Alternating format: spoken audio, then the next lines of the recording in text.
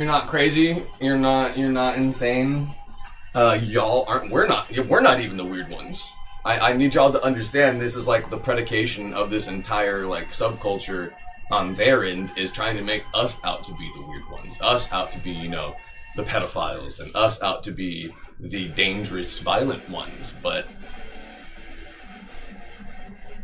they're just really good at trying to make it seem like it's been us the entire time.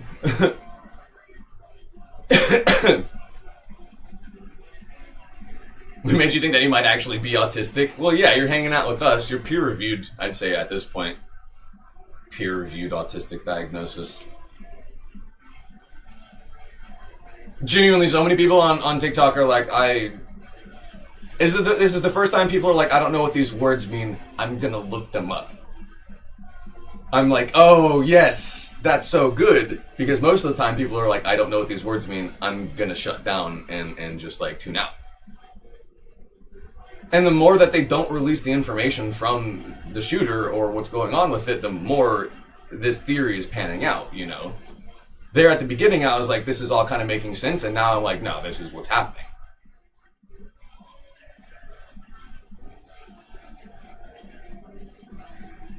The thing that's warming my heart fucking most is having literal parents messaging me in my DMs saying, I'm scared, but thank you.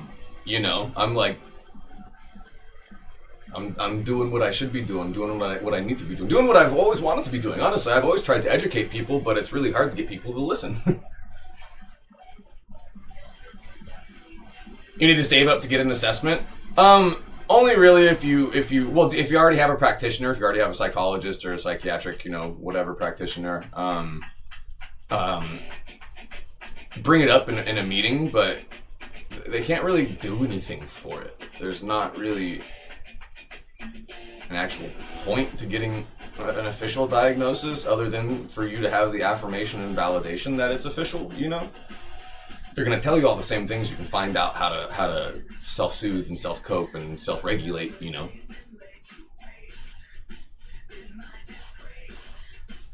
Definitely nobody do the online psychiatry thing. What's the fucking name of that thing? You know what I'm talking about?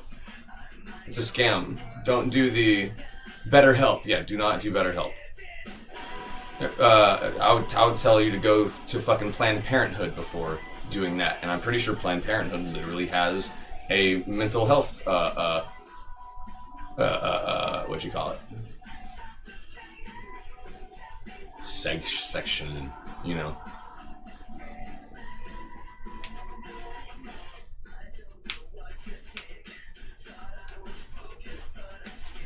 Ooh, TikTok is going to be interesting tonight when we go live. Here in a sec, I'm going to put some information on the background that I need to learn about before I can go pretty much further into the deep dive into all this. We're going to learn about GAMERGATE, which is very much tied into all of this.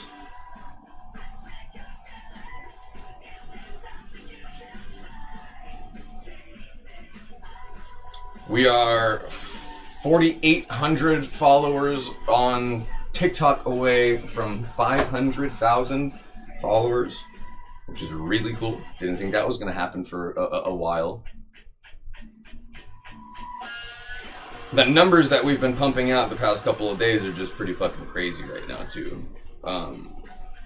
We have multiple million view videos this month. And we're only halfway through the month.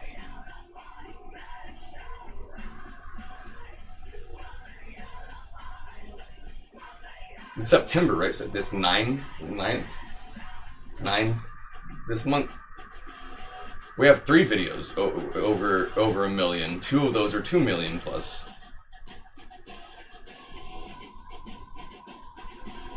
This is going to be the most successful month we've ever had on TikTok.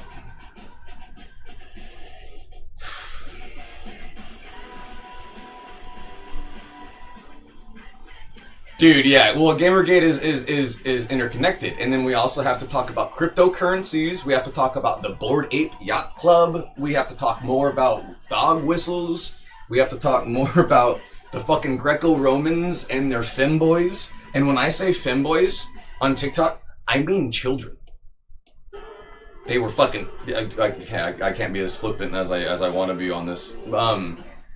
Wavelength, thank you for following me. Yeah, the Greco-Romans, when I say they were fucking femboys, it was children. There's a specific word for it that I forget that starts with an A.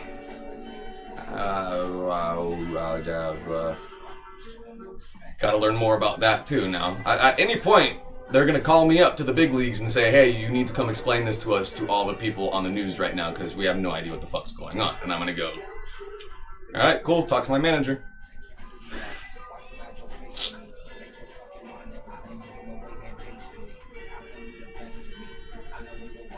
I'm going to just say, talk to my manager, and y'all can work out payments and how we're gonna get there, and yeah, talk to my manager right there, literally. Well, because they don't want to do the interviews with me. We've already had this conversation. We had a very, very real conversation in the past couple days, saying this is kind of how that happens, and at any point I could be called onto a podcast at very least. Let alone the actual news, to help old people decipher this. And by old people, I mean literally anybody who was not chronically online for the past 10 years. People who are like in their early 20s are feeling old because of this in the comments right now.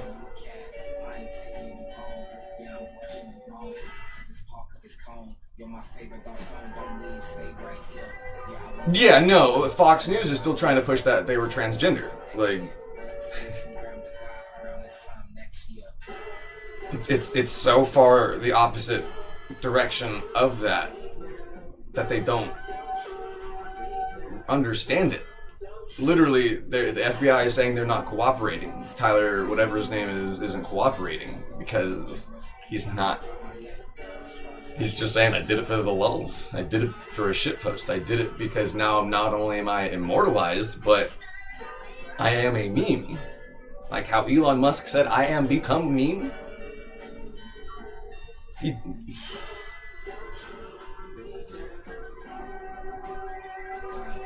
Very, very thought out.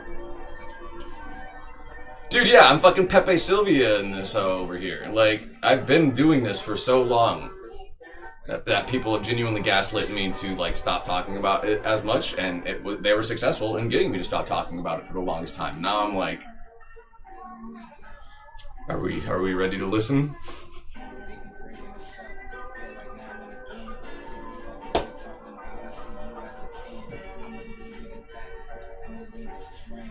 Yeah, so instead of watching cartoons tonight, we are going to listen to some explanations on Gamergate.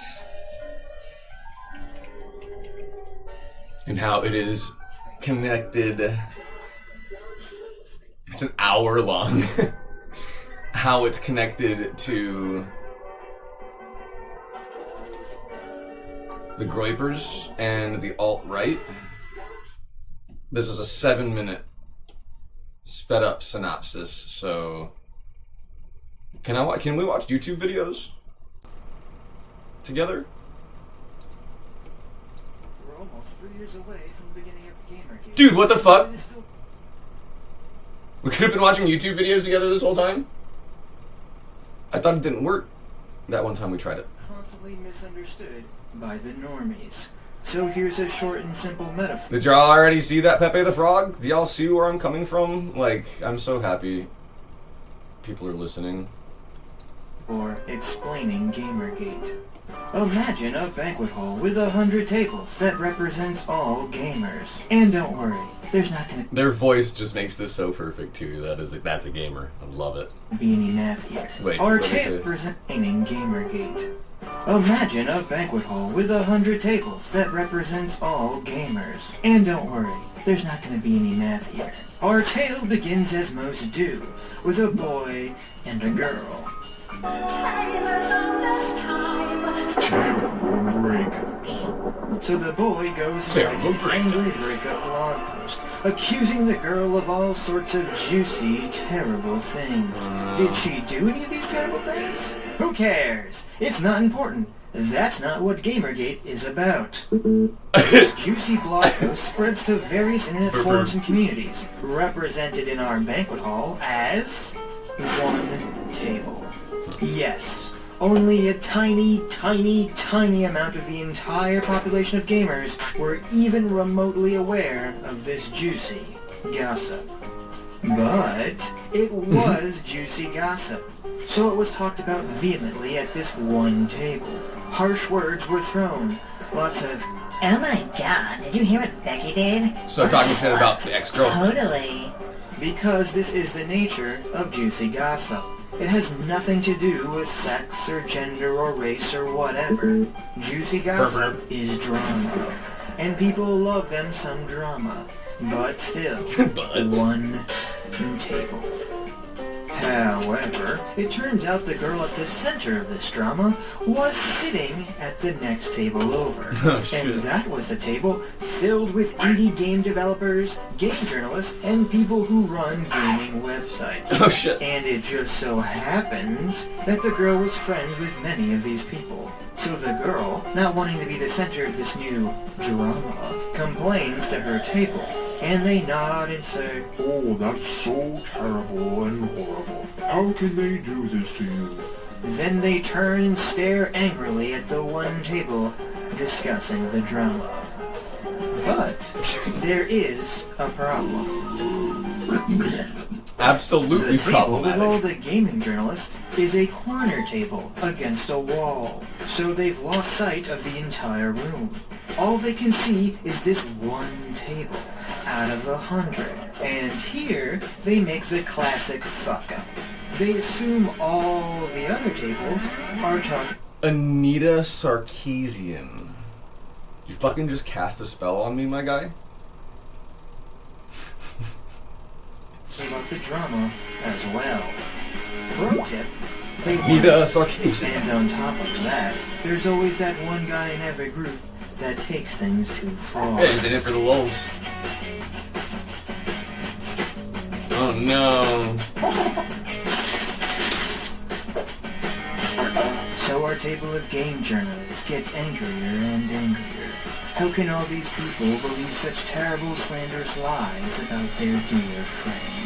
And as the table whips itself into a frenzy of self-righteous anger, But was it true? they decide to do something very, very stupid. Oh no. The table rises as one, walks on stage, stops the music, the room goes silent, and they say, Everyone in this room is a horrible, sexist, misogynist, loser, scumbag. Oh no. How could this happen? and Whoever made this is what hilarious. started Gamergate. It wasn't the girl and the boys breakup. It wasn't the gossip about the girl and the boys breakup. It was this. It was the gaming journalist's reaction to the gossip of the girl and the boys breakup. So what happened next? Fucking to be Who the continued. fuck are these assholes? And went back to playing video games. The next largest group of people stood up and said, Who the fuck are you to call me sexist? Yo, don't be like that! I didn't even know about this stupid breakup drama until you told me about it now. The remaining group of people, the smallest, but having a large amount of gaming media figures, panicked. Because, oh no, we're not sexist. So they bent over backwards and tied themselves into knots, trying to prove to the table of gaming journalists that they were not sexist. So why exactly did Gamergate take off the way it did? Well, there's two reasons. The first is that it revealed to people the incestuous relationship the majority of the gaming press and gaming sites had with each other, and that they would actually plot to shape a narrative to get The whole basis of this is just misogyny. It's misogyny for the lulz. But to the point it got violent is what I'm getting from the rundown of this. I'm excited to watch the full hour-long thing in a sec. If y'all would be down to do that. It's going to be a very educational couple days, couple weeks, very educational future ahead of us. Y'all need to start keeping a journal or start writing words down you want to start looking up. or just asking me about them. Together behind closed doors. And second, this way of thinking that we now label as SJW or regressive had been building for a while now, slowly spreading out. And this new attack, shaped by these regressive ideas, was the tipping point, the final straw. The dam broke. I'm as mad as hell, and I'm not gonna take this anymore! Deep cut reference. The response was the first true battle of the current culture war.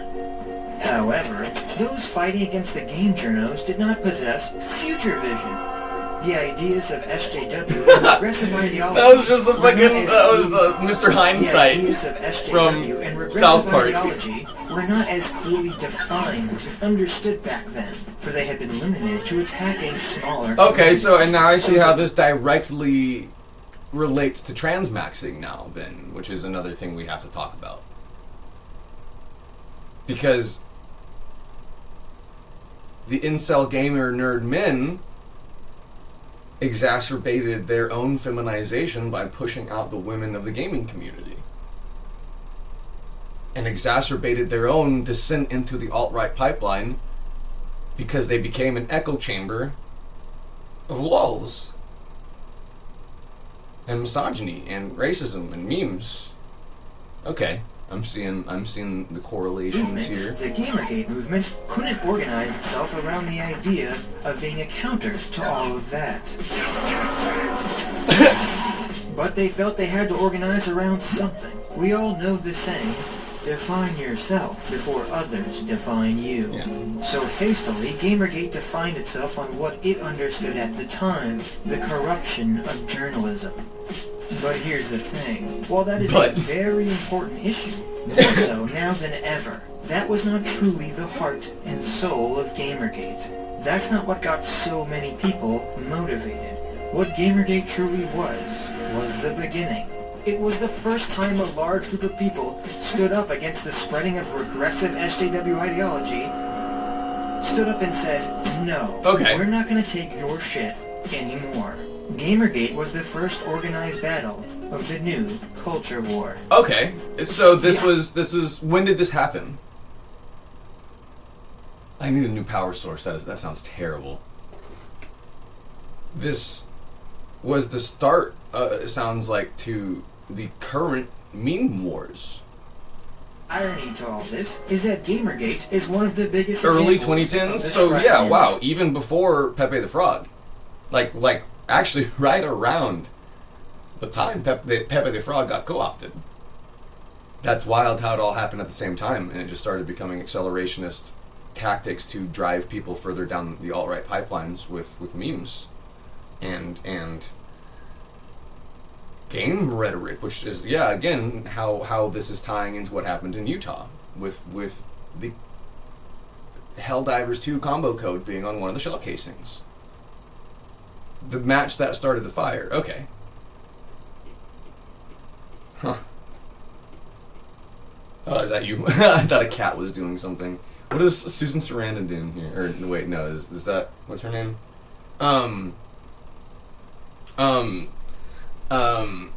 It's Barbara Streisand. I was like trying to think of the song. Barbara Streisand. Yeah, it's a really good song, actually. Fact.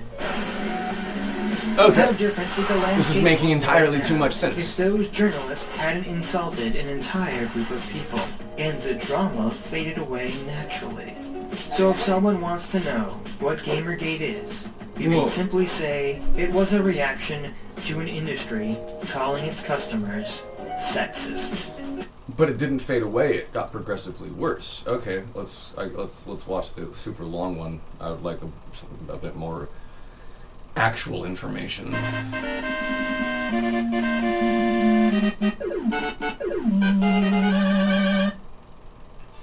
Boobs Oh, shit. are awesome. That's right. Bet you didn't think this video was gonna start with that, did you? Is it the same person? Titties, jigglers, whatever you want to call them, they're just the best things. Sore asses. I In all agree. shapes and sizes. They're sexy. They're squishy. They're fun. We have no problem with any of these things. In fact, we actually want more of them. Okay, so this is already just being this is just leaning immediately into it's okay to be white. We love boobs. Why would we hate women? Expand our horizons beyond just digital jiggling technologies into dong. Yes. There you go. Dong. I like all shapes and sizes. Yeah. And colors of the rainbow. We want to liberate the dong and have it hang long and proud in the wonderful world of video games. If adults want to play MMORPGs with each other as just a pile of bouncing pixelated genitals, then inshallah. We say this because Inshallah. today we're taking exploration in Allah's name. This dude is fucking hilarious. Inshallah, that's fucking hilarious. Assalamu alaikum, my friends. to the dark recess of the internet, into a phenomenon that still continues to this day. It was Holy shit. a grift, and there are a few players still hanging around. One that evolves, oddly enough, from a rebellion against representation all the way to being a primary recruitment tool for modern-day Nazis. Okay, Some yeah. have even suggested that the growth and power of the online alt-right led to the election of the first president memed into existence. Hey, let's take a look at the NPC meme and the idea of meme magic and why this is a tool that's very powerful that the right uses to constantly win. Yourmeme.com talks about the origin of the meme, and you can see this hang first right. on. I need a fucking drink. I need another drink for this. Jesus fucking Christ.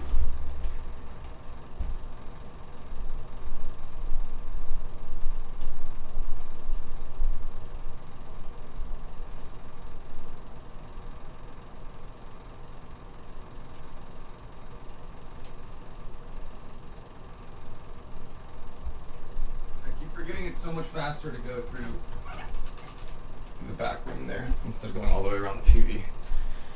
Oh god. Okay, so like this is why I didn't like do that many more deep dives into this, because I was like, people aren't going to listen anyways, and there's so much information that why would I sift fucking through it myself if nobody's going to listen? I got so deep into it a few times, but just kind of stopped because I was like, I don't even know where to go from here.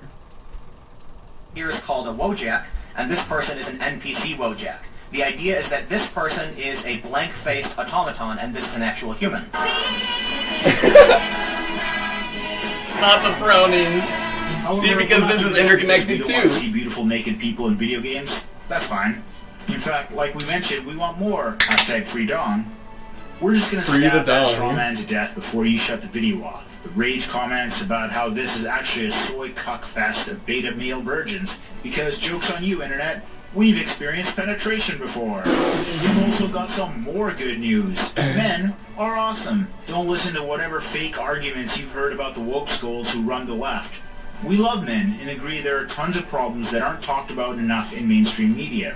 Abhorrently high rates of suicide, overdoses, addiction, and homicides disproportionately affect the male half of the species. We think the patriarchy is shitty for men, and we're going to be frequently talking about how anyone vilifying men as a generality in this tale have been contributing to the problem. Okay. Now, make no mistake, the tale of the neckbeards is amongst the most salted and depressing rabbit holes one can go down.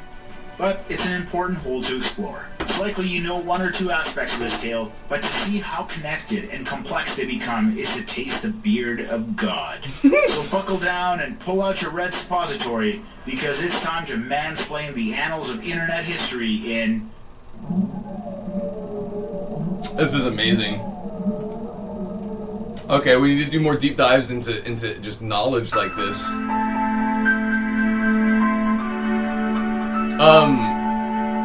I'm gonna go ahead and pause it for here. We'll put something else on for now until we go live on TikTok, because they should hear this too. Honestly, if we're gonna watch this whole thing, they should hear this too. And since we're past that one point, I'm talking about honkers and jigglies and, you know, freeing the dong and stuff.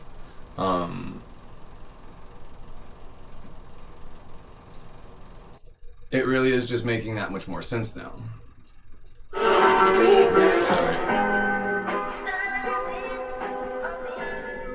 And see, because again, we also have to talk about transmaxing and how incels go so far to the right that they believe that they can make a better woman than women do. And this is rooted in misogyny. Because they're pretty much quantifying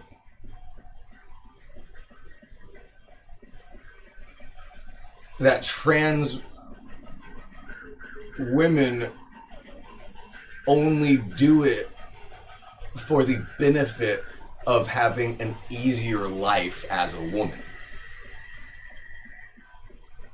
And because their friends and them aren't fucking anyone, they say, I will be who will fuck my friends. I will take one for the team, quite literally. Okay.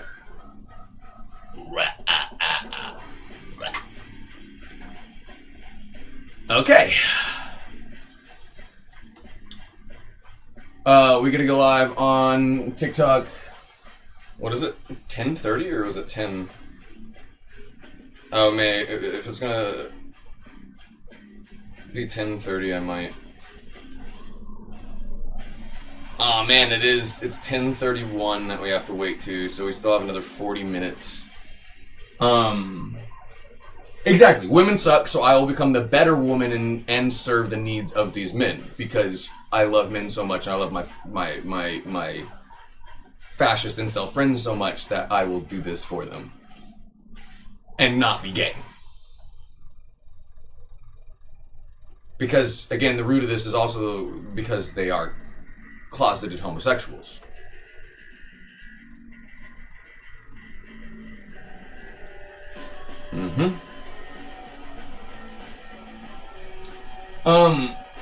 We'll come back to that because again, I do want to be live on TikTok for that.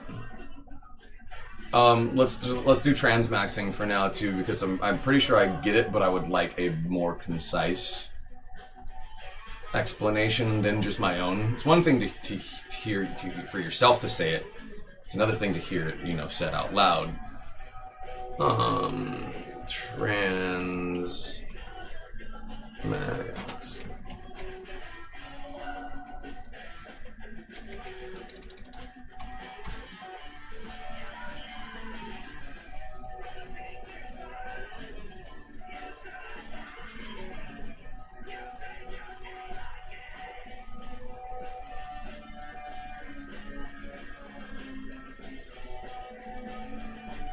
The Transmaxing manifesto.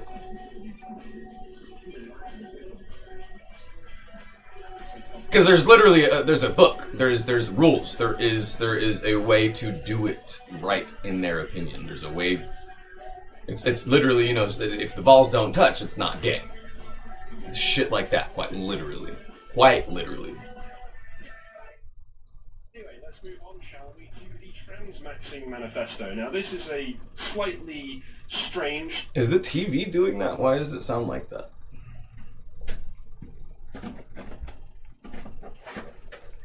Does that sound weird to you?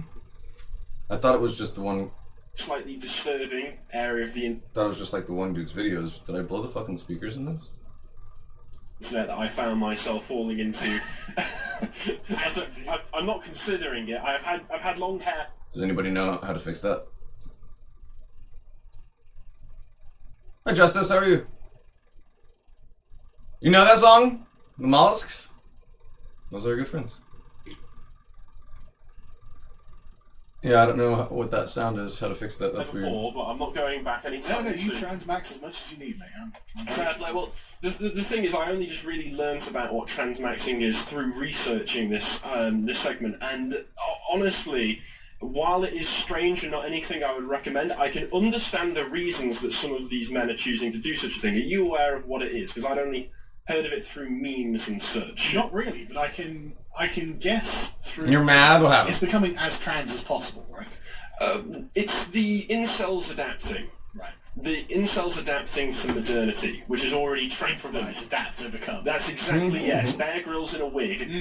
And as such, I thought it would be appropriate to draw everyone's attention to an article that Thomas did back in June called Insuldom is Only Going to Get Worse. This is a premium article for premium subscribers. It comes with a audio track for silver members. And he was right. And he was absolutely right. This is a very prophetic article because, yes, Insuldom is only going to get worse, has already got worse, and will Oh shit, wait, somebody just said for as long as they sent money for a little treat on Throne?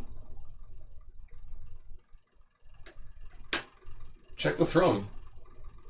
We have a Throne wish list, by the way, that has stuff on it that y'all can like contribute money to if you don't want to like get money taken off the top at first sending gifts on TikTok or on here. We also just do direct donations too if y'all have like PayPal and stuff. But the Throne is the easiest way to like crowdsource projects and stuff, or like items for projects.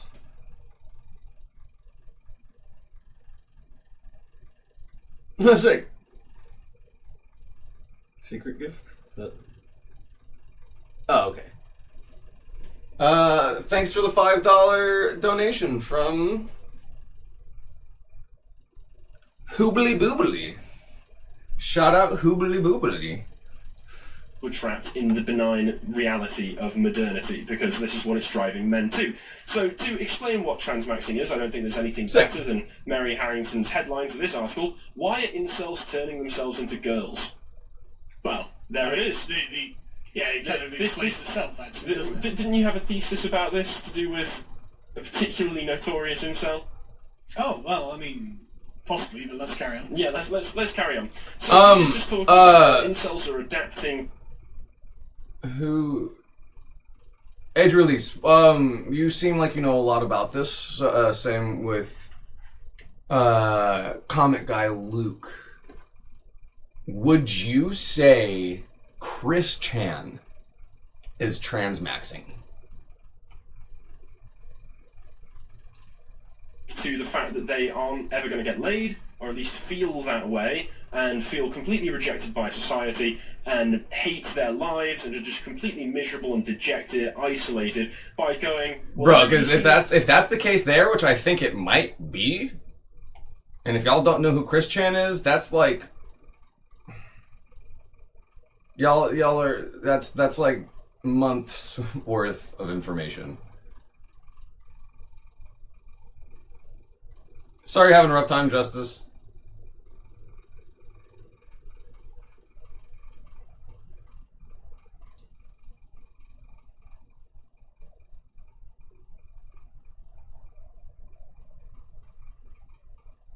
I fucking hate it when that happens. When it's usually just one person who's jealous of you and tries to turn everybody against you, but usually people find out pretty quickly that that person's full of shit. To like trans people, and trans people seem to get lots of benefits from society and have a lot of fun, and if I can pass well enough, because a lot of these incels are, let's be honest, twinks as it is. Like, well, you're not familiar with Chris Chan? Okay, yeah, we gotta... He will treat me like a woman anyway. And people I want to try to treat women much bridge that in a much gap nicer there. way than they treat men. Well, this is what women who've become men have found. Yeah, this is the, yeah, exactly. This is the red pill that lots of feminists don't want to take, which is by virtue of being a woman, you are treated much nicer by people in your everyday interactions than a lot of men are. Men are kind of just expected to just get on with whatever life throws at them. We're going to do that Nora Vincent book. Yes, I've got that book. I need to, because she definitely discovered. Sadly, it would be appropriate as well, because sadly she did go ahead with what kind of card do you have, Pearl? Last year as well. Last year. So this video is about transmaxing. Entirely accurate, but it was supposedly pushed on by mental problems that she developed from her year pretending to be a man. So, for those without any context what we're talking about, Nora Vincent was a journalist who decided to test the theory that men have it better than women, men are just treated better and have every opportunity at life thrown at them, and she decided to do that by dressing as a man for an entire year and living as a man for an entire year. Yes, very convincingly, and found that it was horrible and that she hated it and that nobody was nice to her, nobody held doors open for her, not that that was the main thing, just the sort of general privilege. She doesn't have a Jeep Grand Cherokee from being a woman and the way that she was treated. It's a nice car, but yeah, it's problematic. What's going on with it? Suddenly she discovered that men have it very difficult on the day-to-day, especially destitute men, especially men who aren't in a position of privilege already due to birth or their job or anything like that. It's not a nice position to be in. And these incels are people who have internalized that and taken on the trans narrative, not for purely ideological reasons, but for purely practical reasons. They're just like, well, if I can become a woman and have a nicer life, I'm going to do it. And there is also, of course, a sexual aspect to this, which we'll get onto when we start to take a deeper look into the Transmaxing manifesto itself. But there are some random misfire. Have you replaced your spark plugs reasons that recently? these men are giving. And it is horrible to me that they feel the need to have to go to such an extent, because they shouldn't have to be able to live a good life. And the only way I can see to reverse this kind of trend where men feel the need to have to do this, or at least a certain type of man, is for modernity to just die the death it so rightfully deserves. But we're nowhere near close to that at the moment. So Prince William needs to burst in and beat a few of them up. This is the quickest way to clear out stuck poop. The number one Oh no, food it's for stuck regular poop. Wait, what the fuck? Why is this 4 minutes long? What the fuck was that? Was that the end of... What the fuck just happened? Oh, okay. It kicked it out while it's playing. Okay. Me, don't try and hit me! So this article is great. It talks about some of the reports that have been made. So some report of making up... Once again, this is very lucid, and they're not doing it for any ideological reasons. Runs terrible in the heat, gotcha. They're making up stories of gender dysphoria for medical professionals, while others... He's determined to figure it out. Gender dysphoria. I'm the same way. By watching Sissy Hypno. Okay? Sissy Hypno. And this, once again... This is where the term... This is where the term... And the... meme phenomenon of traps came from, right? Pornography is to the especially to the male mind. Yeah, if it's not spark plugs, it might be your water pump. If it's overheating and not firing correctly, might just be an old water pump that's not cooling it down adequately. Right, because these men are watching Sissy Hypno. But also, it's not a born this way argument, right? No, you're training yourself, you're habituating yourself into this. And this also lines up with other examples we've seen from like posts on the male to female Reddit forum where they're just like, well, I got into this sissy porn and all of a sudden I felt that I should be a woman. Okay, alright. I never felt this way before. Primary argument against sissy porn. It just happened, yeah. It's a type of video in which hypnotic and sometimes also pornographic, unsurprisingly, stimuli are combined with messages encouraging the male viewer to embrace... They're fucking Clockwork Oranging themselves? I brainwashed myself into becoming a woman. Right, okay. Yes, right. Exactly that. And like they say here, they're abandoning the civil rights born this way narrative. Yeah. They're just saying many transmaxers report that the interventions had significantly improved their lives. Why, such individuals might ask, does anyone need a born in the wrong body story to justify something that just works on its own terms? That's kind of a difficult question to respond to. It just tells you the way the society's rigged for it, right? It's loaded in the direction that actually being trans and being a woman is much more preferable to being a loser man. My problem with it is still works in favour of a lot of the negative social forces going in society. If men just accept it, men should be the ones providing the bulwark against these kinds of ridiculous developments in societies. We should be setting the boundaries, but these men are going along with it because they basically see themselves as having no other choice. Yeah. And the other thing is, of course, it means you are, like so many others, just a customer for the medical profession for the rest of your life, basically. Yeah. But then this article linked to this Substack article called Transmaxing the Incel to Trans Woman Pipeline that goes into a lot more detail because, once again, this Transmaxing manifesto, which is available for anybody to look at online, if you go into the comments down below, you can read the whole thing for yourself, is 73 pages long. Jesus Christ. 73 pages long. Christ, okay. And not only that, they have lots of studies that they really understand deeply. These are not people, I mean, you talk about incels, these are definitely 4chan autists. Right. Because they've got like 4chan autist level of well, and then see, all of it. Because you have to be careful when you say things like there's a link to autism and being trans, because this seems like the negative link to that, where people who already don't know how to express themselves do so in ways that aren't rooted in reality. And not because they want to be a trans woman, but because they're so misogynistic that they think they can be a better woman than the woman. Jesus fucking fuck.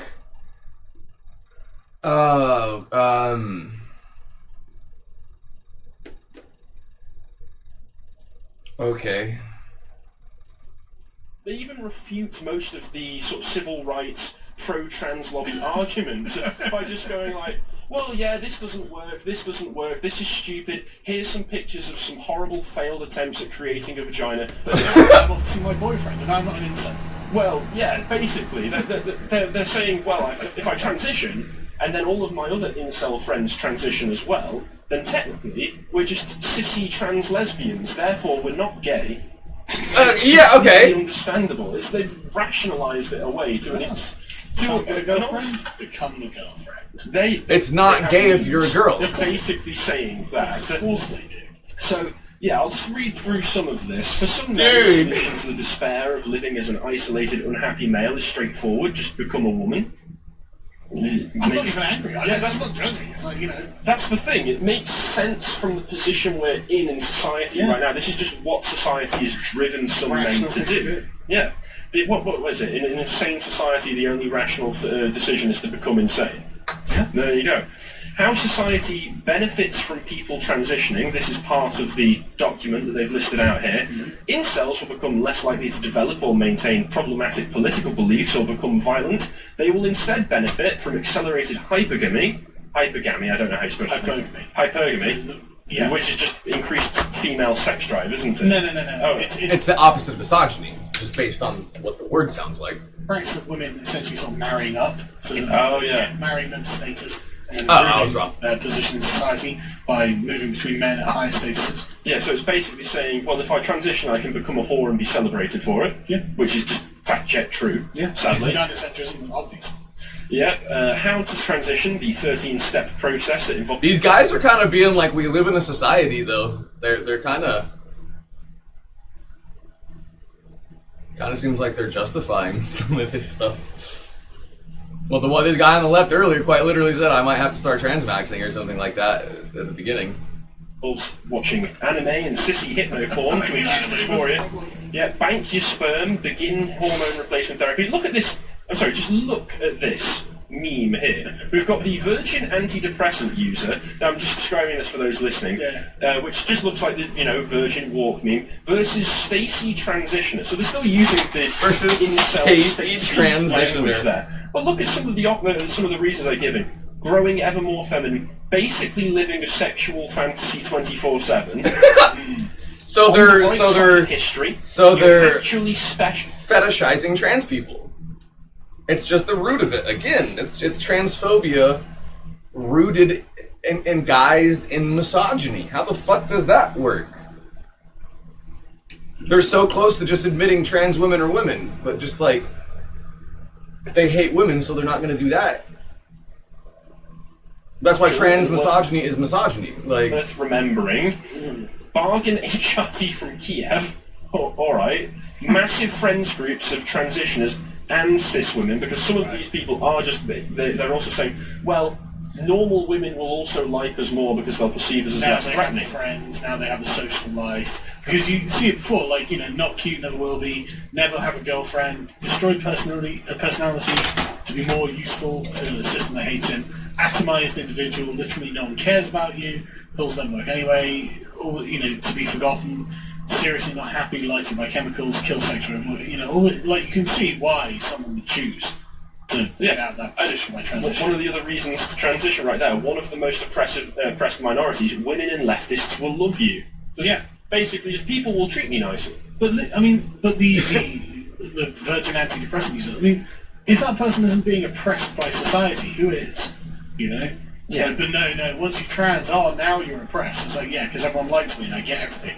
It's like, really, that's oppression, isn't it? Once again, though, there is definitely a fetish they're reinforcing to this as well, because one of the reasons given is just saying trans women have way better sex than chads. On estrogen, you will experience multiple full-body orgasms. telling me there's 5 feminizing foods in every man's kitchen, destroying his testosterone. See, and then this is the commercial that comes up in between. Okay, I'm glad we're watching it, but we're getting a very, very... Feminizing food number 1 is... Wait. All right. If you say so, and there is a 1,200 plus member Transmaxing Discord, which includes men who have transitioned, those who are merely interested, and everything in between. And there are Transmaxing success stories in a chapter, a full chapter of that in the manifesto, which I presume have been gotten from interviews with these people and also just stories that have been seen in this Discord, because there are some screenshots from the Discord. And it just says, 4 years ago I was an edgy right-wing anti-SJW teen who was borderline MGTOW, so this is one of your... Yeah, someone who used to subscribe to me, yeah. Yeah, now I'm a gay cat girl dating an anarchist trans girl, so they've gone from you to Dev. It's fine. Is what's going on. I just feel bad for them. I know. Cat the Vat, a YouTuber and member of the Transmax Discord, suspects the manifesto's porn talk, and particularly fantasies about forced feminization, may serve a practical purpose for would-be Transmaxers. So it's basically just like soothe them into the idea of it by just telling them about how pornographic the whole thing will be, and how you'll just live a 24/7 sex fantasy. But you know what this is? This is an excuse for not getting fit. This is an excuse for not working hard. This is an excuse for all of these things. Well, it can be, but also, once again, if you are just a little Twinkie boy, and you still get fit anyway, the likelihood is, okay, you're fit and you're a twink. Women care a lot about height. Yeah, they do, but I know lots of vertically challenged men who are married. Like, this We believe in you, Callum. Well, yeah, but Pete as well, they're all successful with women. It's just that, yeah, these guys are definitely iffy so far. But there's also, it's a certain class of woman who's obsessed by height. Okay, if you're a short guy, that's not your girl, right? You find a woman who's not. We're talking about transmaxing right now. Concerned about something else. There's a huge range of personality types everywhere. So it's not the end of the world. Just don't worry about those ones. But once again, I can understand where these men are coming from, purely from the original position.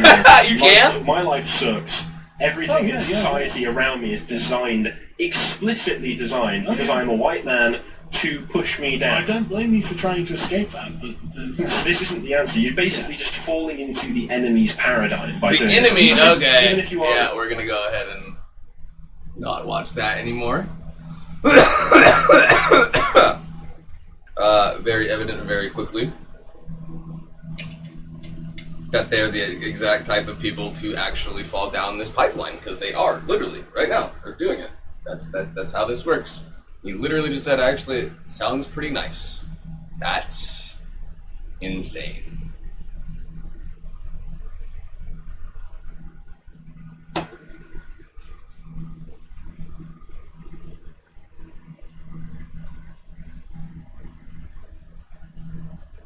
Don't try this nighttime trick unless you actually want to piss the excess sugar.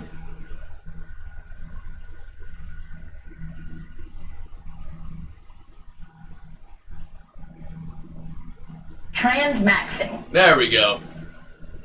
Already feel better about this one.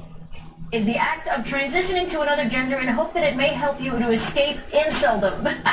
Apparently incels are now transitioning to be a woman so they can get laid. Not make this up. Why are incels turning themselves into girls? Transmaxing is a subculture of young men who embrace trans identities, not because they believe they were born in the wrong body or have gender dysphoria, but simply because they can and because they think it'll make their lives better. So there is a checklist apparently on this Reddit page that tells these so-called transmaxers exactly how transitioning is going to improve their lives. We're going to go by this bit by bit. Number 0. I don't know what starts with number 0. Sexual excitement from having a feminine body. Okay, so this is what being an autodiaphile is. I made a video a few months ago with my friend Jonna, who is a trans people, even themselves. Between the two identities or mental disorder. This is literally what we talk about in internalized transphobia.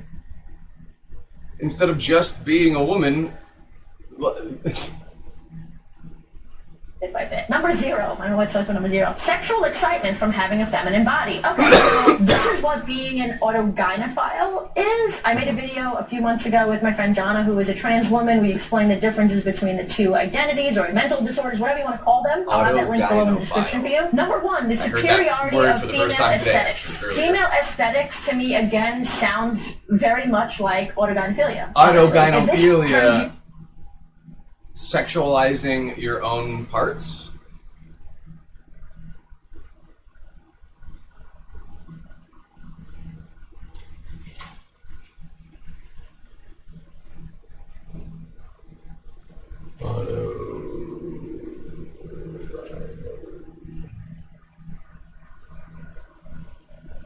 A psychological term that refers to a male's arousal from the thought or image of himself as a woman.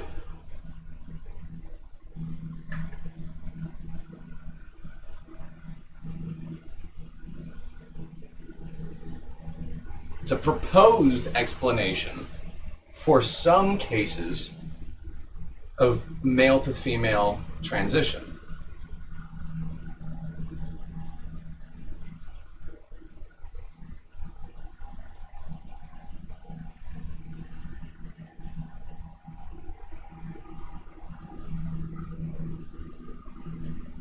So, Christian.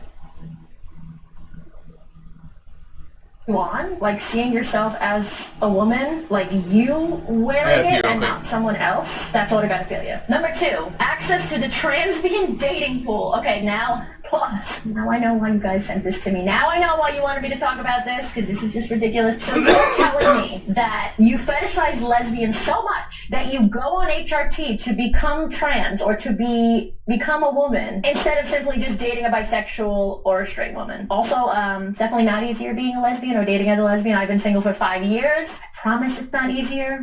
They're crazy. Number 3, full body orgasms. Also, incorrect. Males can have full body orgasms. I don't think it's as easy for them to. You have to definitely tap into it mentally. There's a lot of work to be done to make that happen, but it definitely can happen. Number 4, multiple orgasms from penile stimulation.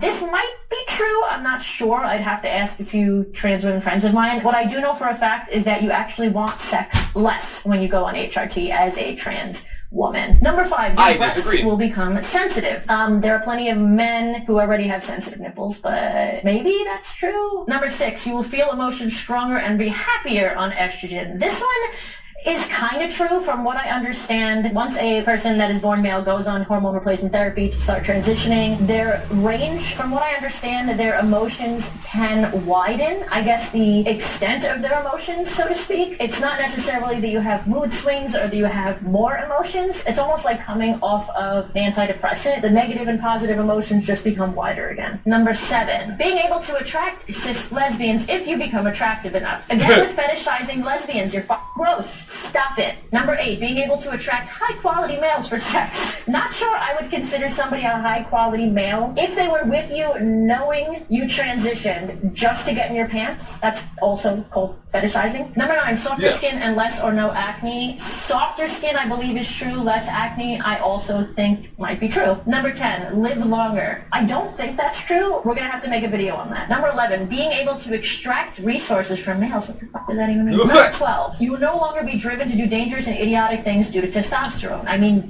maybe. Number 13, stop and reverse hair loss. I think that might be true. Number 14, people will treat you better if they think you are female. Not necessarily. There are privileges that come with being perceived as female, and there are privileges that come with being perceived as male. It doesn't mean that male privilege and female privilege don't exist. It means that all privileges exist. In fact, in woke cities like San Francisco, you actually are more privileged as a trans person. Get $1,200 a month. I think I moved to San Francisco. Number 15, less likely to get killed. I don't know where they're getting that from. Number 16, access to female spaces. Males are disgusting. Gross. Number 17, cheaper car insurance. Okay, whatever. Going through any transition is not fun, even if you do have gender dysphoria. Just for a second, I want you guys to imagine these types of people doing it when they don't have gender dysphoria. Guided by a 73-page manifesto, Transmaxing see gender transition as a revolutionary response to the combination of industrialization and biomedical technologies that they feel have eroded the financial and reproductive opportunities previously available to most men. So there was a time in the world where no one was woke, right? It was okay to be a gay man that dressed in drag. It was okay to be a straight man who cross-dressed. Then trans women, of course, started coming out, being more vocal, and then, of course, acceptance of trans people naturally followed. Of course. Yeah, so this person makes me feel a lot better about receiving this information than the last source of information. All of these things should be accepted, but this should not. And I'm going to get spiritual for a second. Hear me out. What these men are saying is that if people don't see my worth from a dating perspective, I'm going to completely change who I am. Autosexual. Well,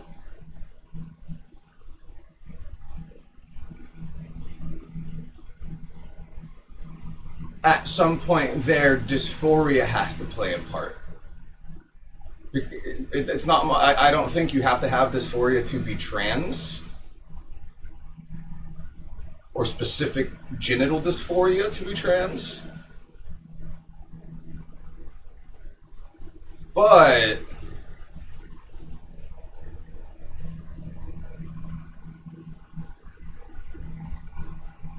to sexualize yourself because you hate women. Yeah, 10:31. Yeah, 10 minutes. We'll be back.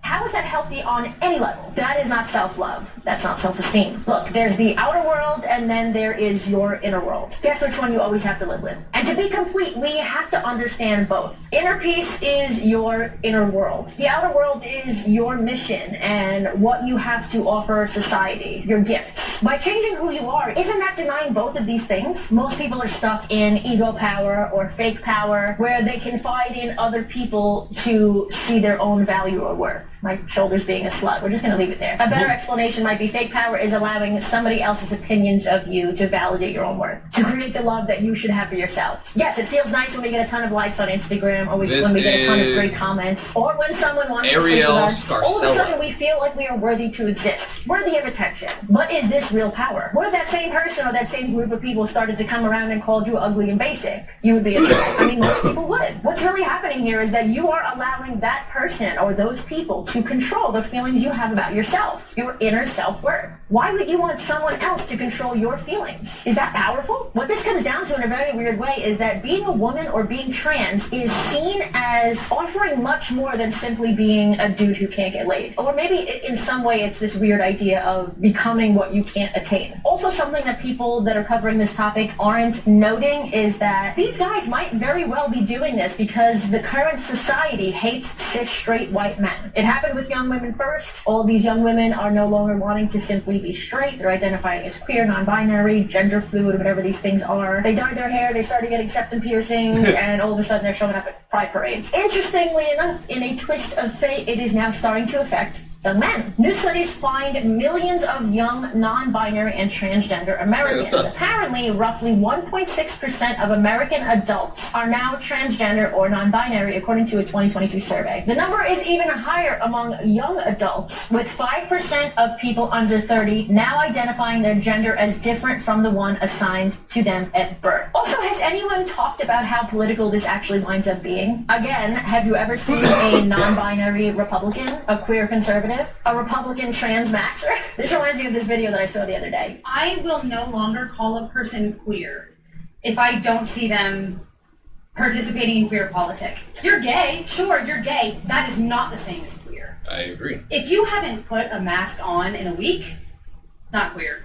I You're agree. just not queer. You're not. Queerness is supposed to be radical. It's supposed to be about supporting each other, helping each other, and making sure that we lift up from the most vulnerable of our community. By the way, just so people understand, I have never been more happy in my life for someone to tell me that I am not queer. Number one, I hate that word. I don't identify with it. Number two, this is exactly why I hate this word and why I don't identify with it, among a number of other reasons. Queerness is supposed to be radical? No. Queerness is supposed to be about being homosexual, about being bold and being yourself. Yeah, you're wrong. Let's go ahead and stop watching that. The is a very out of touch older millennial who doesn't understand the reclamation of the word. Yep. Let's go ahead and wrong. Next. That's disappointing. They were doing so good there for a while.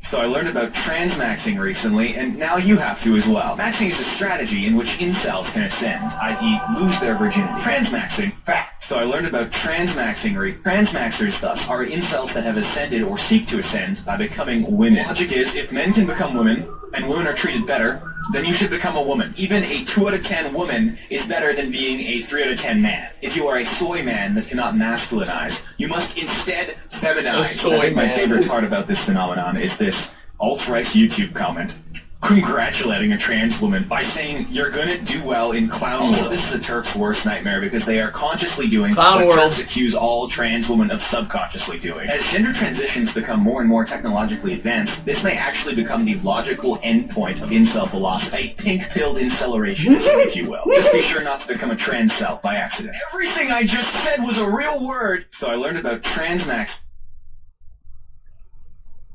Transcell now? Jesus. Well, and that's why I asked about Chris Chan. Do y'all not know who Chris Chan is? They're the most documented person ever. They were the first live streamer. They were the first person to live stream IRL their entire life from almost start to finish. They are the most documented person. They are Truman. And it goes so horribly wrong. Years and years and years into this. You have to watch. I'm just going to type it in. How long is Chris Chan? The Chris Chan documentary is 3 hours long.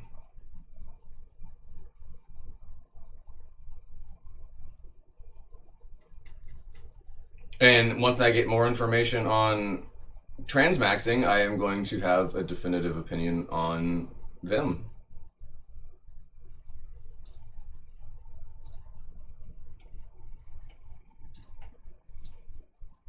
Hello, ladies and gentlemen, girls and boys, and dudes of all teenagers, as well as the gals. My name is Christian Chandler. I am here, and y'all are there. Christian. Dude, this is like, I need y'all to understand that you can. This is the start of LOL cows. This is the start of lol cows. Chris Chan is the original LOL cow. And now, seeing fully that point that I made earlier, that if you're watching LOL cows, you're like part way down the alt-right pipeline. There is a whole subsection of internet bullies that did such horrible things to Chris. And it's happening again with people like Joshua Block on TikTok. And my God, do I really need to put words to this? Because it's happening again. Like, wow. Again, literally the most documented person ever. The most documented person in history. His antics have been witnessed by millions, with many always keeping a close eye on him. I have 500 comments on TikTok right now. New notifications. All you do is make me feel sad, depressed. Dude, okay, this is all just... It's making... His mother. She misses him.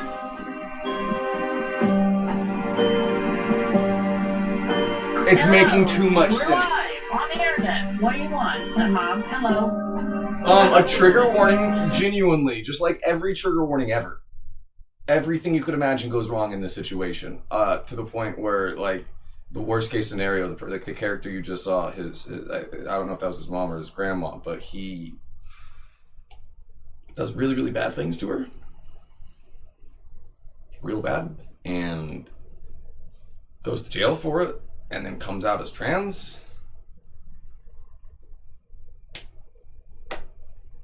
Zilla, you're like, no. I'm going to. Good night, Zilla. Don't worry, we'll catch you up on everything on TikTok. Outside? Do not hate. Hate is not so good. Hate is not so good.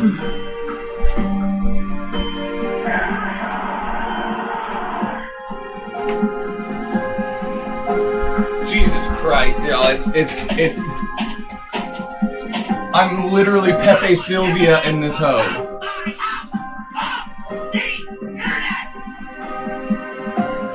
Don't call anybody. What? I'm aftershave. What are you gonna do about it? Yeah, whatever.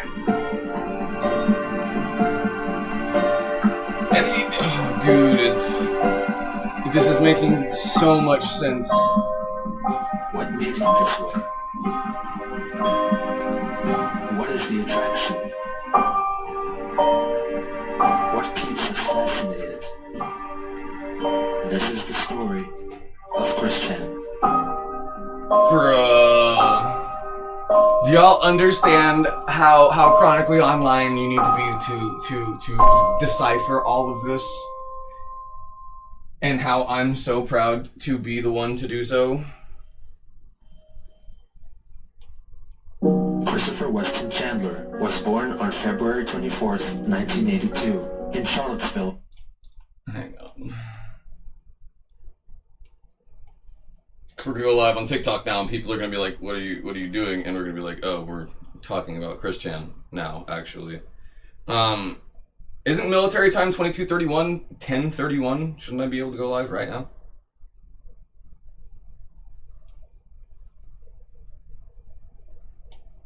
Or it might be after 10:31.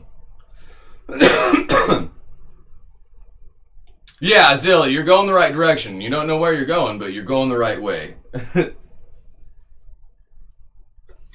Honestly, I don't think any of us know where we're going right now. We're just trying to fucking feel our way through it right now. 22:31 is 10:31, right?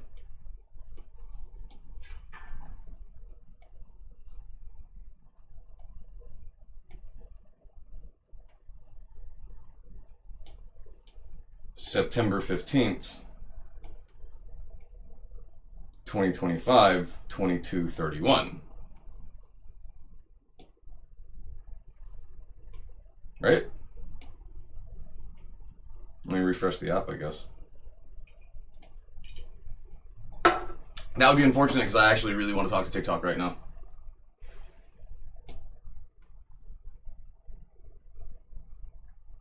Okay, there we go. Alright, I'm clicking it. Alright, y'all buckle up.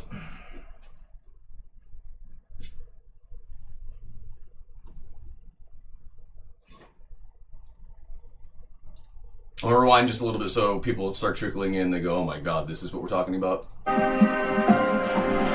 call anybody. What? I'm aftershave. What are you gonna do about it? Yeah, whatever.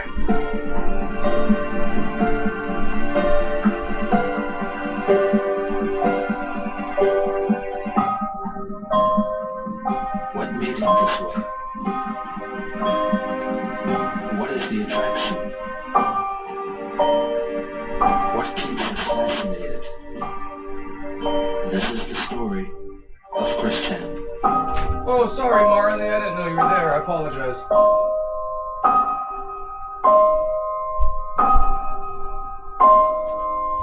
Alyssa, thank you for the heart. We appreciate you. Hi, friends. Welcome to what's going to be a very interesting stream.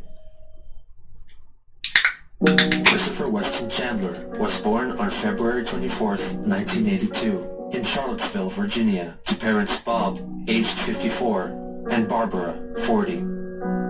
Bob had worked in the engineering field for Western Electric and later General Electric. The family held Bob's life accomplishments very proudly, as he had at least 7 patents to his name, including mechanisms used in the production of Kleenex and molding of plastic water containers. Bob was very world-conscious and was an avid collector of stamps since a very young age. Are my speakers blown? Why is it doing that? Later in life, he developed a love for music, especially foreign music. Doesn't that sound like the fucking He eventually speakers are blown? amassed a collection of over 10,000 vinyl records. He He had a son and daughter from a previous marriage, the relationships with whom were strained, to say the least. Barbara was a secretary with Virginia Power. She had a habit of hoarding her What up, TikTok? belongings. First one's in here. I'll do us a favor, tap the screen, send some likes on through. Which convinced her We're going to be talking about a lot tonight. to seek independence and live life on his own. So when Chris came along, Bob and Barb got a chance to start anew. The new family started their new life in their humble Ruckersville home. If y'all just now today found out what a groiper is, buckle up, because I'm going to take you on a wild ride of interconnectivity and accelerationism and memes and incels and words that you've never heard before. I hope you're ready.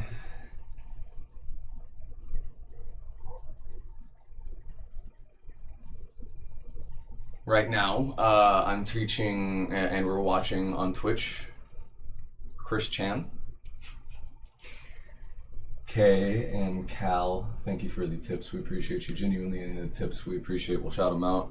Any of the money that goes to us goes to all of our endeavors we've got going on right now. But yeah, so Incel links to Transmaxing, which links to Chris Chan, which links to lolcows, which are one of the primary modes of the alt-right pipeline. And so now I have to teach people about Chris Chan. I fucking hate you guys so goddamn much. I not you, not y'all. I love y'all genuinely so much for being here to try to learn this stuff, but to make me have to teach you about this.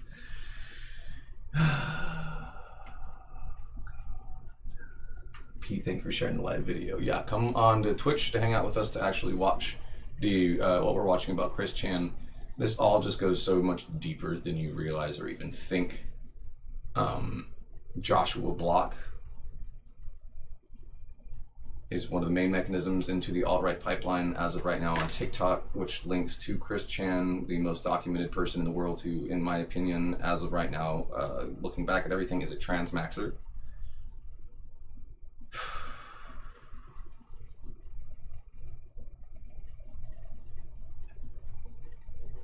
Jesus Christ.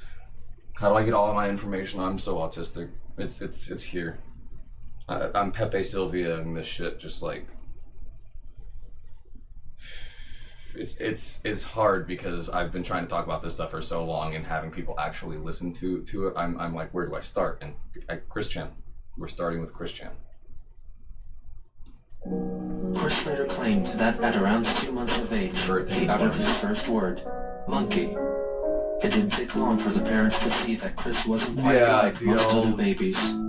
Y'all see, and you know, y'all who know who Chris Chan is might be able to automatically pick up where I'm going with this. Chris Chan was the original lolcow, was the original lolcow, which has started the entire fandom of bullying people to try to get them to do the worst things imaginable to themselves and other people.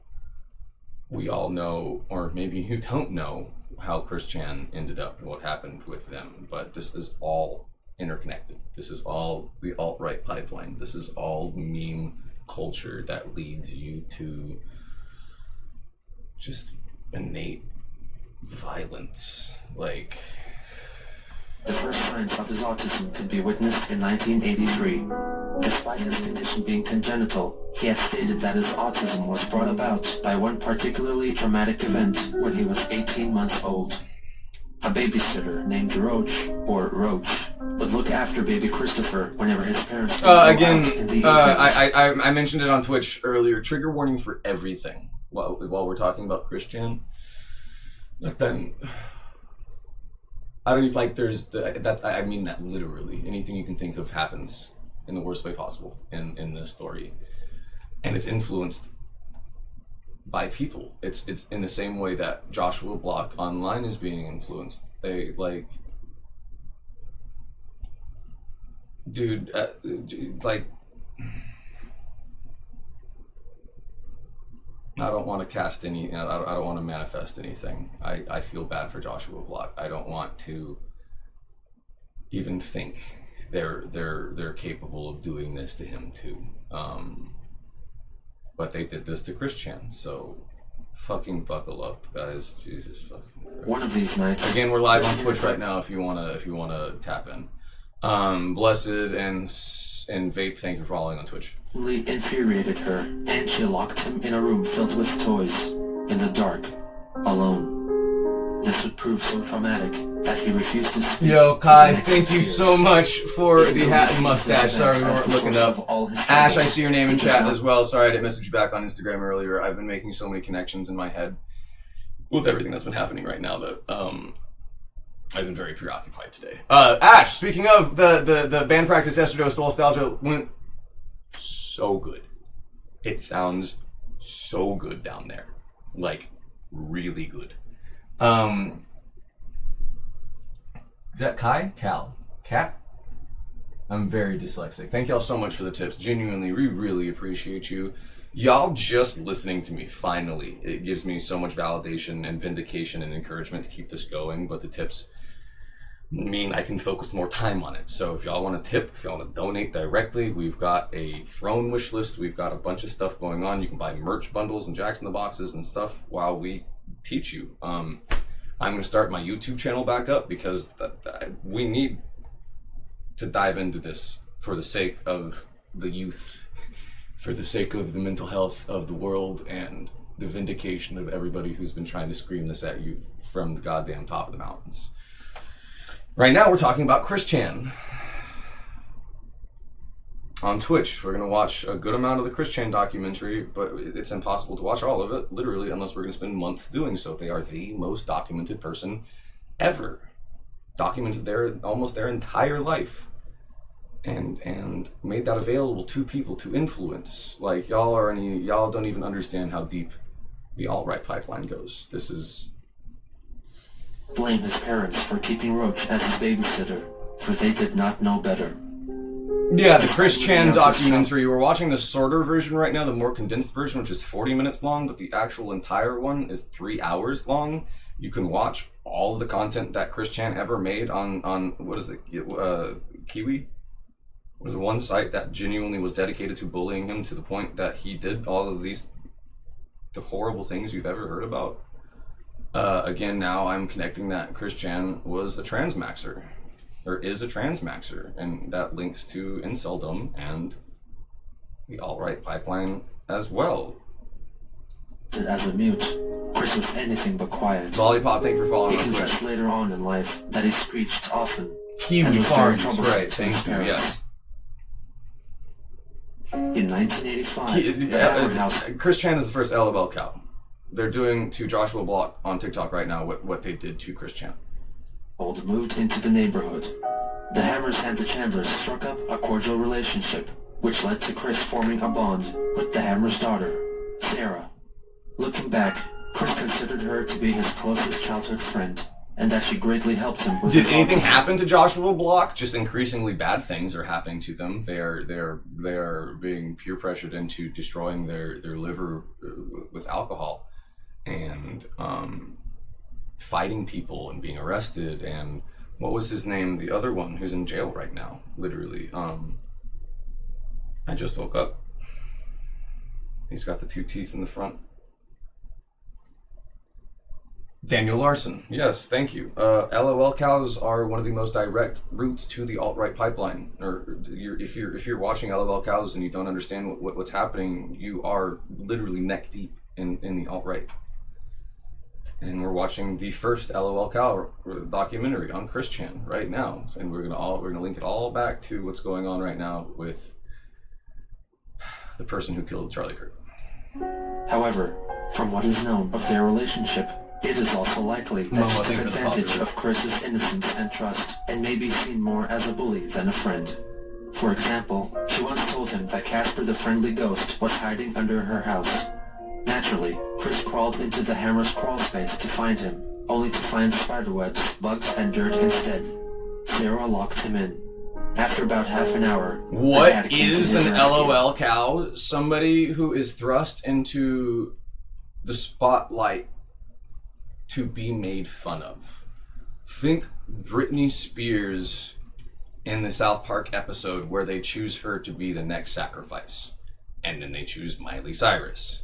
And instead of doing this on a scale that is just within media, where people subjugate media personalities to the point of breaking, people have found they can do it directly themselves to actual just people online. It's Lollipop, first time on Twitch chat. Appreciate you being here. Yeah, it all goes so much deeper than y'all even realize, and it's gonna take a lot to be able to explain it, but I'm so happy y'all are actually listening. On another occasion, she told Chris that if he were to eat the upper thing of a honeysuckle, it would taste like honey.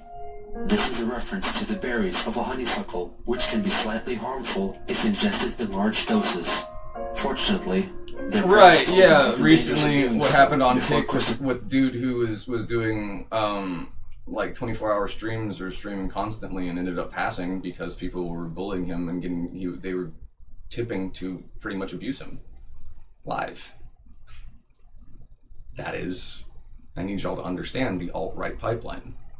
That is what Twitter is right now. That is why Twitter looks like what it does, you know? Violence, violence, violence, shudai. Violence, violence, violence, violence, violence, violence, propaganda. Like, it's intended to drive people further right. It's accelerationist tactics, and I'm so happy y'all are starting to understand what these words mean. For it could fulfill Sarah's wish. At the age of 5, Chris began studying at Greene County Primary School together with Sarah. It is not known how he was treated here or how he got along with the other kids. We're gonna switch it up and go back to GamerGate, which also is fucking connected. If y'all want to learn about GamerGate, come watch what we're about to watch on Twitch right now. I admittedly don't know much about it other than what I've been researching just the past couple of days. I was not this deep into things, so y'all who are like, I'm not this chronically online, understand I'm not even like to the levels that these people are. You hear me say these words and you feel like you're disconnected, understand you're just looking at it. You haven't even dipped your toe. You haven't even gotten, into the water yet. And that water is a very quick current into an alt-right pipeline. Dude, somebody give me a fucking Netflix special already.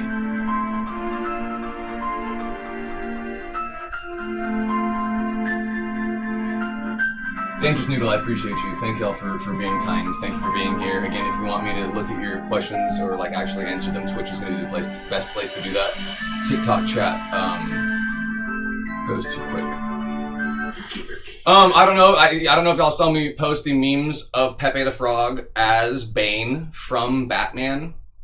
I want you to understand, I kind of posted that as a reclamation of it. Those memes already existed, and it's a reference to, I was born in the darkness. You merely adopted it. I was molded by it. Kind of similar to I was there when the texts were written. I don't know if any of y'all picked up on that when I posted it on the TikTok story or the reference on Twitch or on Twitter when I posted the also Bane Pepe the Frog on Twitter as well.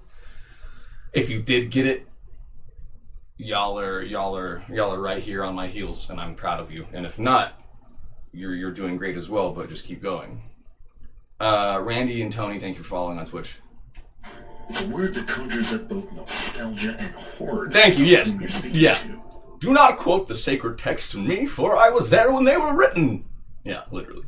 While the story's been told before, it's important to refresh some of the more important parts of it, and how the controversy in video game journalism gave way to an online explosion of testosterone and sticky socks. Like strategy games and shooter games, play them because they love them. Not because someone sold them a pink controller or put boobs on a character. While most people believe it began with someone in their ex-boyfriend's blog post, the origins technically trace back to 2012, with a then relatively unknown Anita Sarkeesian. But one thing that I've learned from watching a lot of science fiction and fantasy television is you never, ever want to get pregnant on TV. Aubrey Acid and Aquarius, thank you for following on Twitch. Aquarius, first time in In Twitch May chat. 2012, she launched a Kickstarter campaign to fund the production of a series of videos on tropes versus women in video games.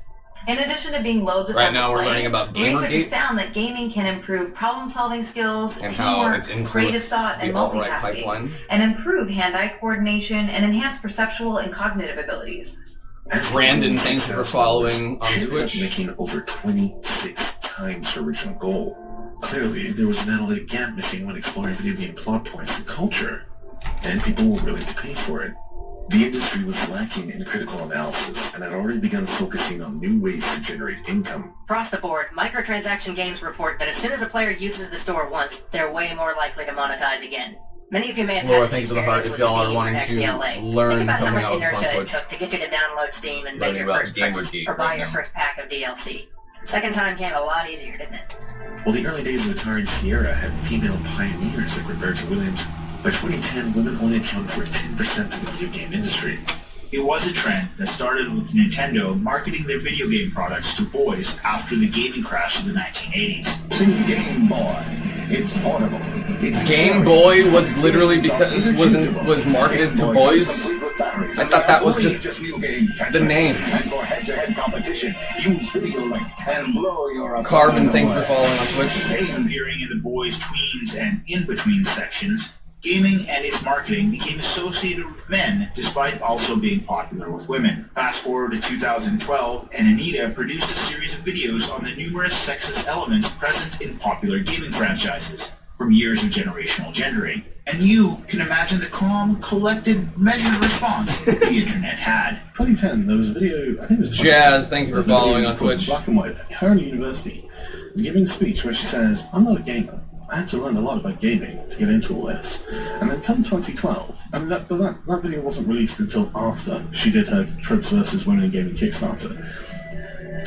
May 2012, she starts this Kickstarter, and within the first few days, she starts posting updates on that. I'm being harassed. It's like, well, yeah, people generally react negatively to phenomenal bigots on the internet. The second half of it is the social justice warriors we mentioned briefly. There is a sort of insurgent move in video games from a couple of wacky left. Fucking Milo Yiannopoulos. God fucking damn it. So because of those people, because of the Wondering few when he was people gonna fucking threatening come up. them, and by the way, I guarantee you, if the entire gaming community threatened Anita Sarkeesian, good lord, there would not be enough people to count how fast those threats would go up, because the gaming community is massive. When you send her a message saying, hey, Anita, I think you're a bitch, she goes, cha-ching. Ironically, or of course, not even ironically, today we've seen the spin machine that drives the profitability of feminist frequency in full swing with articles about what a brave survivor Is this where the was term after facing SJW harassment, came from? Which I guess has now gone the way as rape, sexism, and Nazi, as words that no longer have any meaning. You know, and then she runs off to the next interview. This is what SJW came from? 20 grand a speech. God, oh, fuck you guys. And it's just for her to go, the internet's being mean to me. Well, maybe if you want to be a bigger online. You guys act like only women face harassment online.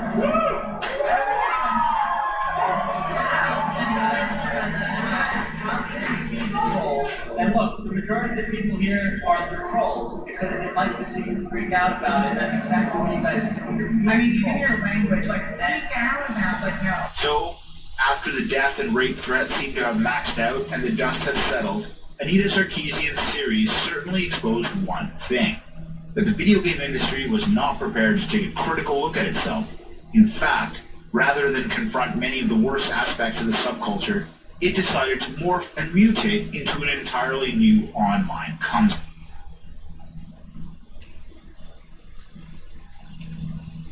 This stuff just goes so much deeper than y'all even realize. The following story is so ridiculous and painful that perhaps the best way to tell it would be to do a scuffed impersonation of the internet historian. It's 2013. Dude, the audio is so bad. An independent game developer creates and releases the video game Depression Quest. It was an interactive fiction game based upon their own experiences with clinical depression. It was widely praised in indie circles as well as favorably reviewed by critics alike. Fast forward to August 15th, 2014. Wasser, thank you for following. Release of Depression Quest. Amanda, thank you for the heart. Enron Joni. We were watching the Chris Chan documentary just to tie all of that back into what's going on right now, but now we're learning about Gamergate. Does anybody know why it's doing that, the audio? I swear it's not the speaker's blowing out. It might be bad HDMI connection. On multiple gaming forums. Is the audio sounds bad on y'all's end too, right? Let me try to fix that. Hang on, I need to run to the bathroom real quick. He accuses them of having cheated on him repeatedly during their brief relationship, seeing as how this activity had been used frequently in the past by MRI communities online to threaten and harass women. The threads were deleted by the forums, but it's too late. 4chan and Reddit have already got hold of Elon's blog called The Zoe Post, where he accuses Kotaku writers of exchanging positive coverage of their video game in exchange for sex. The oldest quid pro quo in the book. To see the cool truth at the heart of Gamergate hinged on the assertion that Zoe Quinn had in fact exchanged sex, and yet he was having difficulty proving a single instance of it happening. That was until Nathan Grayson arrived. Gamergaters, who at this point referred to themselves colloquially as gators, had found their savior in the form of Kotaku journalism.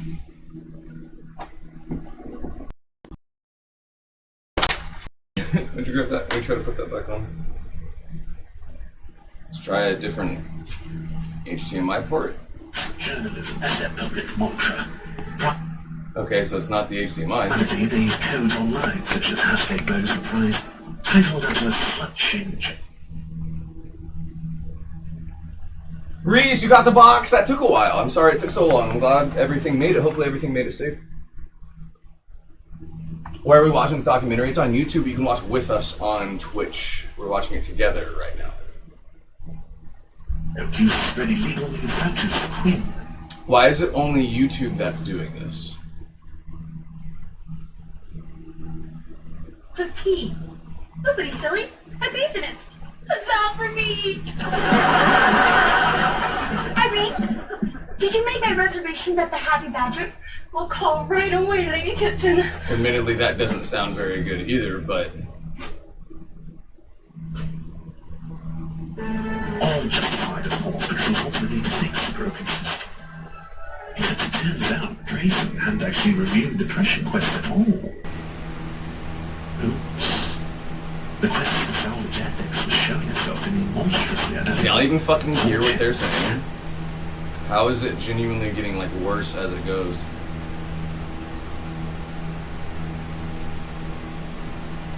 There's subtitles, at least. Finally, the deeply online management had found direct evidence of women achieving favoritism over men due to their looks and their longing desire to corrupt and change. Is it every YouTube video?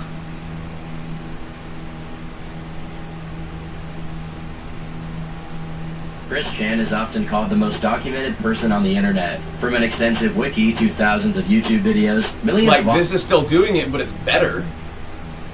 Is there YouTube audio settings?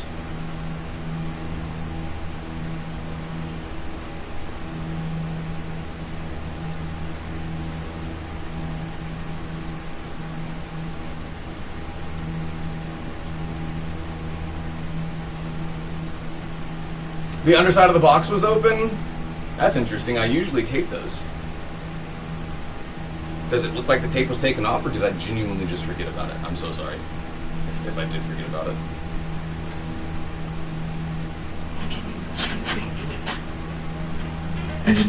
Okay, it's not just me. If y'all, Stargazer says the Gamergate video has the worst audio.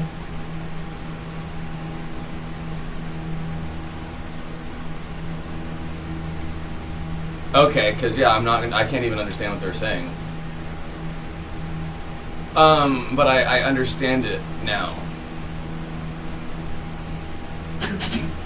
They quickly weaponize them by Pepe's. Yeah, Pepe's right. There you go. Reddit joins the fight, spreading Joni's manifesto, and soon they were enacting justice. What up, queer creature? First time in Twitch chat. They had their game negatively review bombed.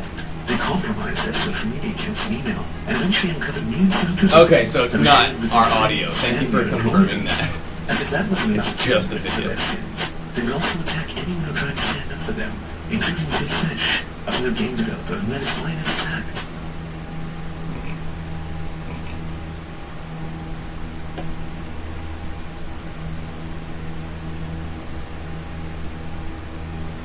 I'm not watching an hour of that.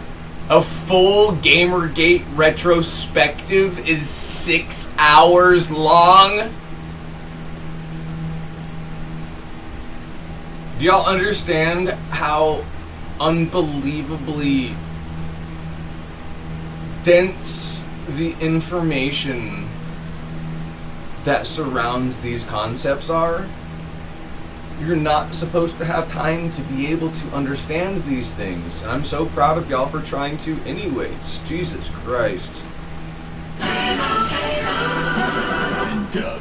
Imagine if we could tell everyone here that Liberty Mutual customizes car insurance. Alright, let's see if this has better audio.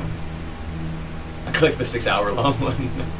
To that, so I'm asking that if you're interested in engaging with my video on this topic, I'd appreciate Definitely it if better, you hear but me still out doing first. the weird My S. research for this video includes listening to people on wildly different sides of the Gamergate spectrum, plus those in between, and trying to find the truth in all the conflict. Please note that this video will include some discussions of topics like abuse, and that this video is intended for adults only and not for children, and that viewer discretion is advised. I hope you enjoy. When you say the phrase Gamergate, it means a lot. Reese, yeah, send me some videos. I'm glad everything made it safe. Or hopefully. Recap of what Gamergate is, and I want you to do it so that nobody gets angry at you. Impossible request. Question of impossible what request. Was Gamergate even? Was Gamergate a movement to demand ethical reform in games journalism? What about the accusations of collusion between designers, feminists, and journalists? Do you understand how important it is? We are talking about ethics in gamer journalism. Do you understand how huge that is? Honestly, it's small potatoes when you look at the grand scheme of things. It seems like a very silly kind of thing to complain about. But the reality is that video games are the biggest thing for the flower, or for the heart appreciation. We're live on Twitch right now if y'all want to learn more. Hate mob using ethics in games journalism as a smokescreen. She sounds like a total bigot.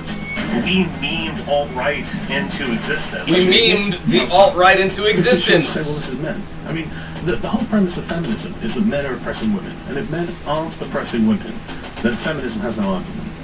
There are some things that we need to say about Gamergate first. This is not a new phenomenon. These ideas and beliefs did not spring up in August 2014 with Gamergate any more than Gigi's most odious ideologues for the women that they targeted. I was a junior in high school. Already here.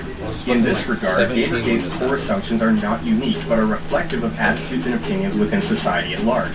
And then we got off stage, and Appreciate she you, put her finger in my face, and she's like, I don't appreciate you set up there.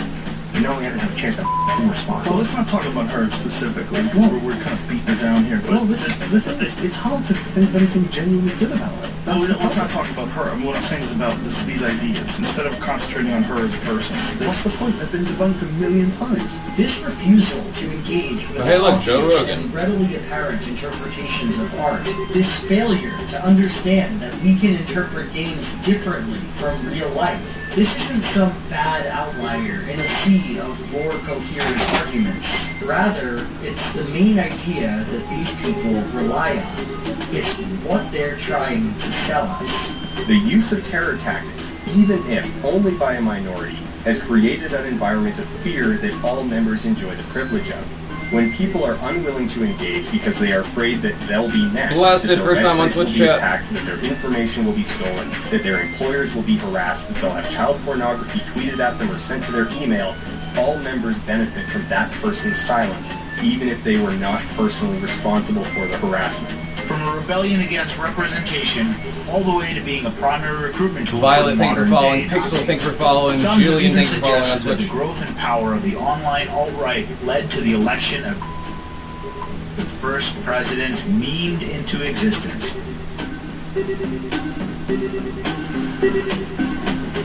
Today's video topic calls for the Cancel Me Daddy candle. Let's light the candle together before we dive deep into the abyss and lose ourselves in today's topic.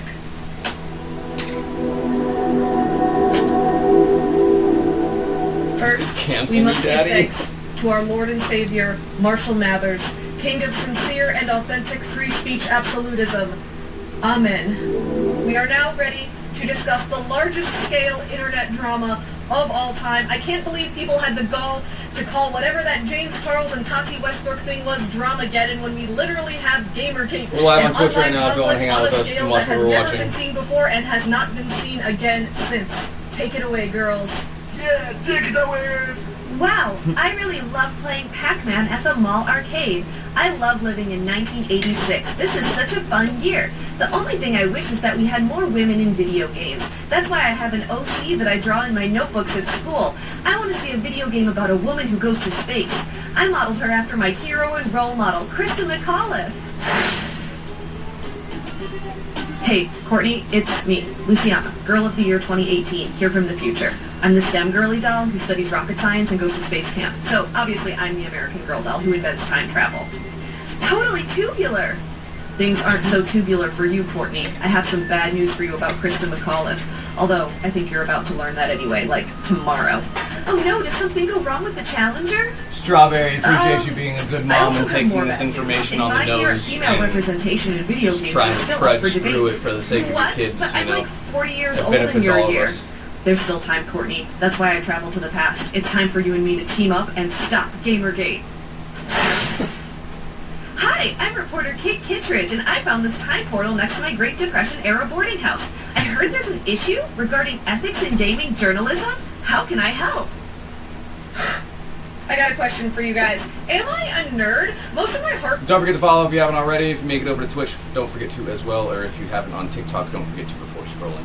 Core nerd friends don't think so because I'm a super extrovert who loves things like dancing with the club. But most of my normie-ass friends do think that I'm like the biggest nerd ever because I'll do shit like make stop-motion skits with my American Girl dolls and put them in a multiple hours-long YouTube video where I dive into a topic that I inevitably read 69,400 books about. So, as I am a relative nerd and as of recently a person in my 30s, many of you may be surprised to learn that I never actually got that into Homestuck. But I also got really into the Homestuck spin-off webcomic Sweet Bro and Hella Jeff. I got both hardcover editions of the books and I have the magnetic poetry set. It was a Sweet Bro and Hella Jeff comic from the early 2010s, one I first read back in 2011, 3 years before the main events of Gamergate even began, that I think serves as a good place to begin our research question for the day.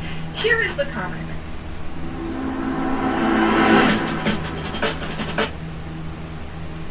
Sorry, there's commercials. Again, we're learning about Gamergate now, which all ties back into the alt-right pipeline and what happened with Charlie Kirk.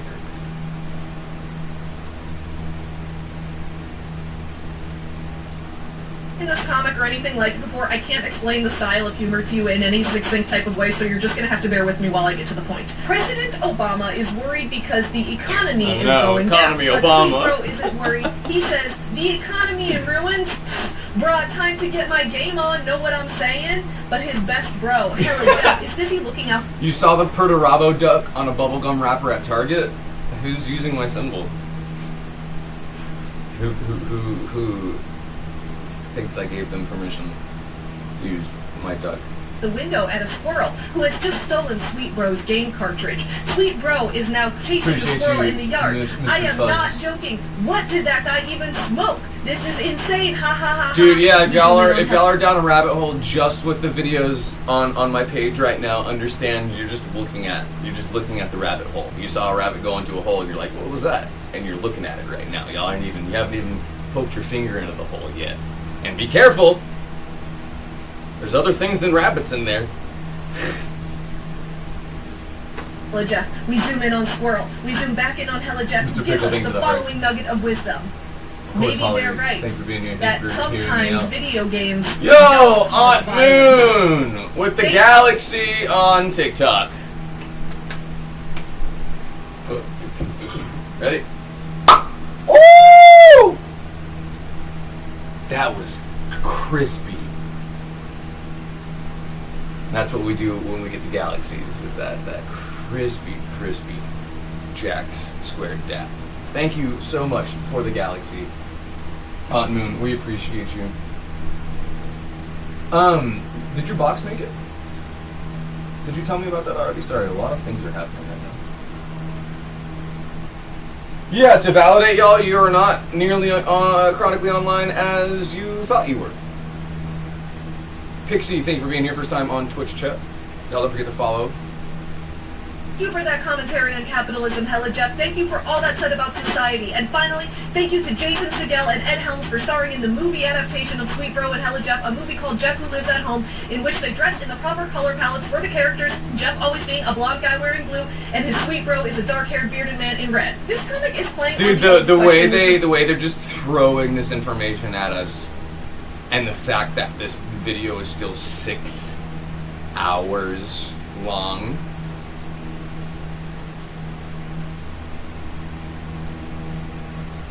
Do y'all understand?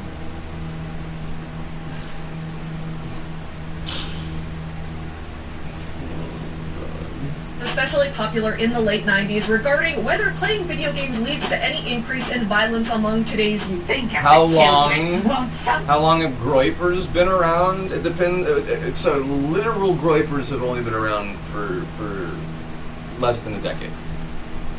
But the alt-right trolls have been around since GAMERGATE, which started in 2010. Does anybody wanna? Am I compiling the information correctly? Started around 2010 or 2011, and was the introduction of the word SJW. MCO, thank you for following on Twitch. Yeah, this is literally 6 hours long. Buddy, please think of the children. Today's youth of the 90s is now in their 30s and 40s, but every decade the question gets posed again. But this should be your hyperfixation. Let me validate you on that right now. This is like the most interesting thing you could learn about right now. And also be proud of the fact that you're educating yourself on the vast, dynamic, right-wing propaganda machine that the alt-right is. They literally memed a president into existence 2 times. Differently.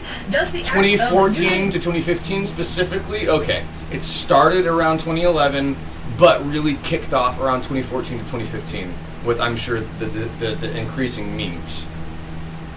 MCO, first time in Twitch chat, appreciate you being here. Weapons in a game desensitize players to real weapons. Does the violent imagery and blood on screen cause players to lack empathy for real humans who are suffering? That's actually kind of what we're learning about right now, is how lolcows and GAMERGATE all kind of go hand in hand with Chris Chan and the alt-right pipeline that's taking place on TikTok right now with Joshua Block. If any of those words made any sense to you, I'm so sorry. And if they don't, I'm even more sorry, because you have to learn them. Like, OG Unk, thank you for the goats, appreciate you.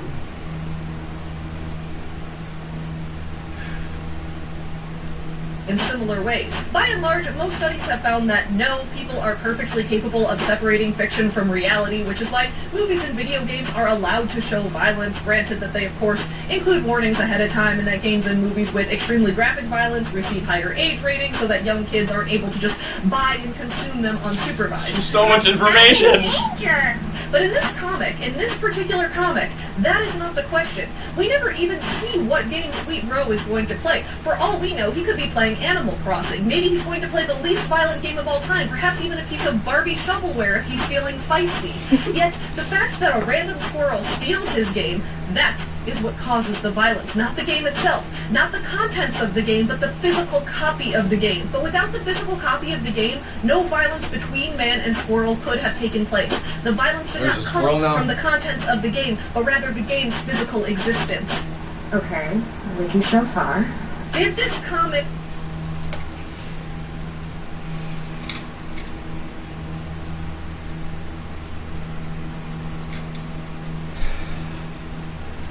I need y'all to understand, if you're confused right now, you're not alone. The number one thing I want to do right now is validate the fact you're made to feel insane hearing these things. You hear these things and you think to yourself, there's no way this could be real, and so you tune out or you stop, believing in it. Sometimes to the contrary, where you start sharing the memes too, and then they've got you.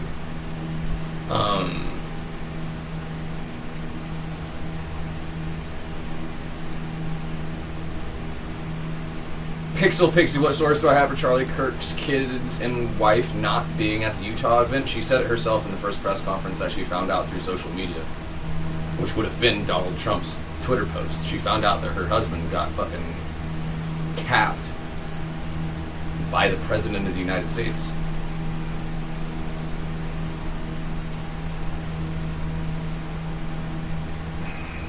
How sure am I that he's a groiper? Like,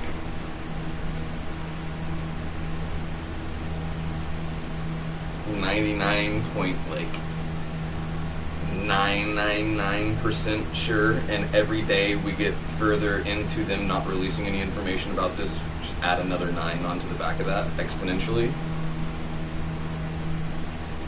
Pixel Peach, I got confused for a sec too. I was like, why is that saying it's her first time in chat? Pixel's been in here for a while, that's funny. Saying speech about the work trip to heaven. Yeah. Yeah, the one where people are pulling screenshots off of her going like this. And people going, you have no idea what you've woken up.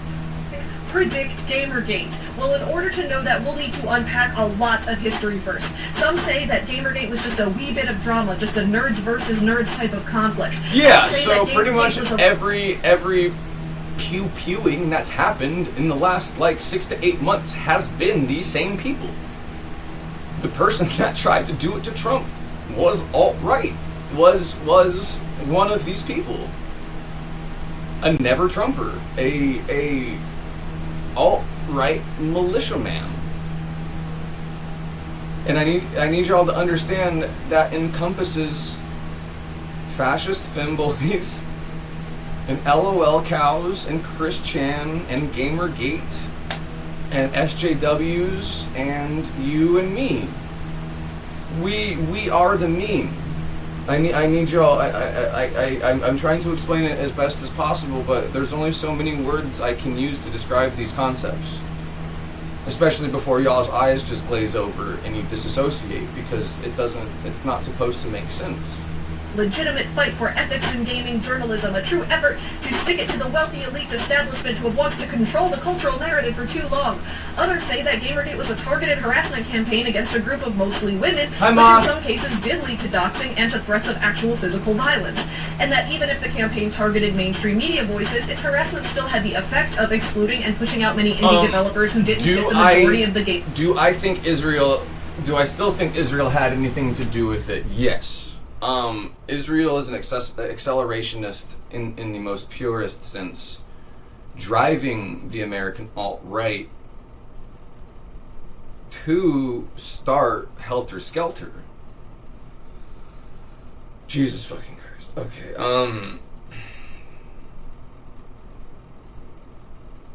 yes. Do I still think Israel had anything to do with it? Yes. Also quite literally associated with the fact that Fuentes' biggest criticism of Charlie Kirk was him bending the knee to Israel. And the most recent stuff that came out with Charlie Kirk questioning a lot of the events that have taken place recently. Yes. Gamergate movement's own strict narrative. And others still say that Gamergate's effects are still being seen today because in some ways, Gamergate could have been the tipping point, the inciting incident of the U.S. culture war. Who's the baddie in the back? That's Jax. How did I come across it? I'm so autistic. I am so autistic that I can visualize this information and make connections like Charlie from Always Sunny in Philadelphia when he's talking about Pepe Sylvia, except Charlie's fucking illiterate and didn't realize he was reading Pennsylvania. Pepe Sylvia keeps coming up. It's fucking Pennsylvania, Charlie. On the camel's back that Donald Trump needed to win the election in 2016. But most people don't know what Gamergate was, what... Where do you go to learn more? Twitch, right now. We're learning about the origination of the culture wars, the culture meme wars, the origination of the term social justice warrior, SJW, woke. At a certain point, I genuinely feel like I'm just saying words. Like, you know when you say a word too many times and it stops, like, sounding like that word?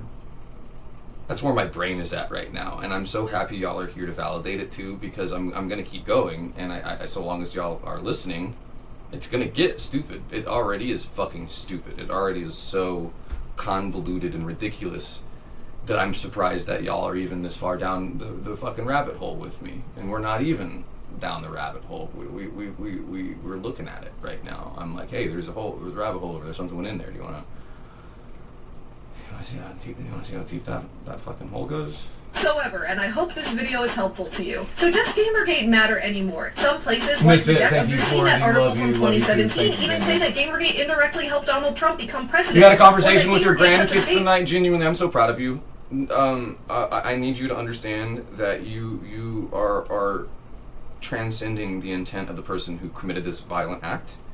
You talking earnestly and seriously with your family and your coworkers and your grandkids and your grandparents and your aunts and uncles about femboys and about alt-right incels.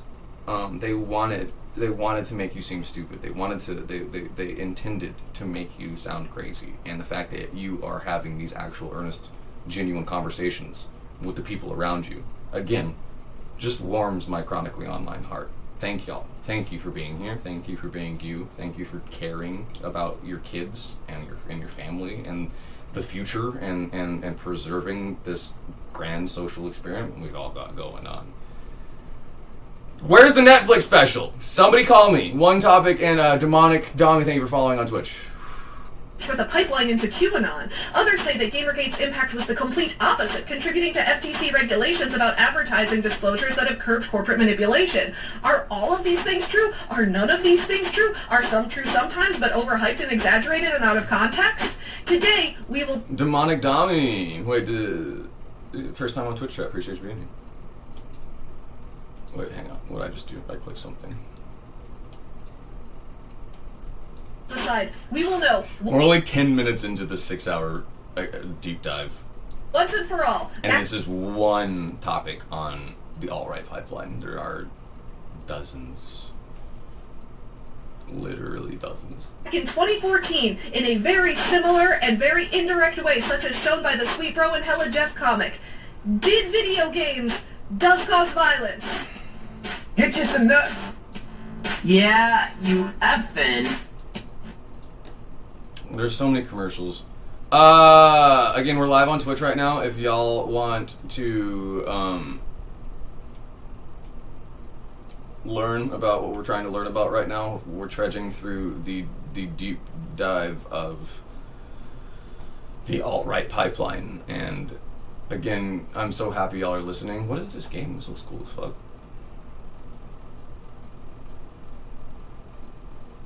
Wholesome Queer Memes meets Jax. How much y'all want to bet they recover a shell casing that has the entire B-movie script on it? Why are these commercials so long? Oh, there you go. Woke moralist. We'll see. Oh no, what was his name? You woke moralists. What was his name? The dude who talked about lobsters and cried because people were being really mean to him.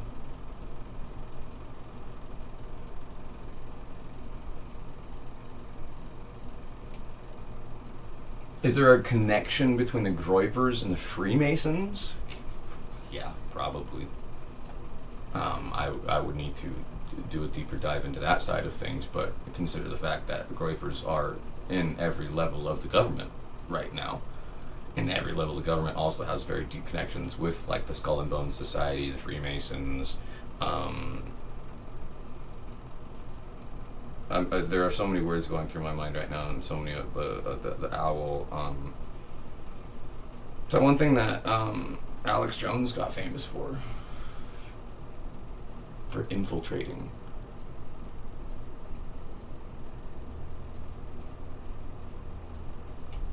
Your friends went to a Masonic temple to check it out and got harassed by kids on the bus. Oh no. What's up, y'all? It's Savvy, your favorite aging millennial trying desperately to cling on to youth as it inevitably slips through my fingers. Here today to... I love that they just keep talking. The run-on sentences is so soothing to my autistic brain because I'm trying to absorb so much information at the same time. I feel like it's also how I talk. Like that whole sentence there is the same way that I feel like this person is Savvy Writes Books. Shout out Savvy Writes Books on YouTube, which is what 6-hour deep dive into Gamergate, which is the origination of the culture meme wars. Jesus Christ.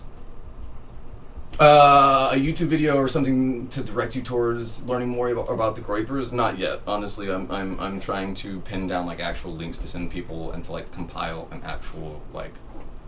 If you're a parent, start here. If you're somebody who's curious about all this stuff, start here. I don't know. I would love nothing more than to put a whole database together of these links and where to start with, like, you know, Kiwi Farms and Christian and Gamergate and oh god, Pepe the Frog and the Groyper Wars. And these words are supposed to sound stupid. These words are supposed to sound ridiculous. If you hear me saying these words and you're like, don't tune out. Don't disillusion yourself from the fact that you are supposed to be made to feel crazy about talking about these things. Let's be crazy together. Free yourself from the cringe of ooh and oh, and let's hold hands through this. Give you yet another existential crisis about the uncontrollable passage of time. Morgan, are you ready for Morgan this? Wallen, It's thank you for 2024, and this year, ready for this? You're awesome. Is that the Morgan Wallen? 10 years old. That is right. Gamergate has now happened 1 decade ago, with much of the controversy having taken place in the year of 2014. Feel old yet? So this if you were, like me, a college senior during most of Gamergate, then yeah, you're probably starting to feel your bones creaking. Not me, not my bones. My bones don't creak. I lift weights. I'm a muscle mommy. I don't feel pain, but I do feel gratitude. For example, I have a lot of gratitude for my Patreon supporters. Thank you so much to everyone who supports this channel. Patreon supporters' names are up on the screen. Their own thing. Today's video is sponsored by Ray Kim. Had a pair of wired earbuds that inverted and kickers gustly through isolation mode. Jesus Christ. Women I knew said that the ethics and journalism thing was just a front for a desire to harass women. But what about me? What did I think? Mama Fred, thank you for following on first, Twitch. Am I savvy? If y'all are trying to find out more information about this, and y'all are just, if y'all are parents, if y'all are older, if y'all don't know even what Twitch is, we're streaming live on Twitch right now. You can watch what we're watching with us while you watch us do what we do. It's worth it to make a Twitch. You get a free subscription if you have an Amazon Prime account or if you buy stuff off Amazon Prime. It's a great way to try to further your own education into the internet. Twitch is a great place to start trying to just be more involved in these spaces. Laughing, thank you so much for being kind. First time Twitch chat, appreciate you. Thank you again. Thank you all so much for the validation. Thank you for the vindication in all of this information. I really do appreciate it.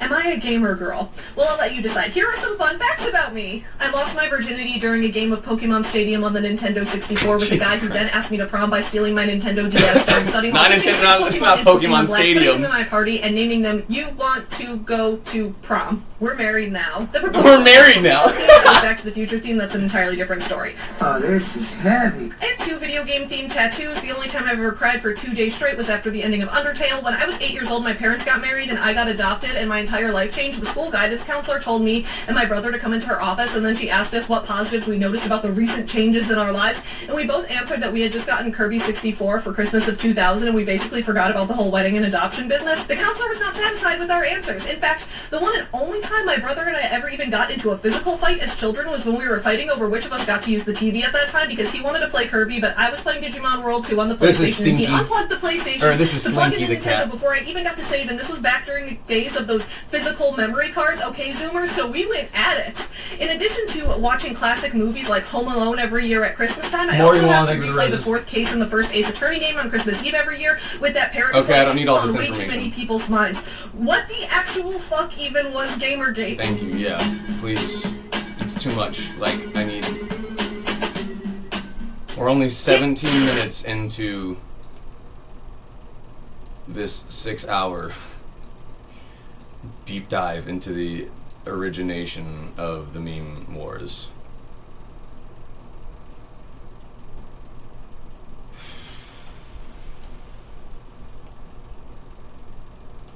Yo! KJ! Thank you so much. Is that Flying Jets? What was that? What is that? Thank you so much. I appreciate you. Wait, why did this get all little?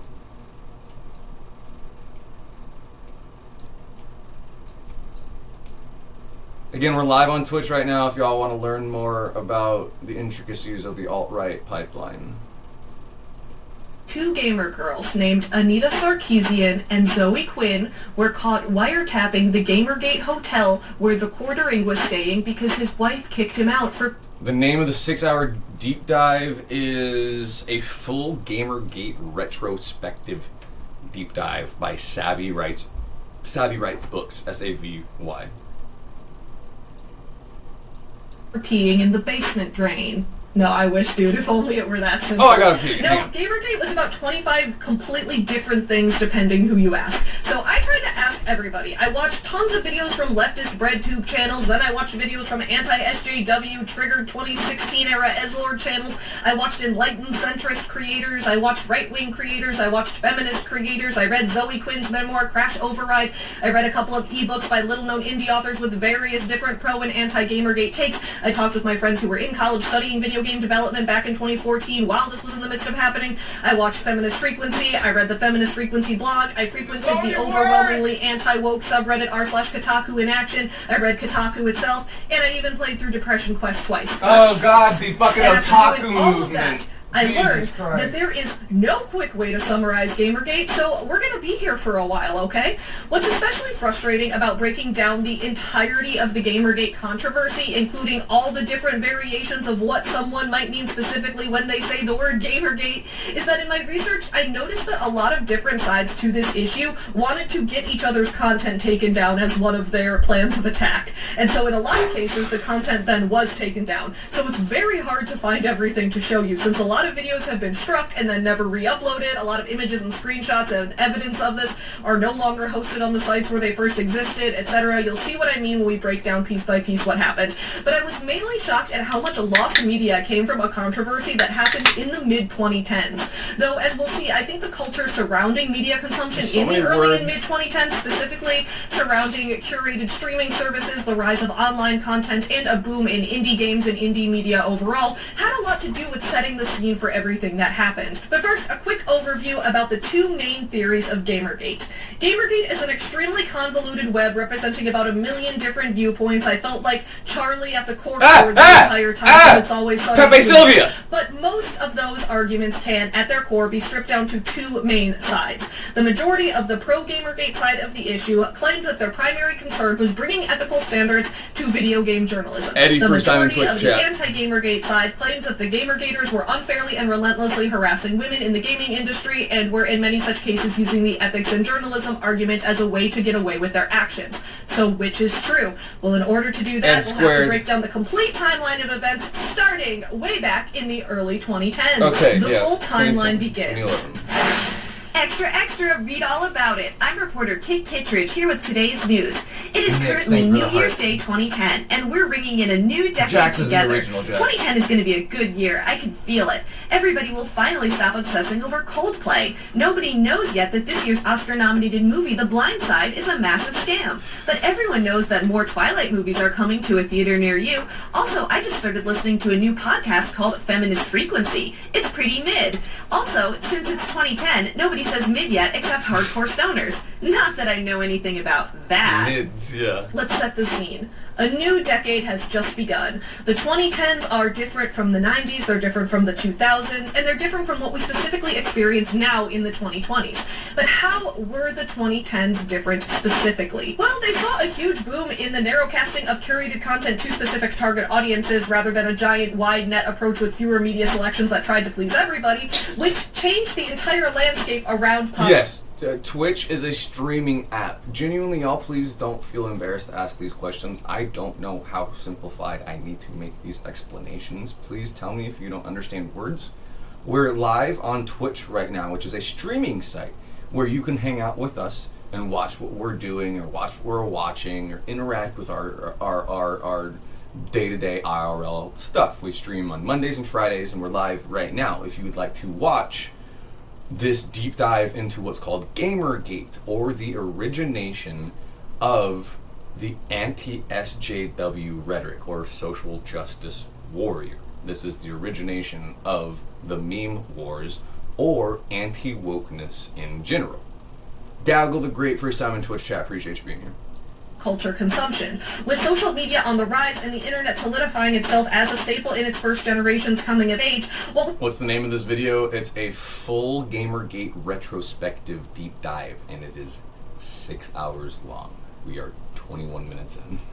This previously underground alternative and counterculture became accessible to the mainstream, and what was previously mainstream no longer held the same power that it used to. What do I mean by this? Well, let's go back to the 90s real quick. 37. My girlfriend sucked 37 dicks. 37! The 90s had plenty of culture surrounding media fandom just as we do today, but the way that media fandom took place was different. If you were a young teenager who liked to read, you probably read things like Harry Potter and the Babysitter's Club. You probably weren't reading independently published novels by little-known authors. You weren't devouring books on Kindle Unlimited because Kindle didn't exist yet. Adult readers likely read things like Stephen King and James Patterson. They weren't downloading tons of self-published romances to their e-readers because we didn't have ebooks in any significant sense yet. If you watched TV, you were probably watching Friends or Seinfeld. You weren't watching an independently animated web series kickstarted by a group of college kids. Didn't know I was gay watching Will and Grace every and unless you single were night. balls deep in punk circles or underground music scenes, you likely listened to what was popular on the radio. Maybe some Nirvana, maybe some Spice Girls, maybe some Sugar Ray, but you couldn't just scour sites like Bandcamp or SoundCloud to find musicians with less than 100 fans that you could be the one to discover. Before the internet took hold of our lives, fandom and media consumption were much more broad. Fewer movies got made, fewer books got published, fewer albums got released, but all of the things that did get released were likely to have a wider audience. But with the advent of the internet, subcultures could grow around small, independent bits of entertainment, and creators could make a modest living from creative works instead of having to become a celebrity and climb the Hollywood ladder. The 2000s was somewhat of a transitional decade for this phenomenon. The 2000s existed mostly in the Web 1 era. We used the internet to send emails, occasionally read the news, though physical newspapers and magazines still dominated our newsstands. It wasn't until the mid-2000s, when social media was on the rise, that online-specific subcultures really began to take off in the way that they did. The late 2000s and early 2010s saw the beginning of streaming services popping up, especially with Netflix's move from being an exclusively mail-order DVD rental company to becoming a place to stream TV shows live. And the next thing we knew, algorithms... Twitch, is that better so y'all can actually read the subtitles too? Why have I never done that? I'm sorry. Were finding what TV shows were curated to your taste. Sites like Amazon could recommend to you what books to buy next, and with a greater breadth of options, there was no guarantee that you could go to work the next day and AOL chat rooms. Speaking of, did anybody have AIM? American Online Instant Messenger? Back in elementary school, a girl I had a crush on was flirting with me, asking for my chat name. She came up while I was playing basketball. And I was really bad at basketball. And they walked up and said, "Do you have AIM?" And me not knowing what that was, shot the basketball, missed, and said, "I guess not." And she walked away.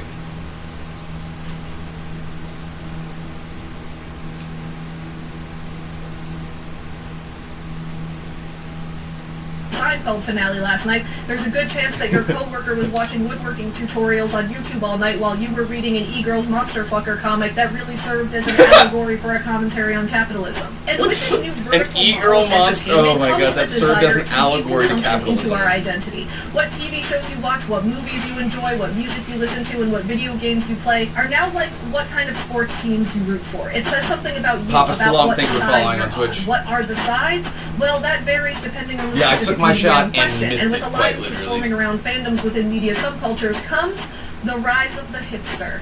Hipsters liked things that weren't mainstream. Oh, you watch sitcoms on network television? Gay.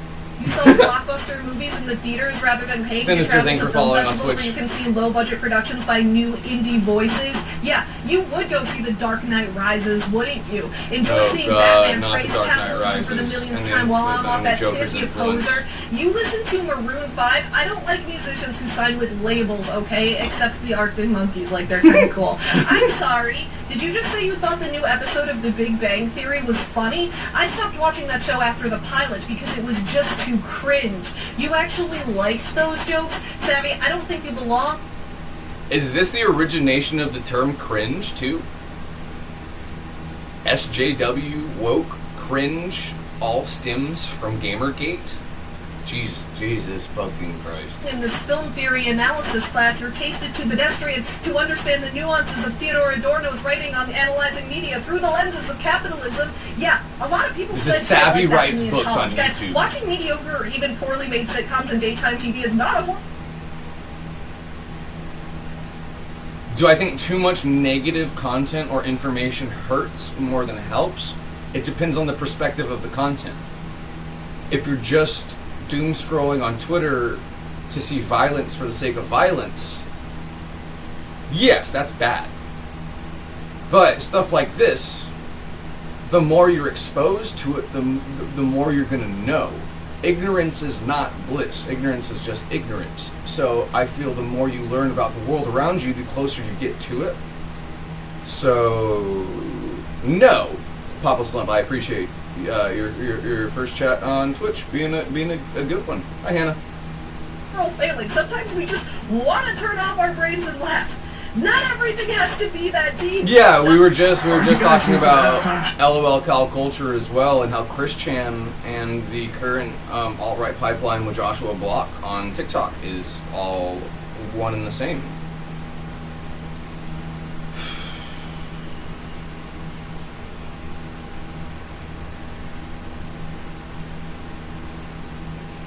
Kind of makes sense that in an era where entertainment and audiences are becoming segmented, causing fandom to become integral to a person's values and identity, that the resulting media criticism would also reflect those tendencies. If we have endless media to choose from, and the media we decide to consume says something about us as viewers, as fans, then it would follow that there's plenty of room to create media that represents viewpoints and experiences outside of the majority. It makes sense that if at this point, with endless entertainment at your fingertips, with creators having endless potential to make new media, with barriers to entry for media creation being considerably lower than ever before, then it is fair to call out when the majority of that media still tailors itself to one specific demographic, usually men. Enter Anita Sarkeesian. In 2009, right before the turn of the decade, Anita, a Canadian-born media critic, launched a website called There's a frog outside your window right now. Ask him if his name is Pepe. Feminist Frequency, which aimed to... Hello, my honey. Hello, my baby. Hello, my ragtime gal. I'm sorry. I apologize for that. Like TV shows, movies, that kind of thing, and how those pieces of content represented women. Her criticism would involve things like applying the Bechdel test to popular movies, discussing the tropes often applied to female characters, like the damsel in distress, or how often male versus female characters got to be the heroes, that kind of thing. Feminist Frequency included a series of blog posts with media reviews, as well as a video series called Tropes vs. Women, in which Anita got on camera to break down the various media tropes and how those tropes did women as characters a disservice. Anita was still a fairly small-time creator throughout the early 2010s. That is, until 2012, when she decided to launch a Kickstarter campaign to fund her newest project, a web series called Tropes vs. Women in Video Games, a series that set out to explore the ways that common media tropes we see... Hannah, that looks exactly like me. Wait, I love that so much. You kind of made me look like Jared Leto, though. He gave me that little pompadour on top that I used to do a lot. I need to revisit that. I stopped doing it because I was pulling my hairline too tight. I love that. I love that so much. And you don't know what a cult you should make Jax, or if you should make them a human.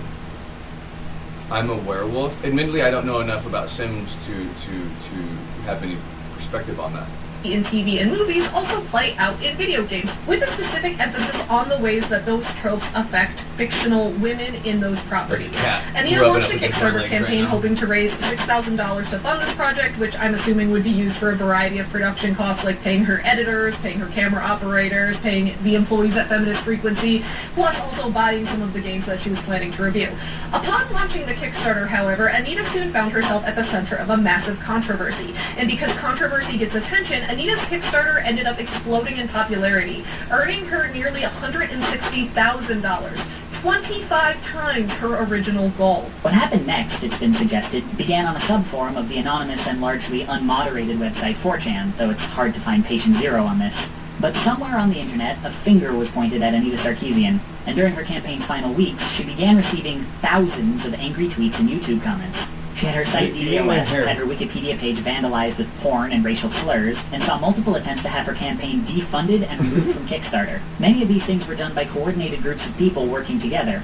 This was unexpected. One created a video game about her. One threatened the Game Developers Conference if they gave her an award. One threatened to a school if she was allowed to speak. They abuse YouTube's flagging systems every time she posts a video and send her over 100 abusive tweets every week. Now, before we continue, guys, I have a confession to make. Kitty does love pro-punks, that's true. But Shout out I Ash actually the really pro-punks. don't like Anita Sarkeesian's work. I feel like you guys are getting to know me more, and I need to be upfront and honest about the things that I don't like, that according to my analytics and demographics, statistically, you guys probably do like. This one's going to shock you more. We'll do one more since we're here. Ready? I also don't like drag shows. I think they're boring. I don't like going to them. When I'm ready to go enjoy some gay culture, I prefer to spend my time in the bleachers at women's basketball games. Not that you can't do both, but while I find drag shows boring, I will also always defend drag performers' rights to be able to perform their art freely without giving into the conservative Kitty does love Soul Nostalgia. They heard them live last night, actually. Marley and Lucy really like Soul I also Nostalgia, too. think red wine is boring. I don't like how it tastes, so I don't drink it. Why is the rum going? What's the rum But going? I'm not out here to reinstate prohibition, okay? All of this is to say that, yeah, I know a lot of people whose content I really do like. Some of my friends who create for services like Nebula, along with Anita, some of those people really do like her work. There's the majority of criticism she got back in 2012, and we're going to break down those differences as well. So, why did people dislike Anita and her work so much? Practice was yesterday, Sunday. From the YouTuber The Gamer from Mars from 8 years Jax ago. posted a few videos from it Hate Anita on Sarkeesian, Instagram. which includes some points like this. When making a series that is going to be extremely critical of video games that have a loyal fan base, you really have to make sure that you have all your information double-checked. And this is even more the case with Anita Sarkeesian, who was given over $150,000 to hopefully create a factual series. But she unfortunately failed on a few occasions. One of the biggest things that irritates the critics of Anita Sarkeesian's claims is that they often don't get a chance to defend themselves or their viewpoints. On several occasions throughout many different publications, Anita has gotten articles written about her where she's portrayed as surely in the right, while all her critics are in the wrong. When these sort of stories come out, it baffles many that have placed legitimate criticism against her. But when these stories get written, they often completely ignore that there is another legitimate side to these arguments. It's also important to note that the Gamer from Mars also has another video about 5 reasons people do like Anita Sarkeesian, so he's more just breaking down the arguments rather than taking a side for or against her work. Right now, we are watching a 6-hour breakdown on Gamergate, or the origination of the meme culture wars, where the term SJW originated, or the term woke originated. What was the other one? Woke, SJW. Cringe, thank you. Woke, SJW, and cringe are strong arms of the alt-right pipeline.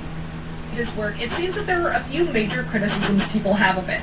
There are definitely people who think critiquing video games through a feminist lens will require us to insert politics into every game, and if games can be criticized for their representations So I saw the chickens, we have one chicken left. To start making the games based on politics and representation instead of just the quality of the gameplay, and she's gonna force my fun hobby to go woke! There are definitely people who make that kind of argument, and we are going to break down those arguments. However, I do also want to note that that's not everybody involved in this, and that's not all the criticism she received. In order to accurately represent Anita's controversy, we're going to need to go far beyond that. But first, let's address some of those criticisms. So this is where all the criticism for representation in media comes from. but also the other end of that, of why they just are inserting gender swapped and racially swapped characters, because they're trying to do the opposite.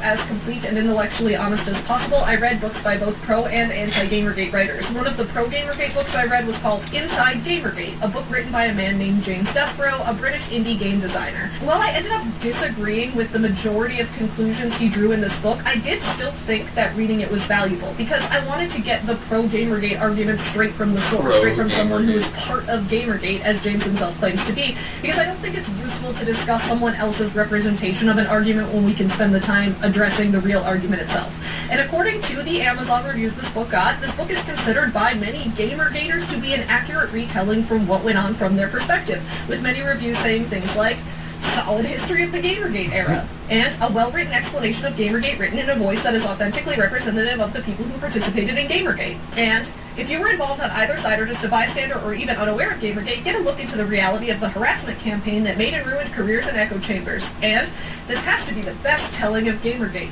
So, I read what he had... So, does Luigi fall into any of these categories? No. Yes, but not Luigi. What happened with him?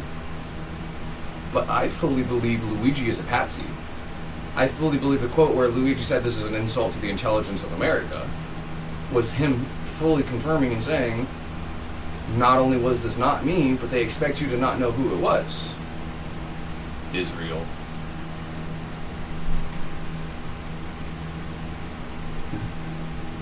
Okay. To say. Later on, there will be a few points of his that I agree with, but I do want to put up front that I disagree with one of the core arguments that this book makes, that politics never belong in video games. Because I think this mindset is the crux of why Anita became so controversial straight from the outset. In the book, James writes, games media used to be either... Give you 2 words to turn into a powerful poem.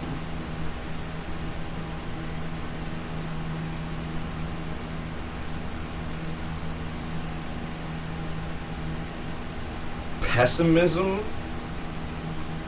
and nihilism.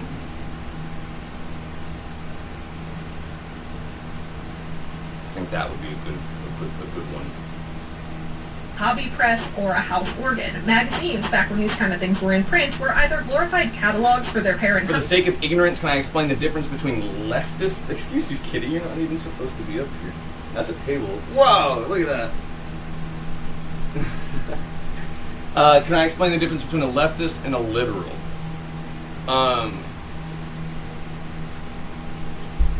Put simply, liberals would be considered centrist, while leftists are considered critical of the system in an anti-capitalist perspective. Does that make sense? Leftists are anti-capitalists. Liberals still very much contribute to the idea that capitalism is a sustainable economy. So leftists would lean towards socialism, Marxism, more proletariat. Am I using that word correctly? By the worker, for the worker, seizing the means of production. Style stuff. Is that making entirely too much sense? A liberal only supports progression so long as it does not affect their status quo and privileges. The second it does, they side with capitalism and even fascism in order to protect their privilege. Yes, you put that better than I could have. Yeah, I appreciate that. Company or enthusiast press, not dissimilar to any other niche interest hobby. Early games writers were drawn from hobbyists who constructed computers with no real agenda and a pragmatic view toward games. Did they work? Were the graphics good? Did they show something cool that the computer could do? Were they fun? That was pretty much the extent of their interest in it. Once gaming in and of itself became more of a thing, you began to see specialist games reviewers. These were perhaps a bit more discerning. These kind of reviews began with breathless enthusiasm, turning to more cynical and humorous observations going into the 90s. This was also the period in which companies established their press to talk up their products and act as spokesmen for them. Something else began to happen as we moved into the 2000s. By 2010, the games press was starting to fill up with ideology and snooty judgment. Gamers were having a hard time getting the objective game reviews, meaning subjective, but about the actual game rather than social issues, and were increasingly finding themselves alienated from their press. It was frustrating, especially once the media started to side with the censor critics. Okay, so I'm going to fundamentally disagree on a main point here, and that's that when James says that gamers were having a hard time getting the objective game reviews, meaning subjective, but about the actual game rather than social issues. In this context, James is defining objective as meaning, does the game work? Are there bugs? Etc. And subjective to mean, did the reviewer think the game said the right things about society? The actual concept of the game versus the actual mechanics of the game. People were getting so caught up in the politics of the game that they forgot to make a good game. They focused so much on the politics and banked on that to be what sells the game that they forgot to make a good game. Violence inherent in the system! Help! Help! I'm being repressed! Help! Help! I'm being repressed! Reviews are by nature subjective. When I do book reviews on this channel, I talk about what I liked and didn't like about the books. I provide examples from the What text. are we watching? And then you as the audience have the 6-hour deep dive into Gamergate, or the origination of anti-wokeness and the meme wars. choice to decide whether you agree with my taste or not, whether you think the book I read sounds good. You may like things in literature that I dislike, or you might not enjoy something that I thought was super fun and amazing, but you get to decide if you think my recommendation has any merit.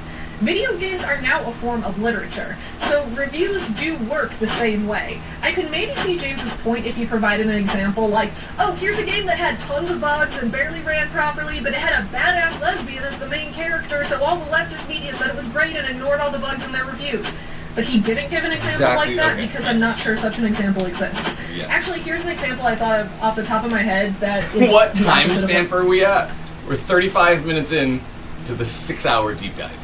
This is one subsection of all of the things that we need to go into and talk about. And it's going to take so long. If y'all want to deep dive with us, if y'all want to be a part of this, we're live on Twitch right now. You can watch what we're watching literally with us in the background. You don't just have to listen to it on TikTok right now. If you'd like to learn more, Twitch is going to be the best place to do that. Yeah, this is on YouTube.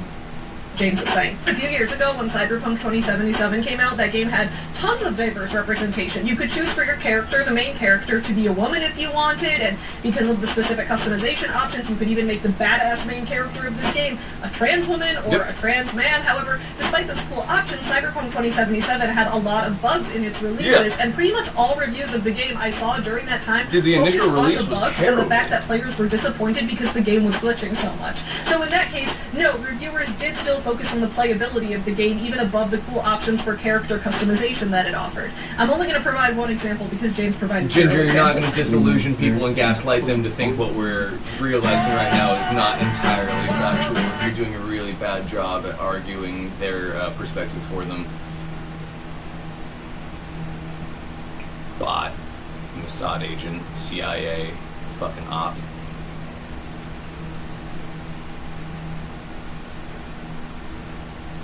Our argument here seems to be that video games reviews that discuss the game's gender representation or commentary on society, that those reviews are less valuable because they discuss those elements of the game. But I don't think that makes those reviews less valuable, because games are literature, and so many of the games released after the turn of the millennium have become more and more complex in their storytelling, making the mechanics of gameplay one very important piece of the experience, but also the audio, the visuals, the immersion into the world the game creates, and the story the game tells are equally equally important pieces of experiencing the game as a whole. So to completely ignore a game's representation of women or diversity of characters is doing gaming as a medium a disservice. Oh, gotcha, Ginger. I apologize. I took you literally. I thought you meant it in a bad way. Not. It's too radical to be taken seriously by the mainstream. I appreciate the perspective. Sorry, I'm pretty jazzed up right now. Work the same advanced level of literary analysis that books and movies are subject to. So when it Face comes and to the body very core tea? concept of Anita's criticism, discussing story tropes that video games exhibit and analyzing the ways that those tropes portray women, I don't think there's anything wrong with that. It's a perfectly valuable form of literary critique. So that's all to say that for people who are mad at Anita because they disagree with the very idea of looking at video games as literature that reflects the world, I think that's pretty short-sighted and kind of stupid. But again, these weren't all the critiques that Anita received, so let's go deeper. The next major criticism of Anita Sarkeesian is that people took her to be a con artist. And those who claim Anita is a scammer tend to point to three things. First, her past involvement in the multi-level marketing world. Second, her admission of not being a fan of video games before becoming a critic of them. And third, her low content output relative to the money she received. In fact, these are some of the main critiques of Anita's work discussed in the Pro Gamergate book Inside Gamergate. James writes, in relatively short order, links were found between Sarkeesian and dubious internet marketing scams. Pro Gamergate, or the start to the incel faction of the meme wars. If you believe fervently in the fact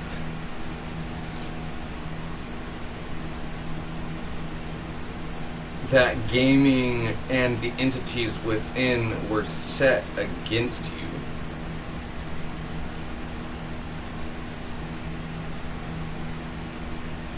you became the first iterations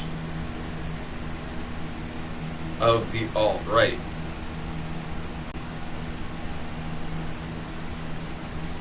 In the meme sense.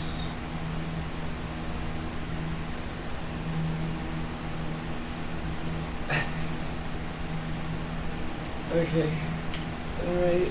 Okay. It's genuine. I'm Gandalf. I'm Gandalf right now, and I'm. Y'all are feeding me this information for all of our benefit. You know, that scene in Harry Potter where he's feeding, you know, Gandalf. Did I say Gandalf? Oh God, I meant Dumbledore. Oh, too much internet. Too much internet. Too many. When Dumbledore has to drink all of the liquid of pain, and he's like, Harry, you have to make sure I drink all of this for us to be able to accomplish our goal. That's me right now, and I hope y'all understand it. Throwing me out to the goddamn wolves. She was exposed as lying about her gamer cred. She was found to be stealing art and footage, and she was found to be misrepresenting what was happening in the game she critiqued.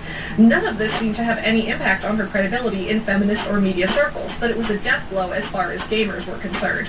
They began to become more and more confused and betrayed by the fact that the game's media and some companies were giving this obvious-seeming fraud the time of day. How long are we going to stay live on TikTok? Probably not too much longer. As much as I know everybody on TikTok wants to learn, we've already been live on Twitch for about 3 hours now. If y'all would like to hang out with us for longer and watch what we're watching and talk about what we're talking and dissect this further, Twitch is going to be the place to do that. Probably not going to hang out here too much longer. Last night we quite literally stayed up until 5 in the morning, 6 in the morning. We saw the sun come up. So we'll probably be pretty late tonight anyway, so I don't mind watching a good amount of this. It's very important that I try to get as much of this digested, you know, before the next 24-hour news cycle. So yeah, if y'all want to hang out, let's keep going.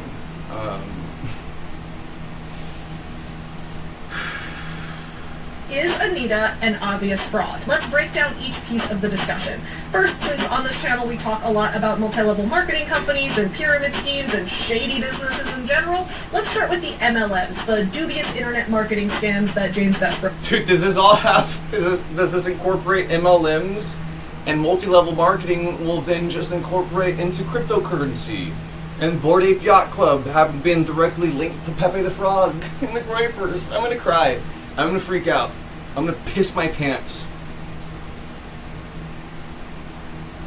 And the fact that Elon Musk started Doge and to promote a shitcoin, a meme coin, in cryptocurrency. You guys, I'm gonna spontaneously combust. I'm gonna catch fire. Quite literally. was referencing. When Anita Sarkeesian was 23 years old, around 2006, she was part of a multi-level marketing style company selling teleseminars for shady business guru Alex Mandosian. Hi, my name is Anita Sarkeesian. I'm from Los Angeles, California, and my website is neonicpro.com. And I just want to let you all know how amazing Alex's teleseminar secrets was. It really motivated me to get my own business started. In my current day job, I saw how teleseminars could change the face of your business and make a lot of money, but I didn't really understand how it worked. And I'm only 23, and I've already started my own business promoting teleseminars for small businesses around me, and it's really... In a sec, I personally need to take a break just from this video. There is so much information going through my brain, and there's so many connections being made right now. I need to... It's going to overheat. That's why I said I'm going to spontaneously combust. My brain is burning its tires right now, quite literally, because I don't know how to put words to the things that are happening and the connections being made right now. Because I don't know how to convey to you, the normies, the people who are genuinely just trying to learn the depth of the density of this information. It's honestly, I'm to say that I'm gonna have a palate cleanser with the fucking Chris Chan documentary is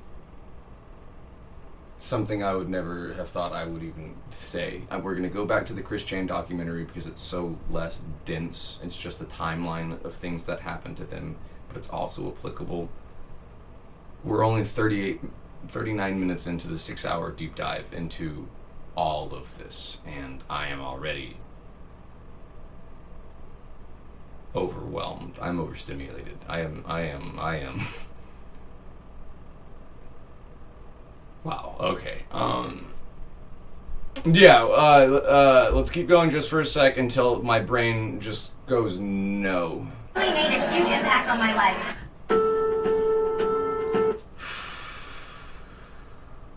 Because again, this information is supposed to make you feel crazy. That's what I feel right now, hearing these words and knowing what they mean and having reference to them and associations. I feel like fucking it's Pepe Sylvia, genuinely. Charlie on Always Sunny. It's like, would you grab me another drink if you get a chance?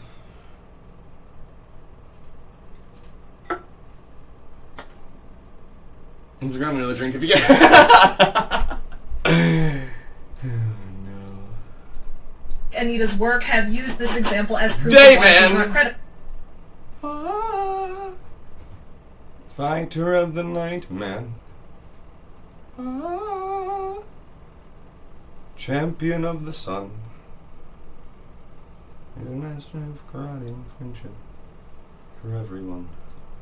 Anita used to sell shady teleseminars. Of course she can't be trusted. Someone who would promote scammy business Video courses, name. swindling... This is a full GAMERGATE retrospective deep dive by Savvy Writes Books. This is 6 hours long. It's the origination of the meme wars. It's the birth of anti-wokeness. It's the birth of the term woke. It's the birth of the term SJW or social justice warrior. It is the indoctrination of anti-cringe culture, and quite literally some of the first times we ever see the word cringe used in its modern context.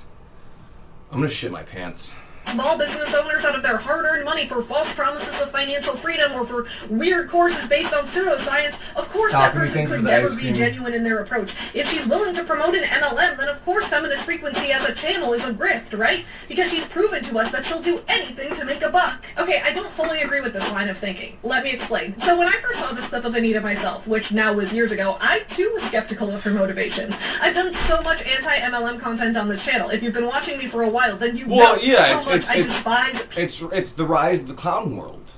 Marissa, thank you for following on Twitch. It's rise of the Groypers. It's rise of Pepe the Frog. It's the rise of Kekistan, and we live in a society like. He's still got such a crazy platform. Do you think he is a gateway? Papa Gut, never heard of them. Again, I need y'all to understand. I'm like level 10 out of like 1,000. Y'all are like just poking at level 1 with the surface level of this information. I'm not much further ahead of you in the grand scheme of what it's going to take to understand everything that's going on right now. But understand, I'm quite literally about a month's worth of content ahead of you. Literally. This video is 6 hours long. The intro to the Chris Chan documentary is 3 hours long. The history of Kiwi is like... Oh, hi, Stinky. You can't have any salsa. You're a cat.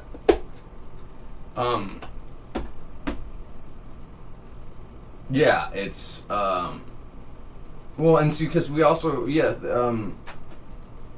Lavender, I adapt to Q. I don't know if you mean QAnon specifically, but we have to talk about QAnon too. And we have to talk about how, while they're anti-Semitic, their obsession with the Cabal and the esoteric sect of Judaism led to numerology and the rise of Q. Jesus Christ, I feel like, are you the first of your bloodline to ever hear anything like that? Like, I feel fucking insane saying that, but I'm so happy y'all are like,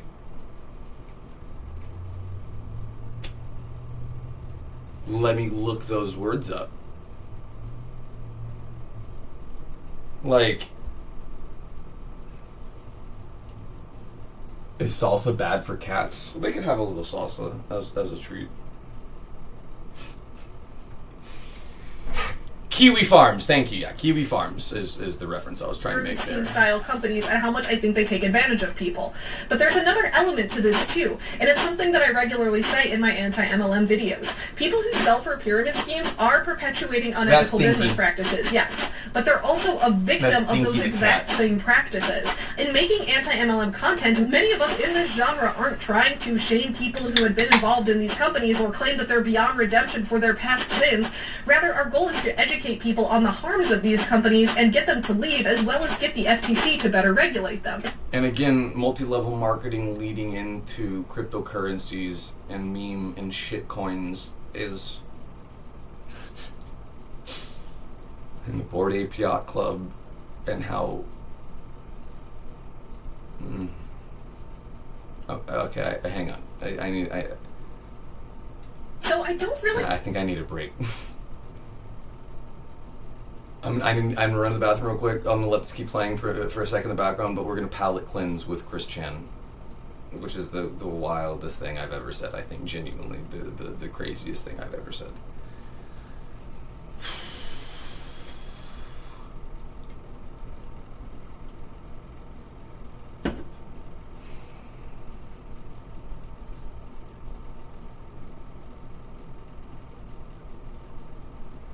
Hi, Blue. Hi, Sin.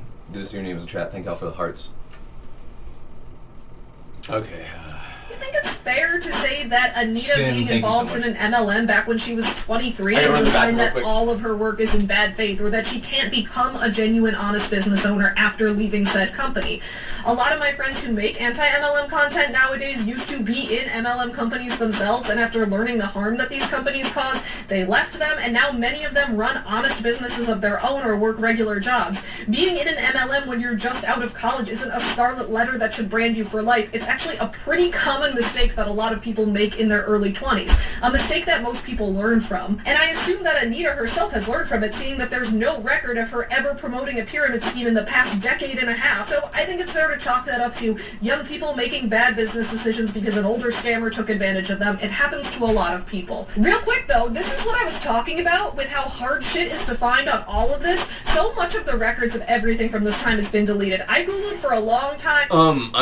It's just gonna be the next video I make is just gonna be a full minute-long video of me saying words that you should know. Gamergate, Groiper, Pepe the Frog, grooming, incel, femcel, catboy, trap, meme, like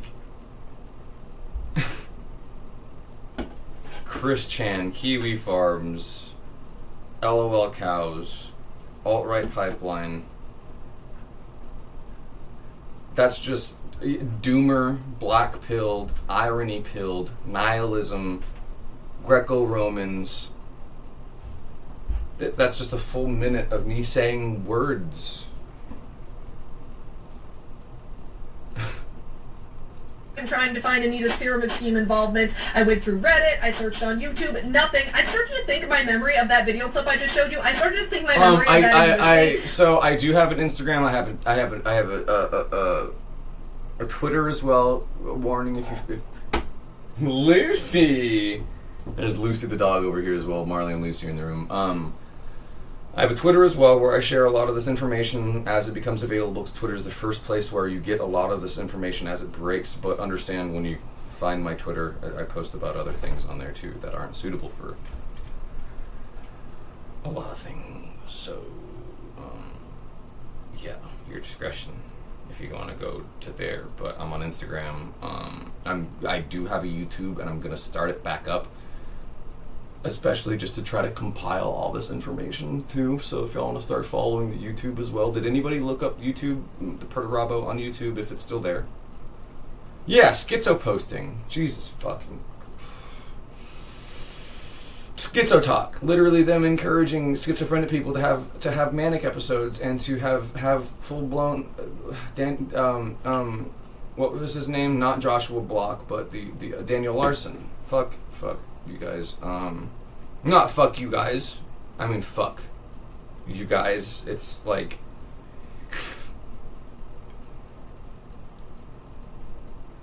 you tried looking me up, but you couldn't find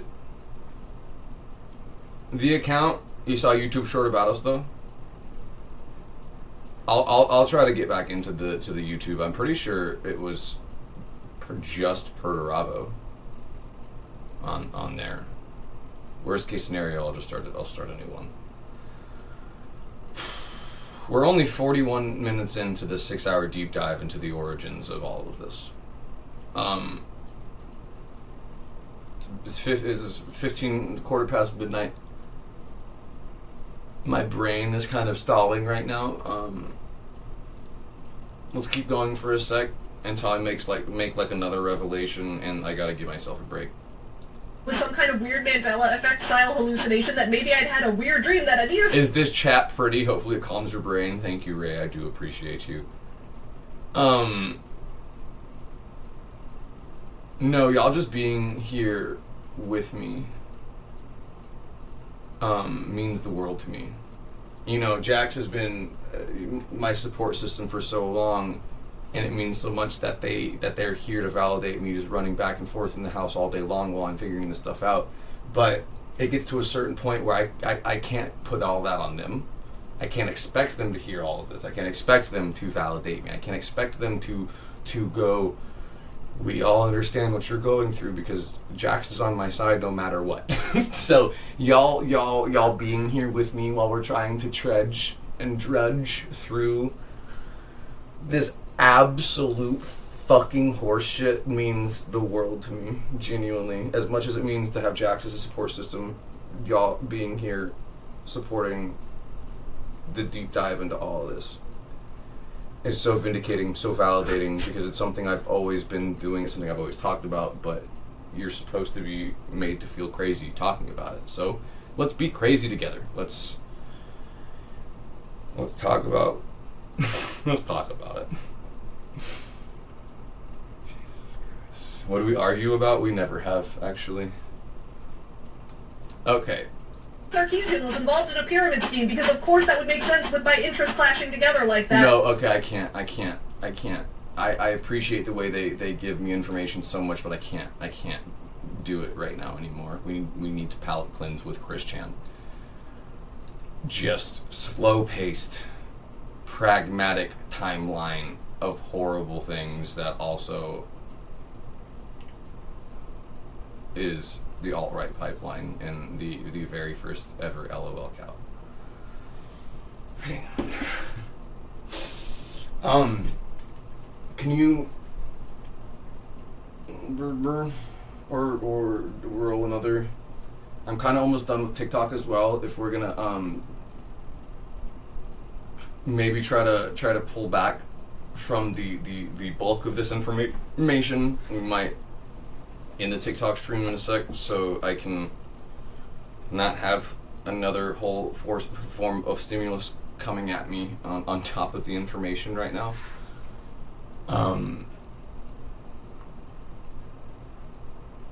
We're all in this together, and I hope y'all realize that.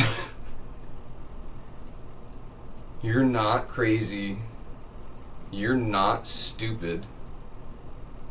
You're not ignorant. You've been intentionally left out of the annals of this chapter of history. Intentionally. And you were never meant to even get this close to it. And that's why it's blinding most of you. You're like, I never thought I would see something like this. And that's okay. That's okay.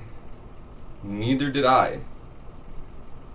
I've been the chronically online one. I've been the too woke one, and for this to all be coming to a head finally, I'm not happy about it. I need y'all to understand. I'm not enthused that this is where we are in the world, you know, with each other right now. It's very unfortunate, but we'll do it together. I don't know, I'm trying to be positive in the face of literal black pill nihilism, and that's really, really hard to do right now, especially as a trans person, as somebody who's been the target of these people for so long.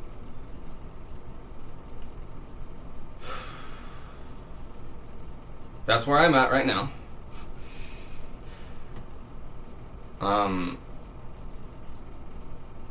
Yeah. Again, thank you for listening. Thank you for just hearing me out, man. Finally.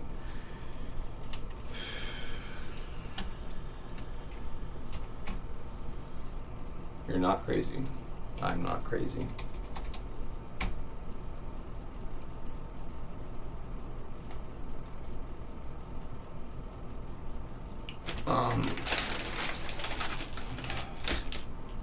A Comprehensive History of Chris Chan Part 1. How many parts are in this? Is this the one that I watched back in Texas?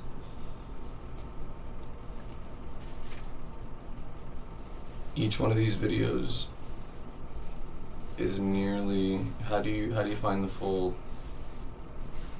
videos?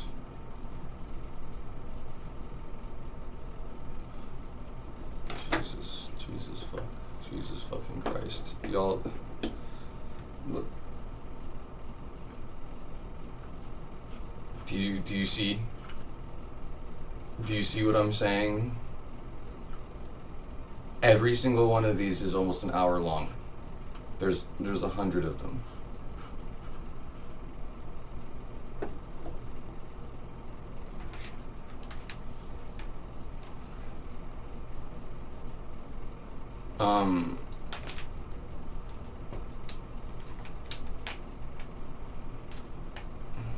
Let's start with part 1.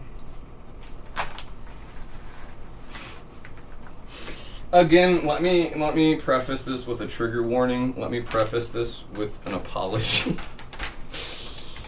I never wanted to be the one to teach y'all. Oh, I say that I never wanted to be the one to teach y'all about this, but I always kind of saw myself as being the only one who ever could.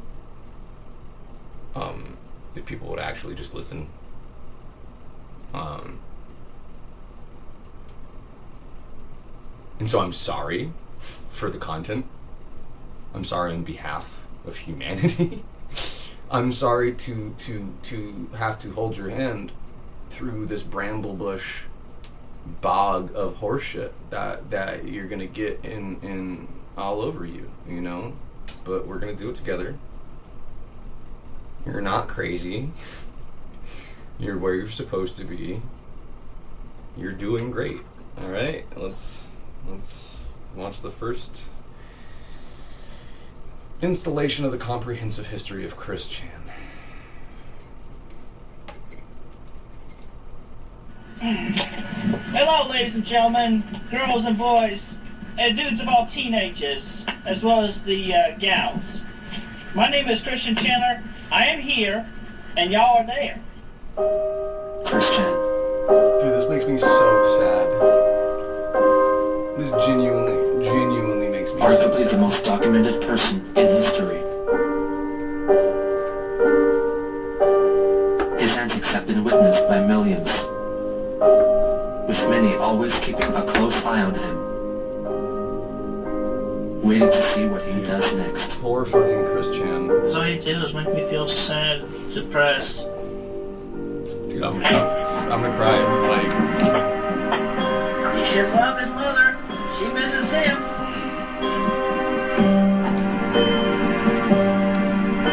Hello, we're live on the internet. What do you want? Mom, hello. I love the women. Outside? Do not date. Date is not so good. dude, I'm gonna cry.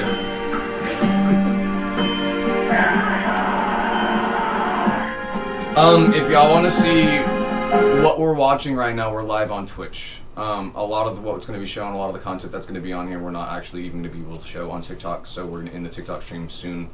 If y'all want to watch more with us, we're going to be live on Twitch for a bit longer. It's midnight right now, but I'm not going to be able to sleep anyways with everything that's going on right now. My mind is not going to let up until I can not only make all these connections, but try to put them to words for y'all to be able to digest as well. And I just don't see that happening in any easy or concise way, especially when the explanations for one of the concepts we're talking about are 6 hours long. One segment to one subsection of one of these things we're talking about is 40 minutes long. We're about to watch, and there's 100 of them.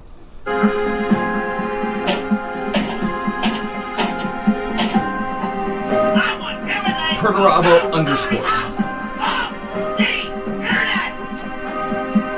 Well, and see, yeah. So we'll talk about the alt-right and QAnon and Groypers and anti-Semitism while fully subscribing to Kabbalism and numerology and the occult. As much as they try to say leftists are Satan's children, that's the lie they've peddled to you. Imagine not only being religious, but going the opposite direction. Leftists denounce and deny religion altogether, but imagine going the other direction with it. We haven't even started talking about religion, y'all. What? I'm the shit. What are you gonna do about it? Yeah, whatever. Gender thing for the heart. Chris Chan is a transmaxer. And groomed to be so. What is the attraction? What keeps us fascinated? This is the story of Chris Chan.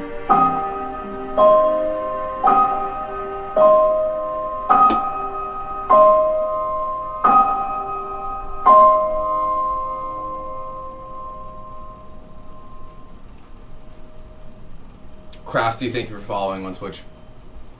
Perturaba _ Twitch. It's also a link in the bio. Was born on February 24th, 1982, in Charlottesville, Virginia, to parents Bob, aged 54, and Barbara, 40. Bob had worked in the engineering field for Western Electric and later General Electric. The family held Bob's life accomplishments very proudly, as he had at least 7 patents to his name, including mechanisms Thank you for following on Twitch. And molding of plastic water containers. Bob was very world conscious and was an avid collector of stamps. Chris Chan is the first LOL cow, and it's probably one of the most sad, anti-human, nihilistic, pessimistic, cynical endeavors that the internet has ever really done. And my disgust seeing it happening again with people like Daniel Larson and Joshua Block on TikTok.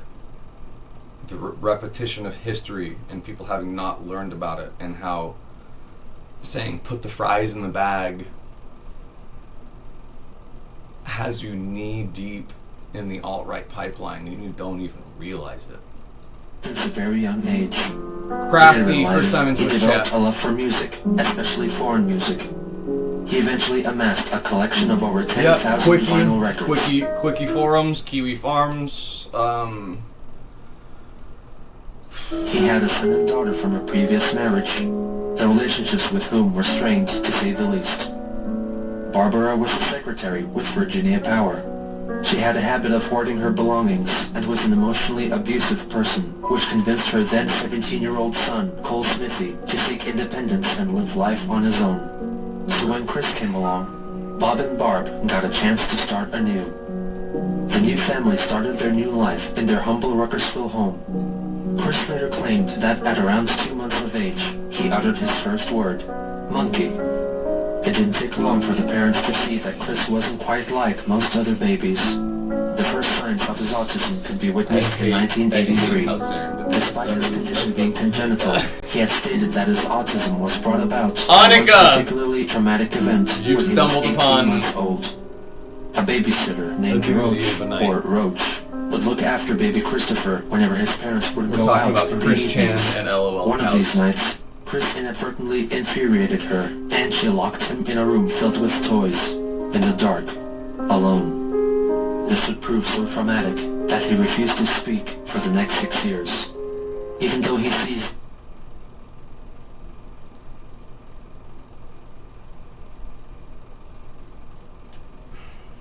Autism. That's all I have to say right now. This event as the source of all his troubles, he does not blame his parents for keeping Roach as his babysitter, for they did not know better. Despite living out his childhood as a mute, Chris was... How long did they say he was in there? ...speak for the next 6 alone. And she locked him in a room filled with toys, in the dark, alone. This would prove so traumatic that he refused to speak for the next 6 years. Even though he sees this event as the source of all his troubles, he does not blame Cobra. Another LOL cow just recently passed.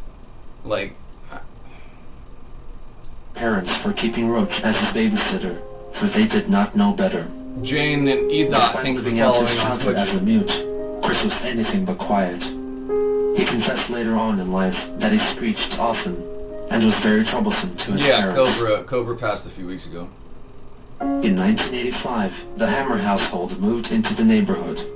The Hammers and the Chandlers struck up a cordial relationship, which led to Chris forming a bond with the Hammer's daughter, Sarah. And see, then this goes into Cyrax, and this goes into the Alphaba. This goes into all the other LOL cows, and people don't even know what's going on. People don't... Look, it's about to hit all threes. We're about to hit 3:33:33 on the session for tonight. 3 hours, 33 minutes, 33 seconds. If we hit 33 viewers at the same time. I'm just kidding, it didn't happen. But threes are our numbers. 33 is where we're supposed to be. We're where we are supposed to be right now. And so are you. So. Looking back, Chris considered her to be his closest childhood friend, and that she... What are LOL cows? Just wing it first time on Twitch chat. LOL cows are intentionally subjugated and tortured autistic people that alt-right spaces drive to do horrible things to themselves and others. They influence them into being horrible, horrible people. Think Joshua Block. Think Chris Chan, which is...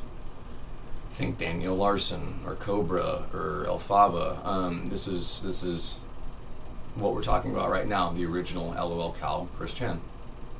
Greatly helped him with his autism. However, from what is known of their relationship, it is also likely that she took advantage of Chris's innocence and trust, and may be seen more as a bully than a friend.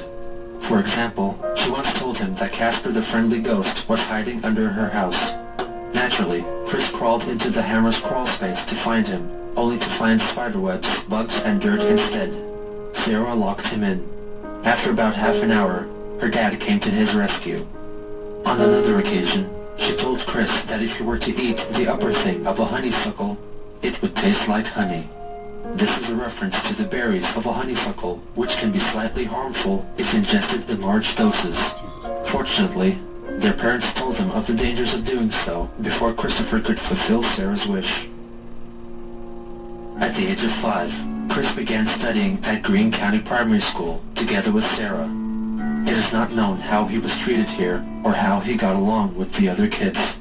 In addition to taking regular classes at the primary school, he received language training at James Madison University. In 1987, in a lengthy letter addressed to Chris, dated December 26th, Bob offered his outlook on life and presented some life advice for his son.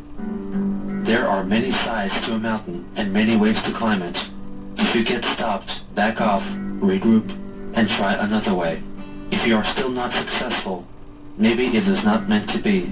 If it is meant to be, having it on the back burner simmering for a while is not bad. It will pop up again, and the way to attain it will be there. Everything in its time. Your mother and I have done our best for you, and in return, we expect at least that from you, for yourself and your children. He also expressed wishes for his son to inherit and hold dearly his vast collection of music, movies, stamps, and art prints. Just Wing It, thank you so much for subscribing on Twitch right now. I'm having a really hard time with this right now because it's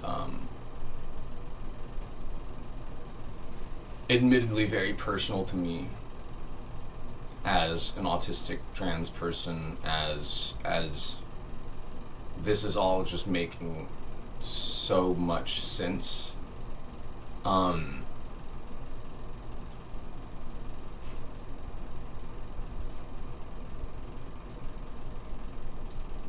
He reminisced about the straight razor which he inherited from his grandfather, which he carelessly broke while using it as a screwdriver.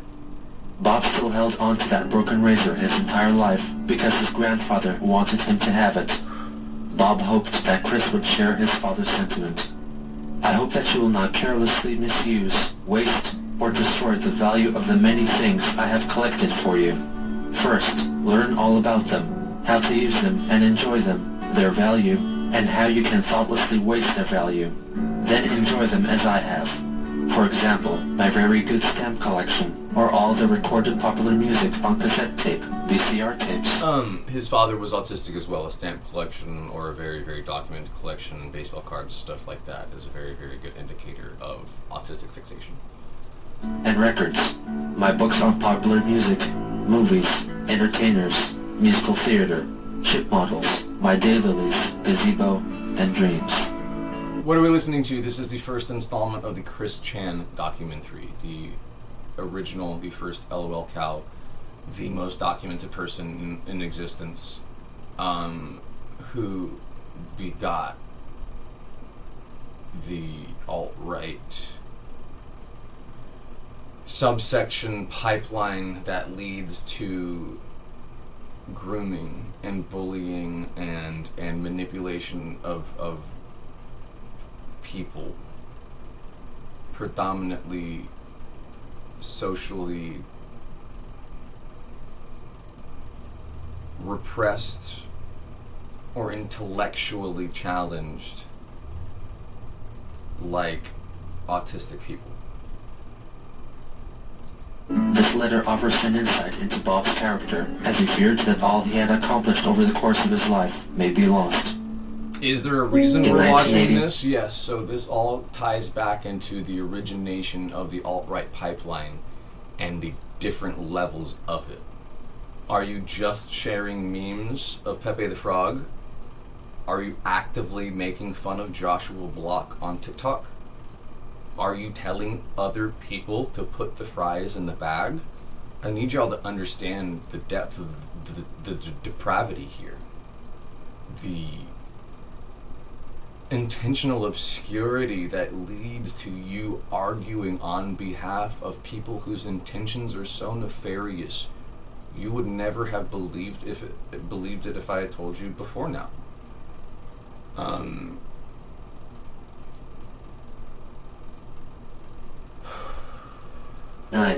During a weekly trip to the toy store with his mother, Chris picked up a GoBot up on display and slowly started to read out the text on the package, ending his 6 years of silence. Later that same year, Bob and Chris converted the shed in their backyard into a workshop, christening it the Dreaming Studio. Bob had hoped that he and his son would build things together there. Achilles, I'm having such a hard time right now. I'm really trying to not break down taking all of the information personally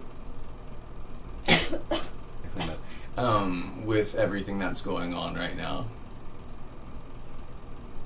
Especially because of how just sad the situation we're learning about right now, or that I'm trying to teach people about right now, is with Chris Chan and the origination of the lolcows and what is quite literally one of the fastest ways to the alt-right as of right now is the lolcow universe. He even commemorated the space with a plaque. No, it's okay. Again, this is the palate cleanser. It's making me sad, but I'm able to process it, and it's actually linking all these things back to it. This is easier than all the information that was being thrown at us with GAMERGATE. This is less palatable, but it's more applicable. It's more personal. And admittedly, that's kind of harder because I'm taking it personally. C and Little C, where dreams do come true. Thank you. Just wing it. 1029. I really, really appreciate that you said that. You said very brave of you to teach folks this stuff after how you've been affected by it.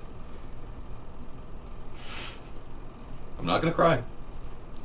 I'm not gonna do it. I've got too much work to do. Kathy, thank you for the heart. I really appreciate that.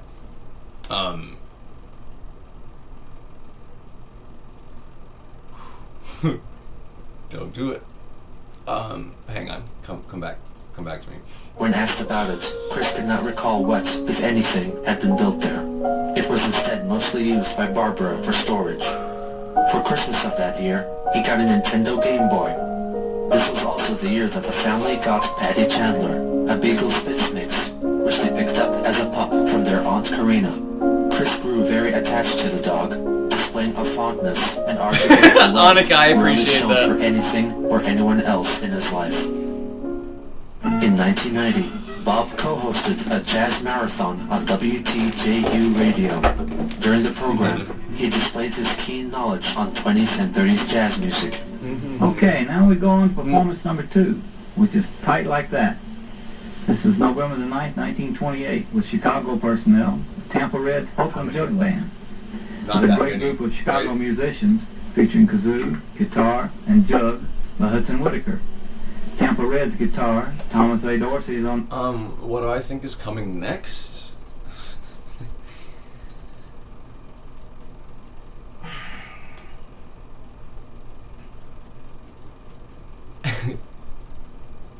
I don't want to speak anything into existence. I've been so right about all this that I don't want to say what's next because I don't want to thank you. I don't want to keep being proven right. I never wanted to be right about all of these things. It's the worst case scenario, genuinely. What happens here decides everything. Are people going to listen?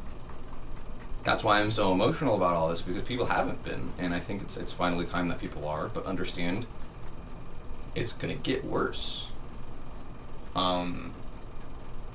going to get significantly worse. Because as an accelerationist act, even if people understand what's going on, it's going to drive the furthest factions that much further. I'm so happy that a lot of y'all are starting to understand what's going on, but understand this is just going to radicalize the people that are already radicalized even further. Again, this is a stopgap. This is an accelerationist act to just drive people to be more radical in general, regardless of your affiliation. You know? You are the mean. You... Jesus. Like... The piano and the washboard.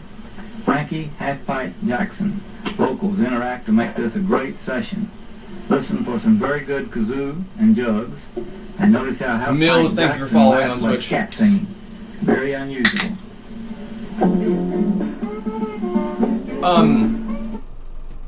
Dilly, first time in Twitch chat, as an autistic person, you don't understand why people would want to take advantage of someone who lives in a world not built for them. You have a very, very pure, very, very pure perspective, and I appreciate that. I don't know how to break this to you. Oh shit! Free ebooks. Hang on, let me come back real quick. Free ebooks. Thank you so much for the Galaxy. You know what you get for that? You ready? Oh, dude, that's 2 crispy ones. That's 2 crispy. That was a good one. It's tingly. 2 crispy ones. Is your cat scratch okay? Thank you so much for the Galaxy free ebooks. Genuinely, again, y'all just being here while we talk about all this stuff, and you validating me, you vindicating me, just listening to me means the world to me. But the fact that y'all are not only supporting me ideologically, but monetarily as well, means I can spend this much more time on it. I can, you know, Shanna, thank you so much for the flower. It means that I can dedicate that much more time to it, because they expect for you to not be able to do this. I can do it for you, but I also have to make money. We also have to exist. We have bills, we have groceries, we have to do stuff ourselves. So me sitting down for 6 hours and watching the deep dive of Gamergate so I can come back to y'all for just a 1-minute video is daunting. That's the whole point. You're not supposed to have time for this. You're not supposed to be able to even come close to some of the information y'all have been receiving right now, and it's blowing your fucking normie minds. Just completely wide open. Like, Smexy Buns, I don't know you, but I just want to say thank you for spreading awareness. Your family unadopted you because you're autistic. I'm so sorry to hear. Genuinely. And I feel like this is going to be such a vindication for all of us as we trudge through this together. But it's just going to be that. We're in a swamp right now of just absolute horseshit. Just the worst things you could ever try to walk through right now. But we're doing it together, finally. Finally. It's like the only hope I have right now is that y'all are actually listening for once. And that while things will get so much worse, we're gonna we're gonna do it together. And that's the biggest thing, is that they don't have, the people doing this don't have what we're doing right now. They have to create artificial environments where they can have community like this, I need y'all to understand, you being here right now is the biggest protest to all of this right now you can ever do, let alone just Googling one of the words. Like, I'm proud of y'all. I am genuinely excited, as apprehensive and as pessimistic myself as I am about all this. This is the first like actual inkling of hope that people are starting to wake up, quote unquote. Y'all ready to get woke? Y'all ready to free yourself of the cringe that was cast upon you to gaslight you into questioning things like this? Community is power, quite literally, yeah.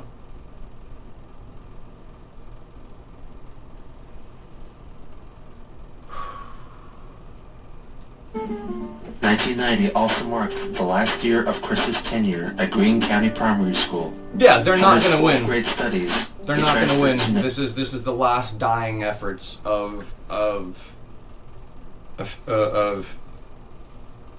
this.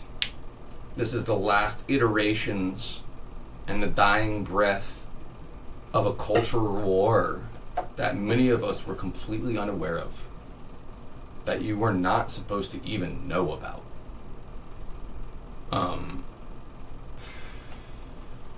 Nathaniel Greene Elementary School. It was here where he allegedly had very distressing Big Al, thank you for the cocktail. He asserts that the staff at the school didn't know how to handle autistic children and treated him cruelly. Chris contends that 5 members of staff abused him by pinning him down to the ground, holding his wrists and ankles, and audiotaping his cries. Furthermore, he claimed that the principal forced him to sit on his lap and said offensive things to him.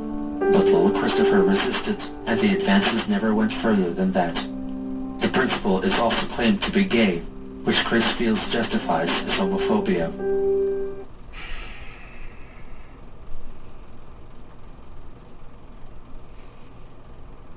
The genuine pipeline from trauma to repression. The genuine pipeline between CPTSD and your disillusionment with the world around you, especially when it's exacerbated intentionally by evil people.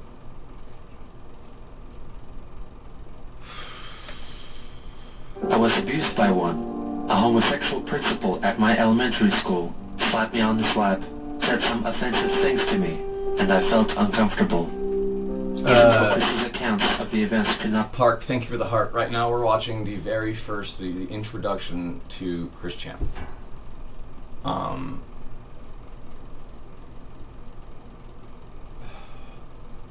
don't even... be verified. It is also not unlikely that an event like this could have taken place, though Chris never specified.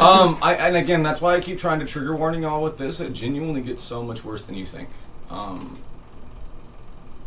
The story of Chris Chan, if you look at it for what it is one of the saddest things to have ever happened in the entire history of the internet. It is the perfect example of the depths of depravity that have come along with the abandonment of humanity and the adoption of nihilism. Reasoning behind their attacks, nor did he state whether... Give me, like, Jax is over here just taking this shit, just like... Thank you. I tell them this outside of the chats and outside of the live streams and stuff. I break down and thank them and tell them how much I appreciate them, but y'all need to tell them too, because I would not be able to do this without them.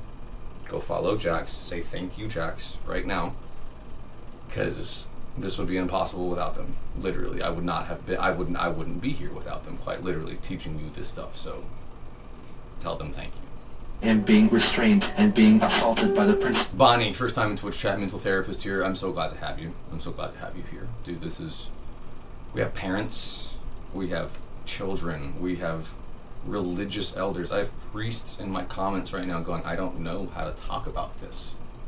I don't know. I don't help We're in this together. You're not crazy. It's going to be okay. Or separate or related events, it is possible that he may have been restrained and verbally abused as a form of disciplinary action, and even placed in a scream room, which was a fairly common school installation for dealing with autistic children up until the mid-1990s. Whatever event transpired, it forced Chris's parents to take Bonnie, him away from Jazz, the and Shelbs. First time in things, Twitch chat. They took the case to Green. First time in Twitch chat. Appreciate y'all being here. Again, we are live on Twitch right now, watching the intro to the documentary of Chris Chan, or the first lolcow, which is the quickest route to the alt-right as of right now on the internet. lolcows. Joshua Block, Elphaba, Daniel Larson, Cobra, Cyrax. It's also the first time in Twitch chat. I appreciate you being here. County Court. After the school board threatened to take Chris out of mainstream education and instate him into a special needs school, the Chandlers dropped the case. For the remainder of the school year, he was homeschooled.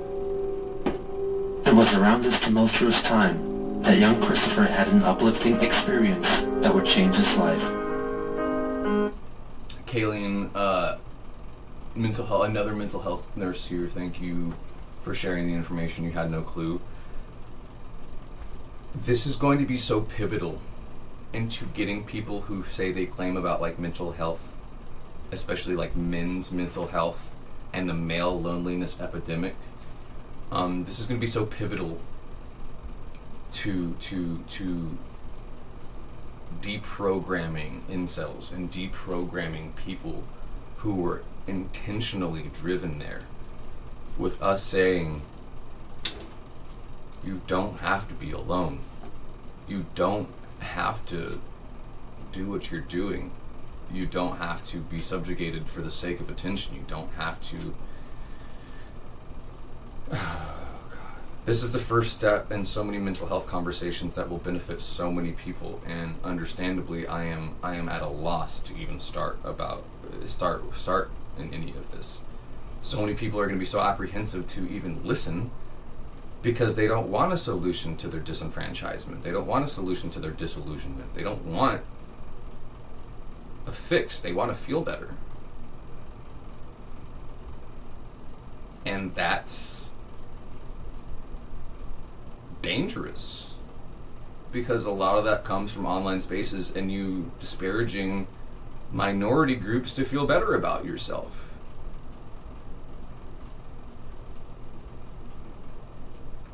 And how quickly ableism and homophobia and transphobia can turn into supremacy. There's so many words. And I appreciate y'all listening to them. During a shopping trip in Richmond, possibly in December 1992, but in other accounts, yeah, we won't be on TikTok too much longer because I need to roast the bone. I need to not think so literally right now. I need to think conceptually, because the literal thought right now is actually draining me. Like, I can feel it taking a toll on my body, actually thinking about these kinds of things. So we're gonna end the TikTok stream here in just a sec. If y'all want to watch more, if y'all want to watch what we're watching right now, the history of Chris Chan and how it incorporates into Groypers and alt-right and all of this, come hang out with us on Twitch for now. We aren't gonna be on TikTok too much longer. Like I said, though, this amount of information is palatable, but it's genuinely so much more fucked up than the other stuff. It was 1989. He came across the Leonard Bernstein Symphony Orchestra, a show comprised of animatronic characters Chris that is held around Chan. And again, I'm genuinely so sorry to tell you about that, to tell you about them, to tell you about this lore. Normies were never supposed to know about this, and I don't know how to preamble your introduction into how depraved people can be. It's so much worse than you think. genuinely so much worse than you think. It's Christmas time at the Regency Square shopping mall. The conductor, Leonard Bearstein, is made to be fully interactive with his audience with the help of a human controller behind the scenes. On this blessed day, the turnout for the show was weak, so Chris got extra attention from the bear. When Leonard asked him his name, the person controlling the animatronic misheard it. The Twitch is Perturabo _ It's also in the link in the bio. If you just type Perturabo in on Twitch right now, it'll pull up. Also, remember, if you are on Twitch with an Amazon Prime account, you get a free subscription, whether that's the Amazon you buy stuff with or watch stuff on. Answered back, calling him Christian. I gotta pee. The boy took this as a profound sign and felt that he should be called Christian.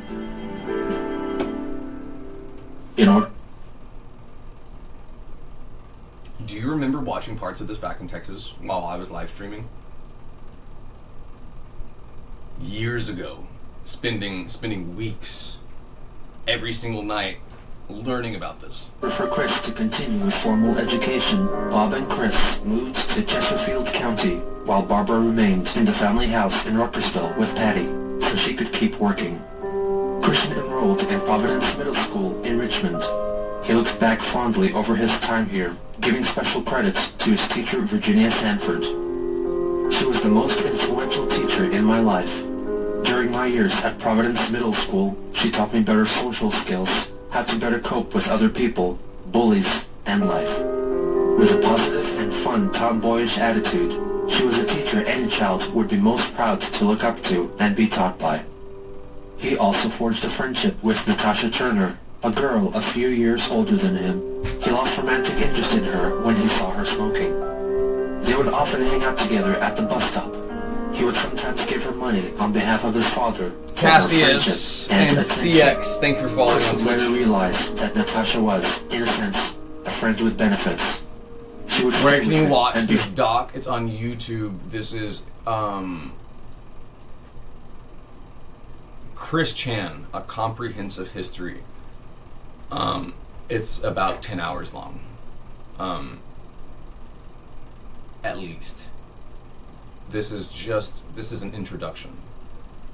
This is the first step. This isn't even the first step. This is like,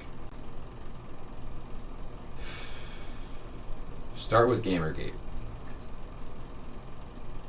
Start with Gamergate, and then go to Chris Chan.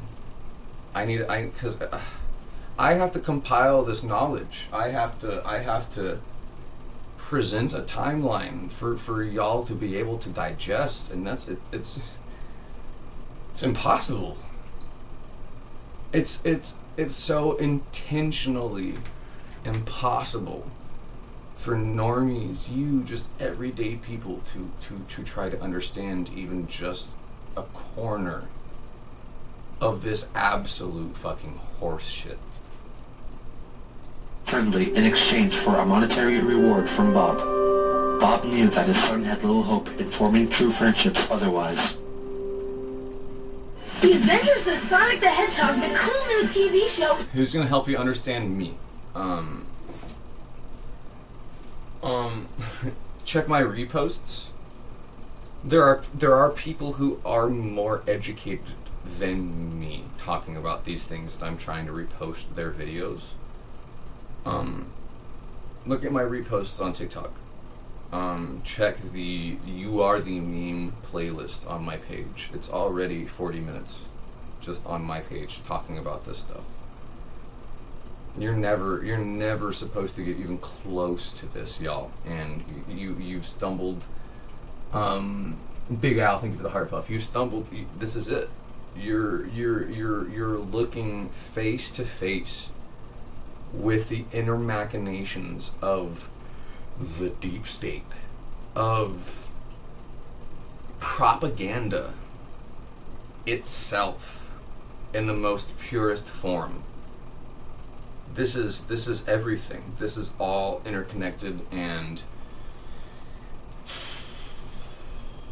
we all need to hold hands. I'm your line leader right now at the front of all this.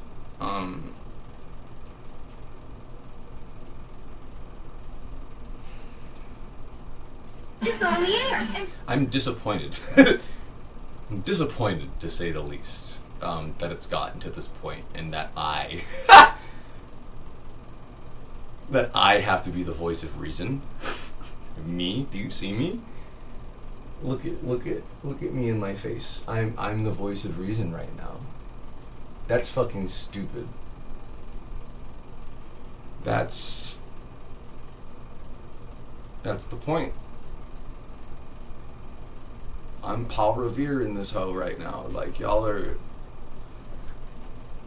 If you found me for a reason, y'all are all here intentionally. You're supposed to be here right now. It's happening. You're where you're supposed to be, and we're all gonna be where we're supposed to be together. It's happening. In the fall of '93, Sega, the video game developer, held a watch and win sweepstakes contest in conjunction with their Adventures of Sonic the Hedgehog cartoon. The lucky winner would get a $1,000 shopping spree at KB Toys.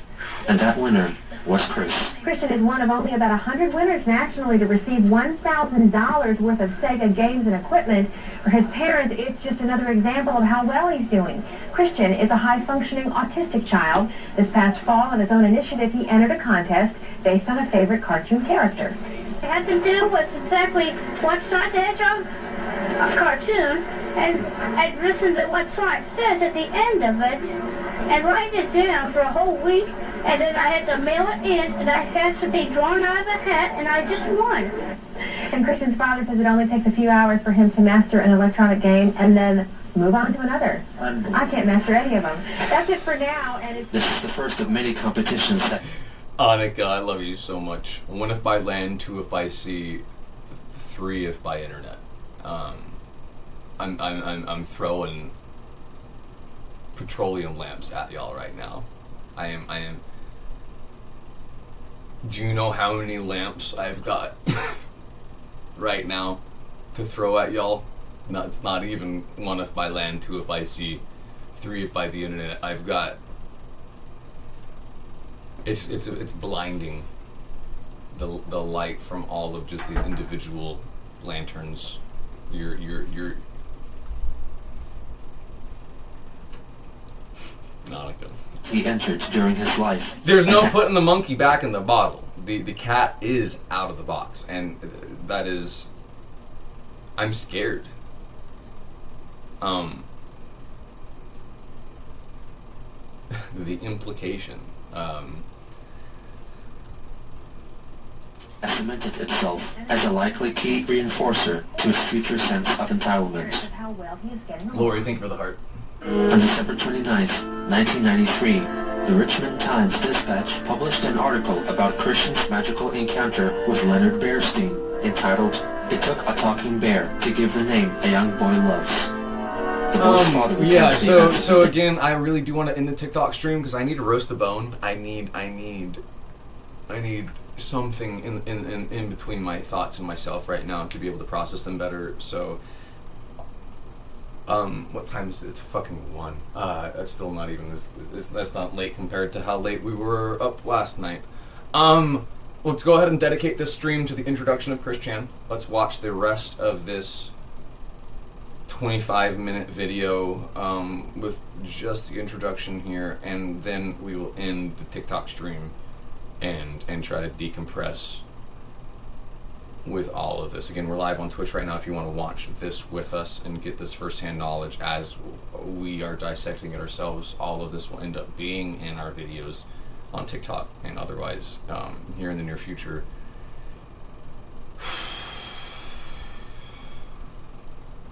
Okay. Hey, since this was early in the Christmas season, on a Thursday afternoon, the crowd was light. What am I watching? It's the introduction to Chris Chan, or the first ever lolcow, which is the slipperiest slope into the alt-right pipeline right now on TikTok with Joshua Block. Daniel Larson, Elphaba, Cyrax, Cobra, Put the Fries in the Bag is quite literally one of the most prolific dog whistles right now, and I've wanted to talk about this for so long, but people genuinely would have called me insane, and I would have gotten myself and me and Jax that much closer to condemning ourselves to LOL cowdom. I need y'all to understand how close I personally came to becoming an LOL cow. This is so personal to me. This is Conversation between Leonard and Christopher lasted about an hour. Christopher was spellbound. Something unusual happened during that conversation. When Leonard Bernstein, in a decidedly British accent, asked Christopher his name, the bear must have... It's only because of the association of LOL cows wasn't inherently a dog whistle at first. No, LOL cows, Chris Chan being the first one, is ableism incarnate. It is the worst rungs of society manifesting themselves as supremacists better than these LOL cows. You're very far away from the reality. I almost became an LOL cow. Yes. Misunderstood what the boy replied. Leonard started calling our son Christian. What better name for the Christmas season? And the name stuck like glue. From that time on, for the past year, his name has been Christian Weston Chandler. Christian's very emphatic about that. Let's hit it off. Bob also offered up again, if y'all want to actually watch what we're watching right now to get a better perspective of it, come hang out with us on Twitch. I'm going to turn this a bit further this way because, like I said, I need to roast the bone. I need to create a gap between my brain that the libations here are not adequately providing. There's so many words. There's so many perspectives, so many things happening in my brain right now.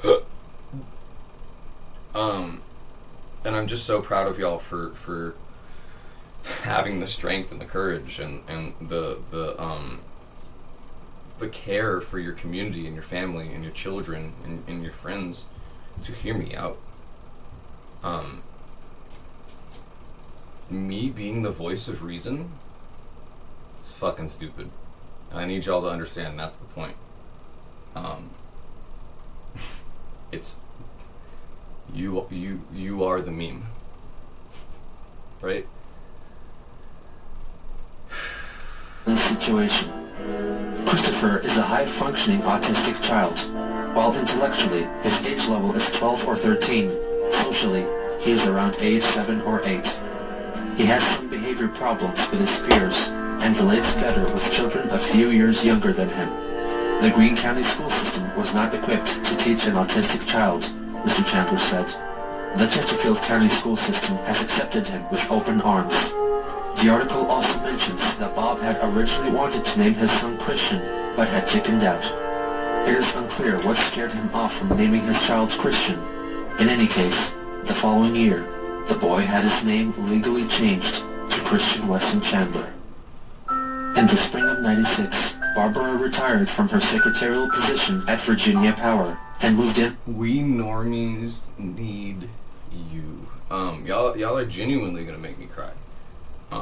I need you to understand how validating and vindicating that is for me as someone who literally has freak power tattooed on myself. I've been a freak most of my life. And for y'all to be looking to me for perspective as a freak is weird. But I promise you, I'm not nearly as weird as it gets. If you can look at me and palate me and hear me out, I promise you this rabbit hole that I'm going to show you goes so much deeper than you think. Me as the rabbit, me as the Mad Hatter, me and you as Alice, y'all aren't even ready, man. And I'm so proud of you for pretending to be. Thank you. Jax is grounding me right now. We're gonna do it together. With Bob and Chris, reuniting the boy with Patty the dog. In late spring, Chris graduated from Providence Middle School. As a parting gift, Mrs. Sanford wrote a personal, touching, and prophetic letter to Chris. Well, it's been 3 years now at Providence, and it's all over. Where has the time gone to? The most important parting words I can leave you with, well, are to always remember this. You show people where your weak points are located, then they will know how to push your button. If you never show them, they will never know. I hope you will have an enjoyable summer and come back to visit. Do your very best at Manchester, put your best foot forward, and treat others as you wish to be treated. Love, Mrs. Sanford. Your boy Trippy, first time in Twitch chat. You never thought you'd be heard like this. LOL, we're all freaks. That's the point. I need you to understand. Me and Jack. Oh wait, y'all can come further this way at least so you can see us a little bit more. Me and Jax and our friends and the people like us and even you have been made to feel so disillusioned to the reality of things that we're the weird ones while you're trying to be normal. And we've been screaming at the top of our lungs from the rooftops and the mountaintops that it gets so much weirder and that we're not the ones you should be judging.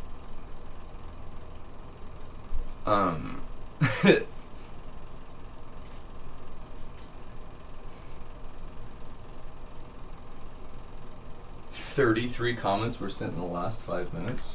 That's a new notification. Aware of Agartha. That sounds familiar. Agartha in the perspective of a white utopia.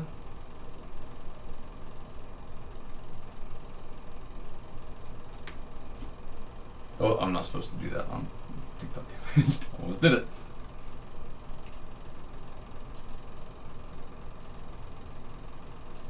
The Manchester in question happened to be Manchester High School, where, according to Christian, he spent the happiest years of his life. Crash and Kelsey, thank you for following. Over the course of 4 semesters, he studied Spanish, of which he has a very loose grasp. For class assignments, he adopted a Spanish name. Agartha is very important to know when it comes to groypers. Okay. Agartha is thought to be... Yes, okay. Agartha is thought to be the white utopia in the center of Earth, which... I don't know if y'all understand flat earthers. The firmament... it's the same. QAnon, flat earthers, the firmament, Agartha, the ice wall.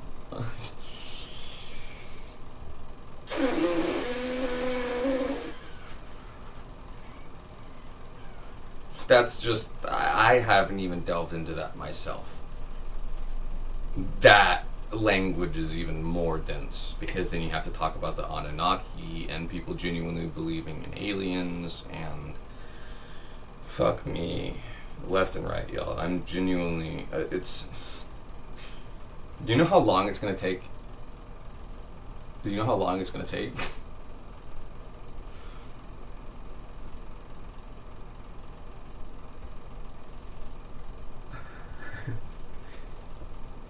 And all of this tying back into the manifest destiny of colonizing Mars with Elon Musk.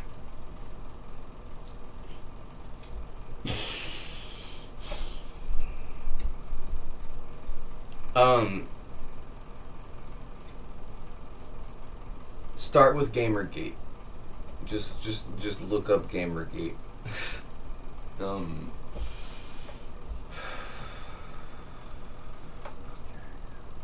Where do flat earthers think the center is? Like on the globe? Well, understand globe would be round, so flat earthers think that there is a boundary beyond our known perspective, and beyond that is everything else.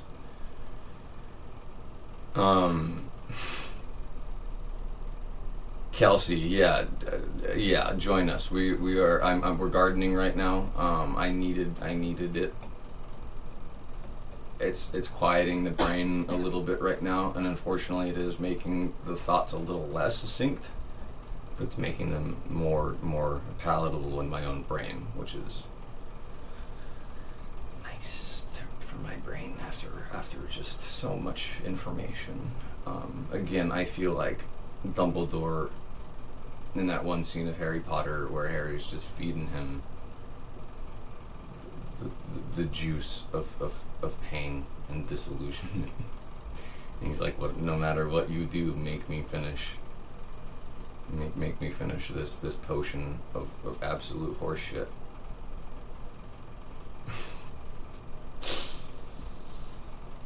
Shaw's first time in chat. Again, if y'all have not, don't forget to follow before scrolling, especially if you make it over to here to Twitch or before you leave TikTok to find us over here. The name of this video is a full, wait, no, that's the last one. This one is, Chris Chan, A Comprehensive History. This is part 1 of Chris Chan and the first ever lolcow. And what is one of the slipperiest slopes into the alt-right that we have right now, with Joshua Block and Daniel Larson. Ricardo, a common practice for students in order to better get into character and the culture of the language. However, Christian got too into character and often used Ricardo in class assignments outside of Spanish, and even considers it as part of his real name. When riding on the school bus, he used to sit right in front of the bus door, so he could always get off the fastest. However, during his freshman year, he got into an altercation with another boy who wanted to be off the bus first. He punched Christian in the face, knocking his glasses off. In order to resolve the issue, Chris was forced to take the special ed bus to school from then on, which deeply affected him. He always felt very uncomfortable associating with others whom he called slow in the minds. I ended up with this really worse off, mentally challenged person who could hardly ever speak other than, That boy bopped me on the back of the head for his own laughs. The special ed teacher who rode on the bus talked with his brother about it, and he kept him from bopping me. But having to put up with his nonsensical slur talk... It's so wild being someone that doesn't consume this information, listen to a full-blown consumer. I have so much knowledge. I have too much knowledge, and I need y'all to understand I've been trying to find some sort of base in all this, some sort of place to bridge the gap between my existence and yours. And it's so fucking stupid that this is it. We're being drawn closer together because of a shitpost, because of memes. It's literally the most ridiculous timeline possible. It doesn't make any sense intentionally. You're not stupid. You're not crazy. You're here with us. Was still just as cringy and horrifying. Ugh. Among his other activities, he served as a water boy and allegedly a manager for the school basketball team, the Manchester Lancers, along with Joseph Herring, one of Christian's only male friends. Just wing it. Thank you for saying that, because yes, technically Elon Musk is not a groiper. I said that in that video in the same way that conservatives call leftists liberals. Chicago, thank you for the heart. You have to group them to be able to just have a place to start with the discernment between their factions.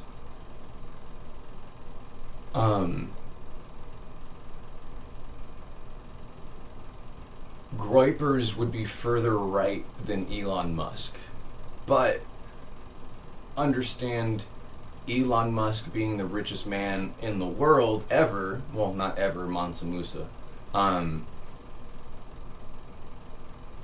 right now means he is capitalism incarnate. But I need you to understand, late stage capitalism right now only exists because of memes. The only thing that the end of this fall of Rome is holding on to is the lulls, is the shit posts, is the only that's all that's left. Charlie Kirk being a moderate, that's it. That was it. But people saying that don't realize that now it's the Groypers versus MAGA. Nick Fuentes is now the most popular right-wing talking head, even more so than Ben Shapiro.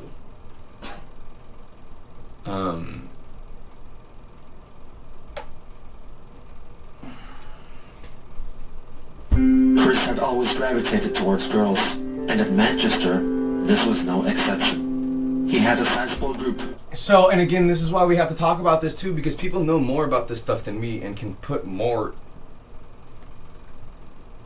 information to this. Elon Musk is not a Groyper because Groypers are a very specifically American thing. Kekistan, Pepe the Frog, the incarnation of Clown World, is a very, very specifically American thing. And so I have people in the comments asking me, is this worldwide? And yes, it is now because it's spread past that, but all of this is painfully American. Charlie was a moderate, yeah. Charlie Kirk was a liberal in the eyes of the alt-right. That's, yeah, yeah.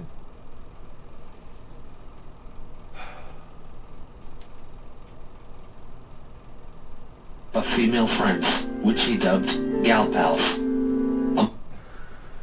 Yeah, and now that y'all are listening, remember when I was talking about the Sydney Sweeney jeans ad?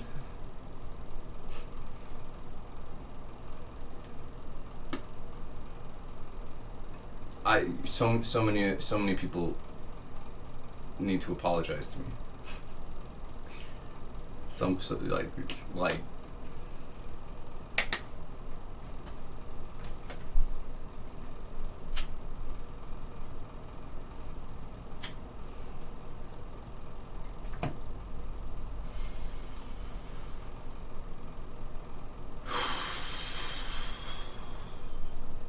no, apologize to me. Because of the Sydney Sweeney jeans debacle, where I was telling y'all this is so much more than you realize what's going on. Not only is this a dog whistle, but you've been weaponized. You got weaponized in propaganda. Whether you believed me or not, that American Eagle was selling jeans with eugenics. I fucking hate it here.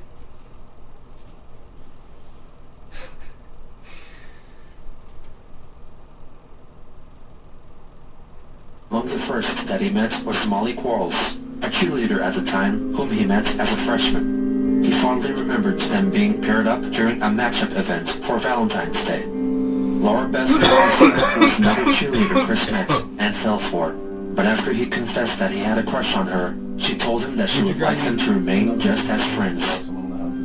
Tiffany Gowan was said to be a real good girl to Chris, and he has described her as a bit of a tomboy and a peppermint patty to his Charlie Brown. Kelly Andes was his biggest crush, and says they were high school sweethearts, even though they were never in an actual relationship together. Dilly, you say, I think they understand that Charlie Kirk was slight right, because offing a right wing and blaming it on the left will bring people to the more extreme right. You've almost perfectly encapsulated what accelerationism is. Thank you, Bunky.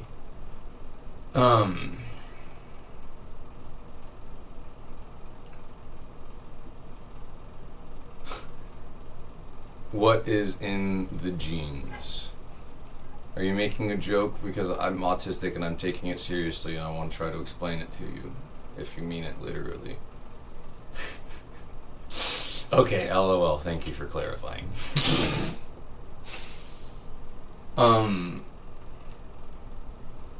Yeah, I remember y'all tuned out when I was talking about Sydney Sweeney and American Eagle and the genes and Arby's and Dunkin' Donuts and dog whistles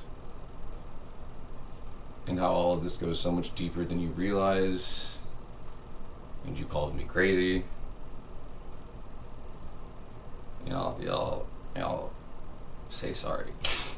say sorry to me right now. Sarah Bevel was in the same chemistry class along with Kelly and Chris. Sarah had a boyfriend at the time, and Chris watched them interact, hoping to experience that kind of relationship one day. It was fun to just...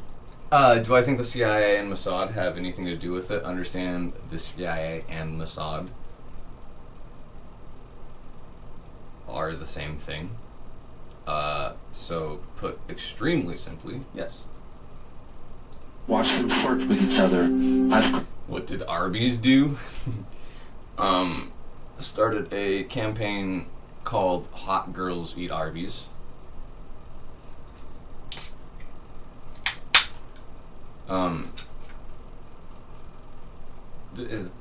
Before even explaining that, does that already make more sense to y'all now that you're woke?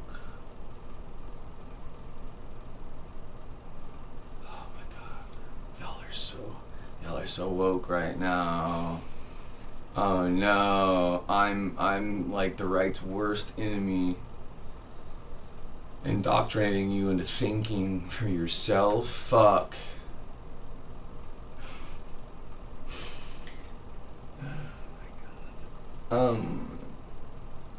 What are we listening to right now other than me trying to make sense of all of this for myself and for you?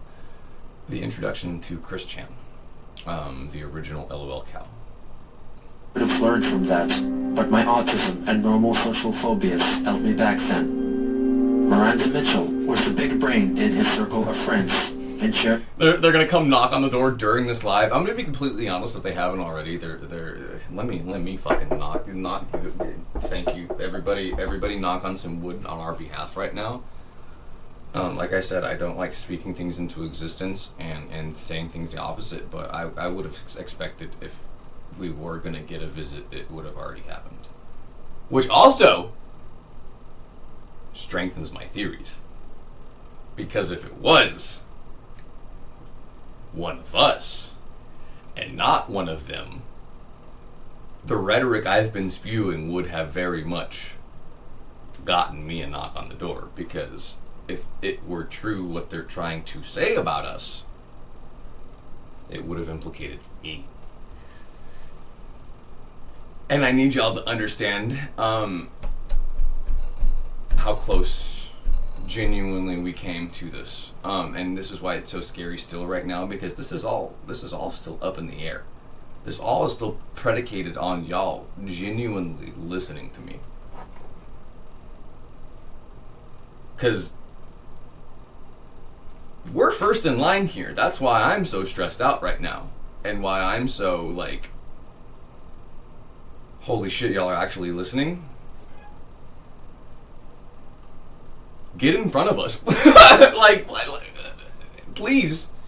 We're alone here. We are on the front lines right here going, do y'all not see what's going on? And like so many of y'all are like, oh shit. We were facing the other direction. We were looking that way. That's really bad and big. What's going on over there? Computer graphics class with Christian. His group of gal pals were possibly not genuinely interested in a friendship with Chris, but rather stayed with him out of pity or as protection. A later comment made by Chris suggests that the group had made an arrangement with Bob and or the principal of the high school. Concerning schoolwork, there is a wealth of it. Thank you. Yeah, we need y'all's community right now. We need y'all here with us right now. That's the thing they don't have on the other side and expected us to never be able to come together on.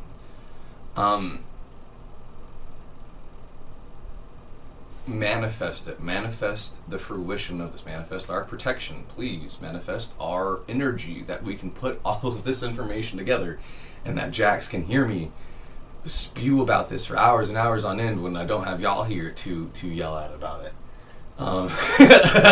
Information that has been attained, which helps to refute his previous. Yo, Azriel! Thank you so much for the manifesting. Is that one of For our one of his assignments, he had to conduct an interview with his parents. Azriel, thank you so offering much. some more information about their life experiences. Am I scared? I'm scared for all of us, dude. I'm genuinely afraid for the future for all of us right now, but I'm more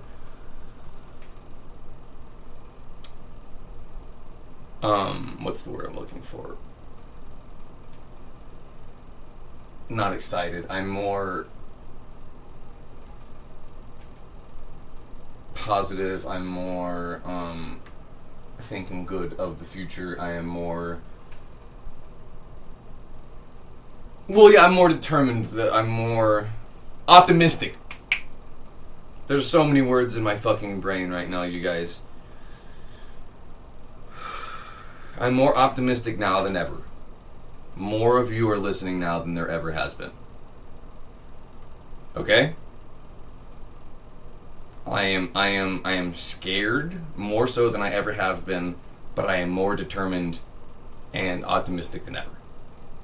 Right? Like, there are more of you here with us right now than there ever has been, but that's also scary because that means that it gets worse from here. They're gonna try to pull you back. They're gonna try to separate you back from reality, us, your peers, your community, the world around you, and they've been really, really good at it up until now. Why did you choose to have children? They answered, it's nice to have kids. For what adjustments did you have to make after your first child arrived? They answered, after from 4 kids and 3 situations, referring to their troubled past marriages and estranged children. Interestingly, when asked about what has been the hardest part about parenting, the answer was dealing with the school system. In another assignment concerning families, Chris inserted mathematical equations into his definitions, making them hard to read and understand. For example, he defined a nuclear family as a mother, father, and X is more than or equal to 1 child sharing the same household. He also described adoption as a right to raise a child who is biologically their own.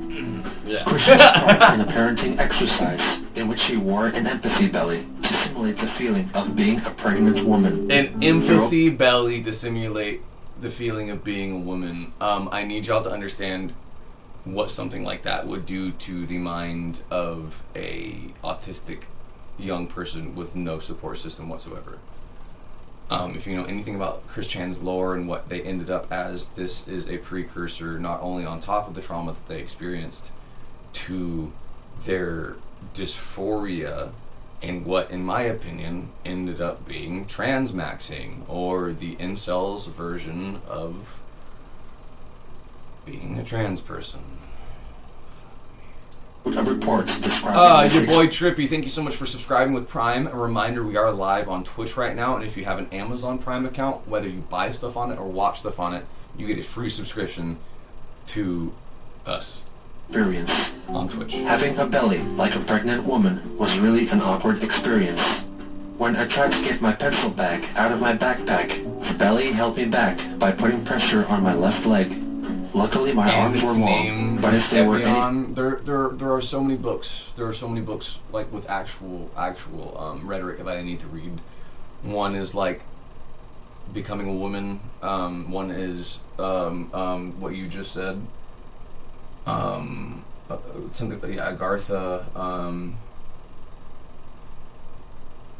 They will deplatform you. I've been live on TikTok for long enough that I've proven that false. Twitch. We're live on Twitch right now. If you want to come watch us, we are live on Twitch right now, quite literally. It's more so to do with what you're talking about and not so much what you're plugging. You know, because a lot of people are talking about trying to get people to, you know, pay for it, and that's the biggest thing there. Your boy Trippy with the fucking 5 gifted subs on Twitch. Genuinely, thank you so much for that. Again, y'all just being here means the fucking world to us, but you gifting subs, you tipping us, you providing actual monetary support means I get to spend more time on this. I get to compile this information more to be able to convey to you, because we have to pay for things. We have bills, we have groceries, we have cats that need food and fucking litter to shit in because they don't know how to shit outside. Apparently, these are my first cats I've ever had. But genuinely, your boy Trippy, thank you so much for the 5 gifted subs on Twitch. A reminder, on TikTok you can also subscribe. What we do is a DAP. Yo, let me know tattoos with the gifted sub as well. If we don't get the DAP on the first try, we have to keep trying until we get a solid one.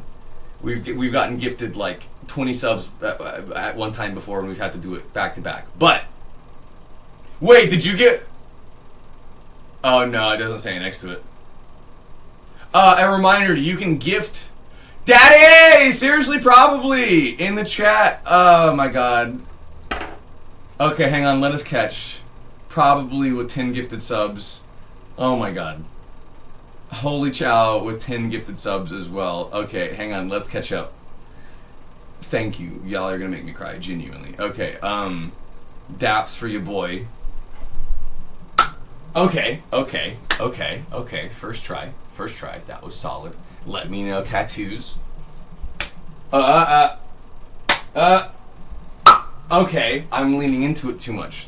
There you go. Daddy. Seriously, probably with the 10 gifted subs. Oh, okay, dude. We got a hype train going right now too. Holy chow, with the 10 gifted subs as well, dude. Again, y'all are gonna make me cry, genuinely. Oh, do you want to try to switch it up? Jax has a cat scratch on the right hand, and I'm sure that doesn't feel great. We gotta practice with this hand. It's elbow.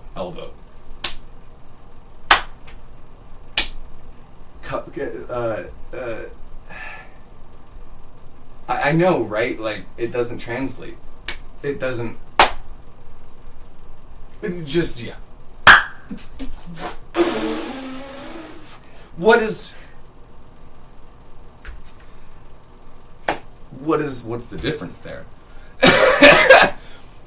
Holy chow. Seriously, probably, Daddy. I'm still scrolling down right now with another 10 gifted subs. Okay, Jack's just like, don't do it. It's hard. We're getting the clap about it though. Holy shit, Carly, first time in Twitch chat, genuinely. Seriously, probably with another gifted sub. If y'all didn't know, thank y'all so much for hanging out with us right now. Again, the distraction, the validation, y'all being here with us, literally. Here, hang on. Let me pull this over. Y'all being here with us, literally, monetarily, theoretically, means so much to us, especially in these trying times where the community, what we've got going on right now, is the biggest denominator and difference between what they have. They have nothing. They don't have this. They don't have friends. They don't have people. They don't have a community. They don't have partners. They don't have support. They don't have any of this. And that's what they want. What y'all are doing right now, just hanging out with us, is the biggest protest you could ever make. The biggest impact you could make is just hanging out here with us right now and hearing me out.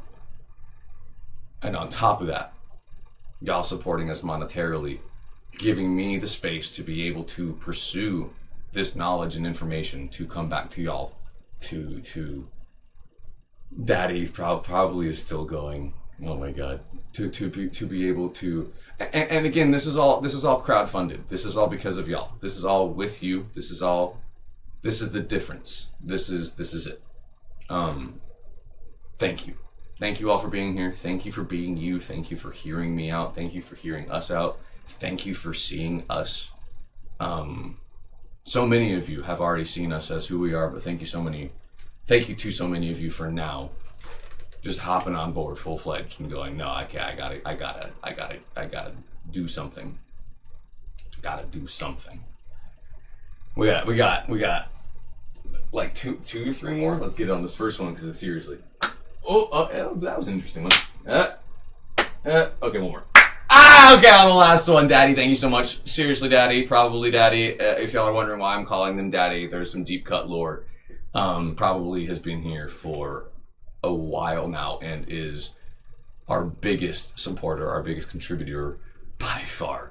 289 total gifted subs from Daddy, and that is why they are called that. Shorter, I would have had a real problem to reach. Thank you, Daddy. Yeah, everyone say thank you, Daddy, for the gifted subs. If you got gifted a sub, if you are 18 and up and you'd like to join our Discord, it is subscribers only there. Let us know. I can try to field some of that. 289, not so close to 300. Stop. While I was sitting in my chair, the belly made it uncomfortable for me to cross my legs. And while my legs were separated, Emil, thank you so much for the tip. Which gave me a strange, weird feeling. Anybody on TikTok that I missed? Ant's involvement in World War II. It should be noted that he addressed himself as Ricardo W. Chandler, with Christian placed in parentheses. And thank y'all so much for being here. Spanish. A reminder, you can subscribe on TikTok as well. Daddy! Another 10 gifted subs! You're one away from 300.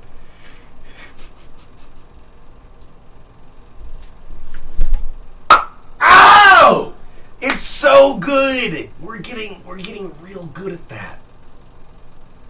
Yeah, if you got gifted a sub, make sure to say thank you, Daddy. If you don't feel comfortable saying that, just say thank you. It's again, that's deep cut lore. If you don't know why we're calling them that, it's okay if you don't want to. If you're 18 and up, let us know if you'd like to join our Discord. It's exactly what we're doing right now on Discord. It's not their side of Discord, so say it. Yeah, you better say thank you, Daddy. No. According to Chris, about to beat our last record. Wait, hang on. Why is that not moving out? Daddy, you gotta do one more. Probably you're one away from 300. The war was a very tragic event, with guns, insults, and yuck. He continues. The Japanese and Americans had been glowering at each other like boxers from opposite corners of a 5,000-mile ring, waiting for the bout to begin. So, the US and Japan really wanted to get it on. He also quoted that President Woodrow Wilson tried to get Japan to withdraw from Shandong. Christian's essay ended up being a mishmash of events of both wars. In addition, he referenced several books, however all of his findings could be found within the first 8 pages. The teacher commented, restate thesis. There is a page titled Warm Fuzzies for Christian W. Chandler, which most likely was a class activity in which the students wrote nice things to each other in order to promote acceptance. The messages left for Chris read very bland, such as, I like your clothes, is a very funny and nice person. Okay, funny, you are a nice person. Nice watch, you tell great jokes, and you tell fun jokes. But perhaps the most baffling piece of writing that there is on record is his 13 lucky writing tips, an assignment for English class, in which he switches 4 tips in to what most closely resembles Spanish. In any case, it is little more than unintelligible garble. Use standard written English. Do not use contractions in formal writing. You must have a thesis statement in each essay. The thesis statement es el finale estancia de introductory paragraphe. Tu escribes de literature. El thesis include el llama de author y llama de work. Los paragraphs soporte ir relate que el thesis. Los paragraphs tienes el topic estances hablan el unifying concepto de el paragraph. You're not supposed to understand it. You're not crazy. It doesn't make any sense on purpose, okay? Los details supports y relate. Night Owl, thank you so much for your first chat on Twitch. Again, if y'all are 18 and up and got gifted a sub, let us know so we can add you to the Discord. If you got gifted a sub, make sure to say thank you. Topic estance, the paragraph. Oh, also, so many of y'all are new here that you don't know how the stream is set up. When we are in this version... Oh, look at all this fucking... Look at all the stream avatars! Okay, I need to figure out... there are too many names. There are way too... How many subscribers do we have right now? Again, thank y'all so much. Y'all gifting subs, y'all donating things. We had 100 subs. We had 100 subscribers on Twitch right now. Thank y'all so much. Again, y'all just being here with us, y'all just letting me hold your hand through all this means the world to us, let alone for you to give me the monetary freedom to spend hours of my day doing this.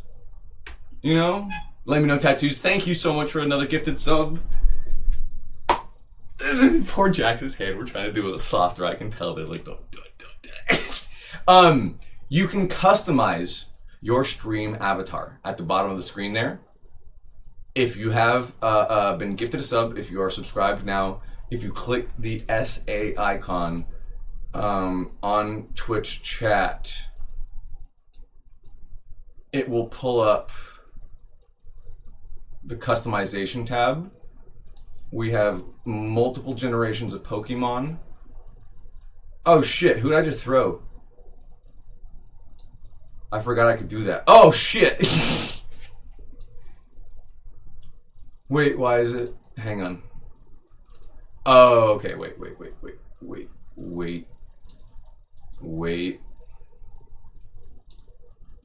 There we go, okay. And like I can launch y'all.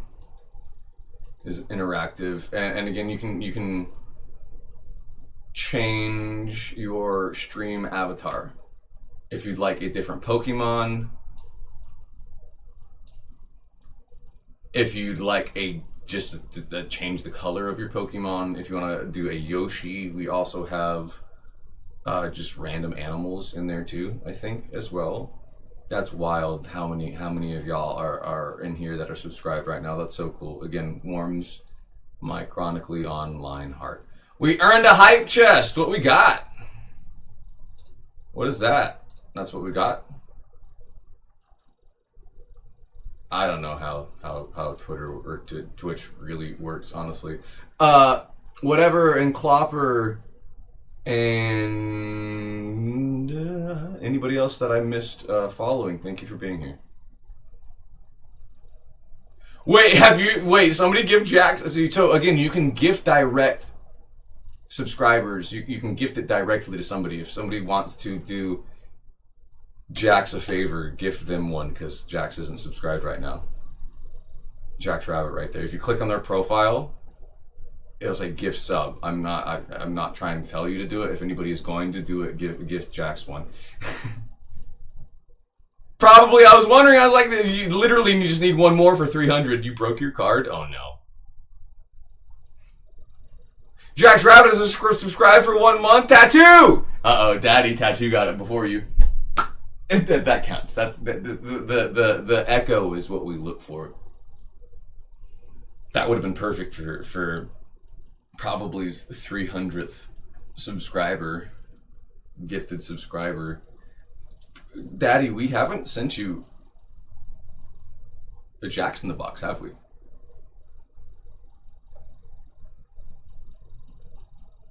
You need to tell me. You need to tell us what you want. You also missed that one time I put on a full cat-made outfit for you.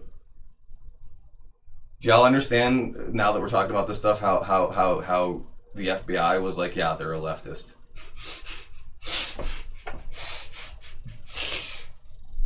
Hang on. Not all cat boys are fascist. Not all femboys are fascist. Oate support the details. Escribe el interpret. From the school report, it can be seen that he failed all but 2 of his 14 assignments, earning a D+ for the year. At age 16, Chris wrote a poem entitled Song of Christian for his class, loosely based on Walt Whitman's Song of Myself. He decided to record the original Pepe the Frog meme actually came from, I forget the guy's name originally from it, but it was a comic strip that they were writing that it got co-opted right around 2011, 2012, but I'm pretty sure Pepe the Frog came from like 2006. The Feels Good Man, the original version of Pepe.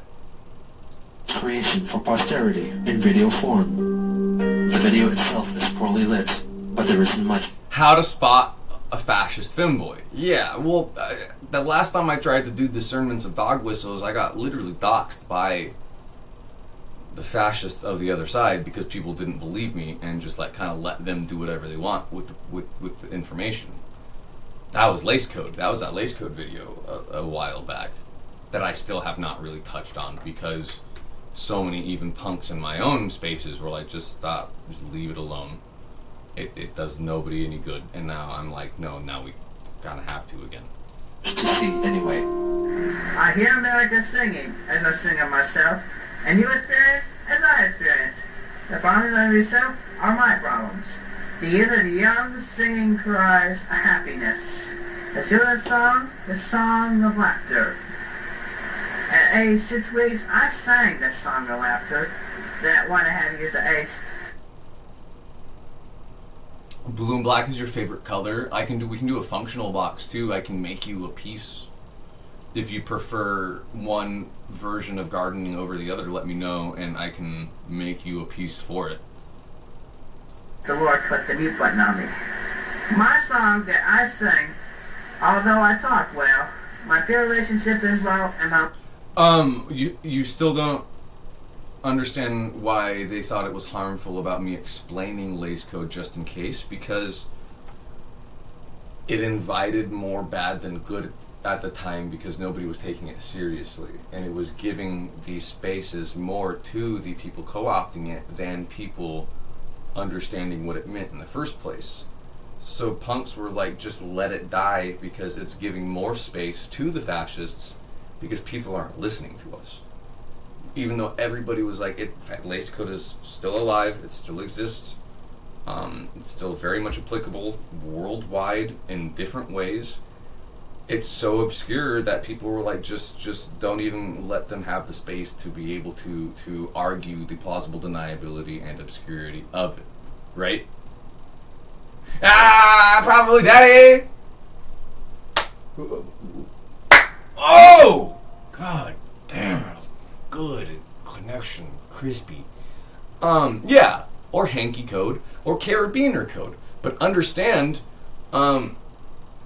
fascists are so violently homophobic and misogynistic that they never even came close to hanky code or carabiner code.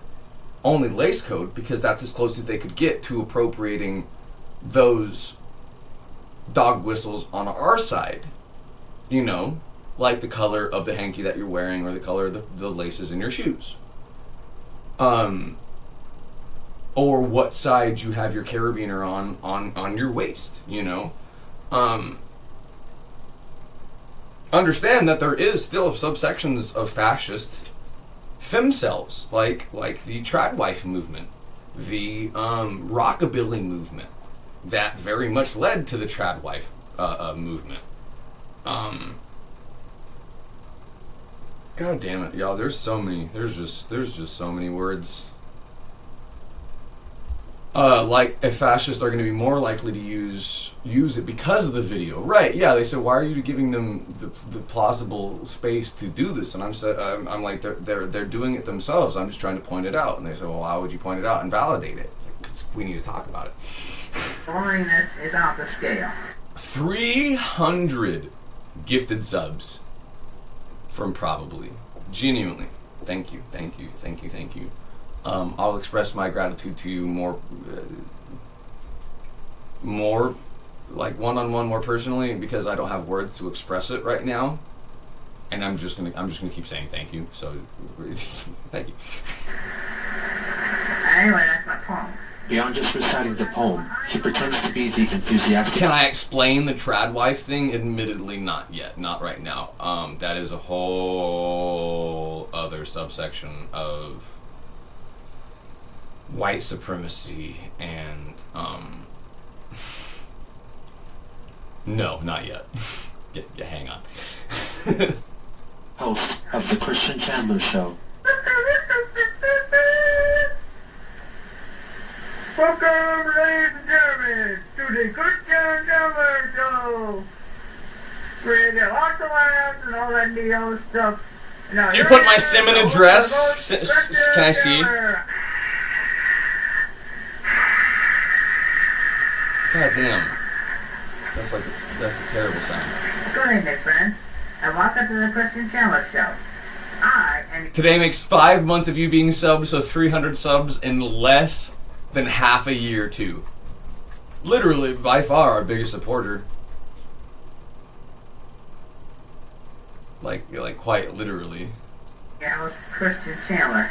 He then rambles on about his fascination with the person that's even just the next closest to you, Inked Mr. J at 32 gifted subs on Twitch. That's from back in Texas. You're our biggest supporter of years in the making, and again, I want you to know how much that means to me. Hedgehog universe and talks about Bionic the Hedgehog, his first Sonic-related creation, which he came up with during basketball practice. Funny enough, I was picturing a pink dress. I don't know why, because I like that so much more. I need the trip skirt, the single black. Wait, we have one. It's not trip, but we've got a straight black skirt somewhere that I need to start wearing. I don't think I would ever do like spaghetti straps, but if that like tank top of the little black dress was wider, like kind of how this is literally right now, I could see that. I feel like the spaghetti straps are a bit too feminine for me, even. And then I have side spring that helps, of course, tails that flies. Joining from Australia! Let me apologize on behalf of our country right now, the state of what we've got going on. It's affecting y'all's hemispheres, y'all's places as well, too. The depths of the memification of the clown world, it has broken containment from the United States, though. This is the implication, you know. You worry how deep it's made it into Aussie kids. Yeah, probably, honestly, pretty close to right there with our kids, unfortunately. Seriously, probably another gifted sub to Bonnie. Dude, they're so crispy. They're so crispy. Those are so crispy tonight. The jacks squared daps are just fucking connecting nicely tonight. We're where we're supposed to be. You're supposed to be here. You're supposed to be here with us right now. Thank you for being you. Thank you for being here. Thank you for being here with us. Thank you for listening to me. Just talk absolute horseshit for hours on end, and you go, okay. I'm sad. Keep going. That Sonic's blood I made myself who's that very good basketball player. Literally, probably you're the only reason we've gotten that good at it. One of the only reasons we've actually had that much practice. I know where to look on their elbow. I know how to shape the hand about it. You know. They're mechanic. I can tell you the background story on him. He proceeds to rant about receiving an F in class. Ram, see, that's why I keep apologizing for this. You watched my TikTok about femboy Yahtzees, and now they're literally on your For You page. Understand that's how this pipeline works. You mention it once, and you've manifested them, and they're hot. They're really hot. Don't get me wrong. I love me a good femboy. especially a good operator femboy. I'm from the South. I have a very big background in the horse shit in general, quite literally.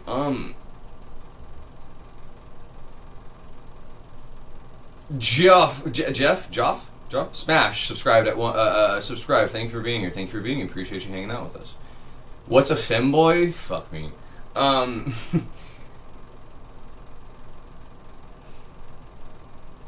Do y'all understand how big the whiteboard would need to be to cross-section all of this?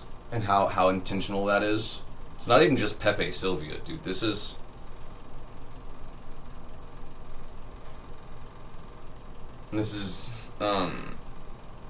what's a femboy? The antithesis of a trans woman. Not all femboys are fascist, but most femboys are incels.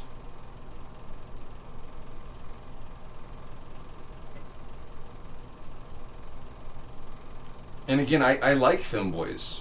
It's an unfortunate circumstance of the culture. Fuck, man. I don't know. Like, I gotta put words to this. I don't know, y'all. Hang on. Give me a sec.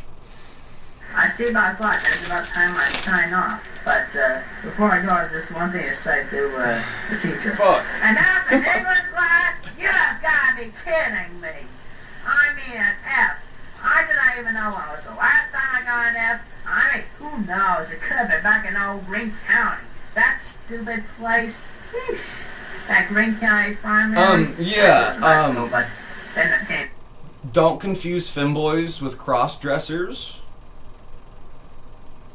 Or drag artists. Or gender-fluid people. I guess cross-dresser would be the closest word to it.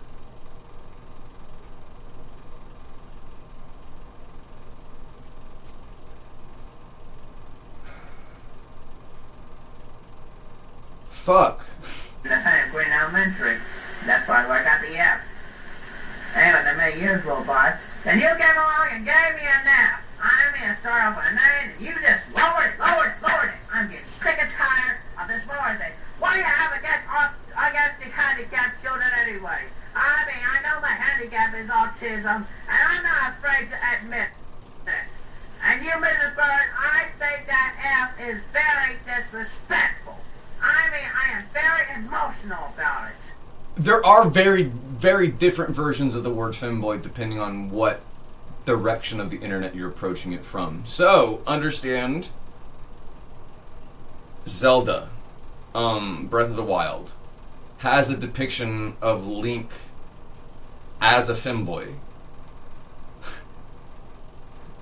God fucking damn it. And that also has to do with Groypers too, because Link is very Greco-Roman influenced. Zelda in general is hang on. These are new words in my brain.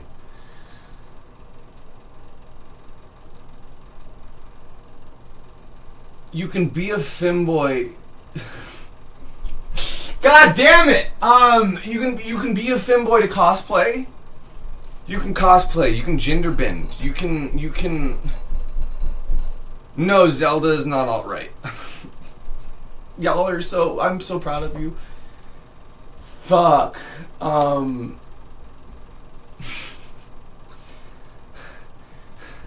back. Hang on. Hang on. Anyway, it's time I sign off. Well, this has been the Christian Chandler Show. Around the same time, he made the soup. Do y'all know who Astolfo is? We haven't even got into anime. We haven't even gotten to hentai. We haven't even gotten to Rule 34. We haven't even gotten to the actual depravity of these subjects. And that's why I'm so sorry. I'm so sorry y'all have to learn these things, dude. It's not good.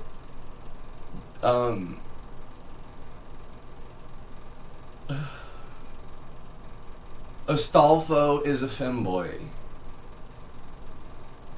And is one of the peak femboys from an anime called Fate. Fate is one of the biggest and most successful anime franchises in history. They bankrupted the production studio multiple times for different movies because they would not sacrifice the quality of their production. The fight scenes of Fate are unmatched, quite literally. This has to do with operators. The point of Fate is that there are people chosen for a holy war. One of the characters is literally Gilgamesh, Jack the Ripper. There are different classifications of what I guess you could call stands in reference to JoJo's Bizarre Universe. One of these characters is Astolfo, a feminine presenting usual saber or lancer who is a melee attack specialist. They literally fight people who call them a woman even though they look like one. Just Google Astolfo right now. That's, oh god, dude, we're not even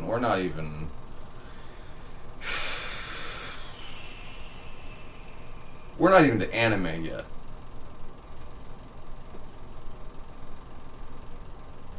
We're not even close. Series of stop-motion videos of races set in his Lego-made town. An operator is a femboy cosplayer who dresses as militarized characters. So think Call of Duty. The different characters and the skins you can buy are called operators. Willingly changing your skin. Called Quickville, based on his own initials. With a Game Boy camera, which produced grainy, low-resolution grayscale photos, or, alternatively, low-quality stop-motion video. The awkward frame rate makes it difficult to discern what is actually going on, but it is important to note that all the racers are named either after pop culture characters. Are the femboys homosexual? No. A wide range of them are not even queer, let alone gay. No. That Christian idolized are people he knew in real life. Coda! Hi, friend! This is the account of Chris using people to play out his fantasies. The biggest trend in kids' toy history, it's multi-billion dollar. Pokemon! 1990s, the Pokemon franchise was spread across North America, with Chris keeping a keen eye on it. This is one of the links. He began playing the trading card game, and included illustrations of Pokemon characters in his Spanish homework. He also wrote a lengthy essay. Femboys dress as women but are trying to date presumably straight women? No.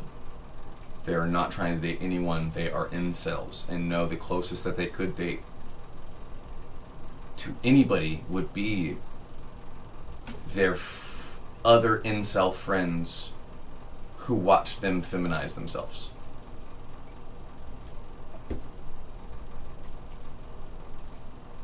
Right? Are you following along? They are so celibate and involuntarily so that they offer themselves to other incels. But don't call it gay. Because as much as they are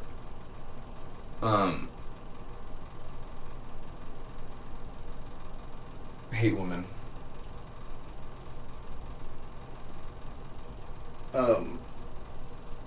misogynist. As much as they are misogynist, they're also homophobes. But they are more misogynist than they are homophobes. So in their minds, they make better women than women. And if they can satisfy their friends' inceldom while not having to validate women because they don't view trans women as women either, then they've martyred themselves for the cause.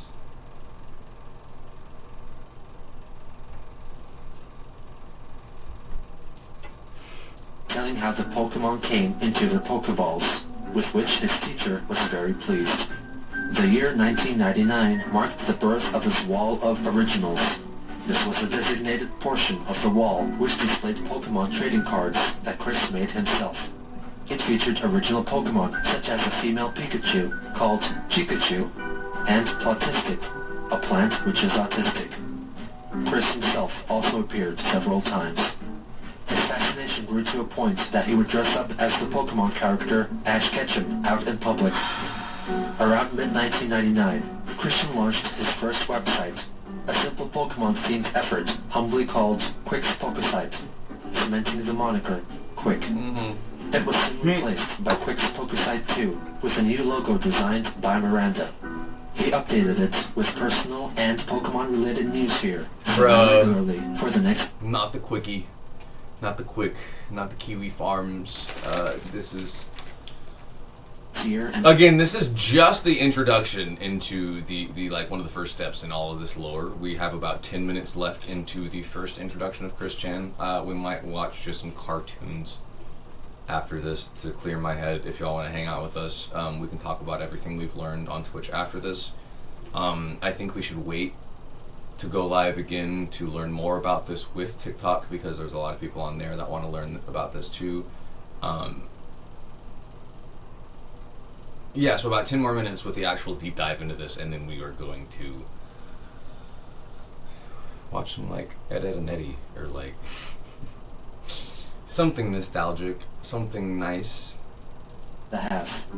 This year also marked Christian's first visit to The Game Place, a game and hobby store which allowed returning customers to play video games, board games, or trading card games. It quickly became his weekly haunt. The Pokemon craze was captured on film for Richmond's NBC affiliates WWBT News. The report featured excited young kids playing the game and trying to explain the phenomenon. How do you play the game? I can't explain, it's too long. Their bewildered parents standing witness. I'm watching and I still have no clue. The name of this entire documentary is Chris Chan, A Comprehensive History. There's probably about 100 parts in each. The fuck was that sound? It sounded like maybe the cat scratching the window back there. Would you double check? That was a weird sound. Chris Chan, A Comprehensive History. There's about 100 parts, and they're all about an hour long. No, I'm not even kidding. Old Chris in action. I'll put out my Dragonair, even though it has 60 damage on it. Oh boy. And I have spear energy on it. Slam attack. So if you had the time to tell me.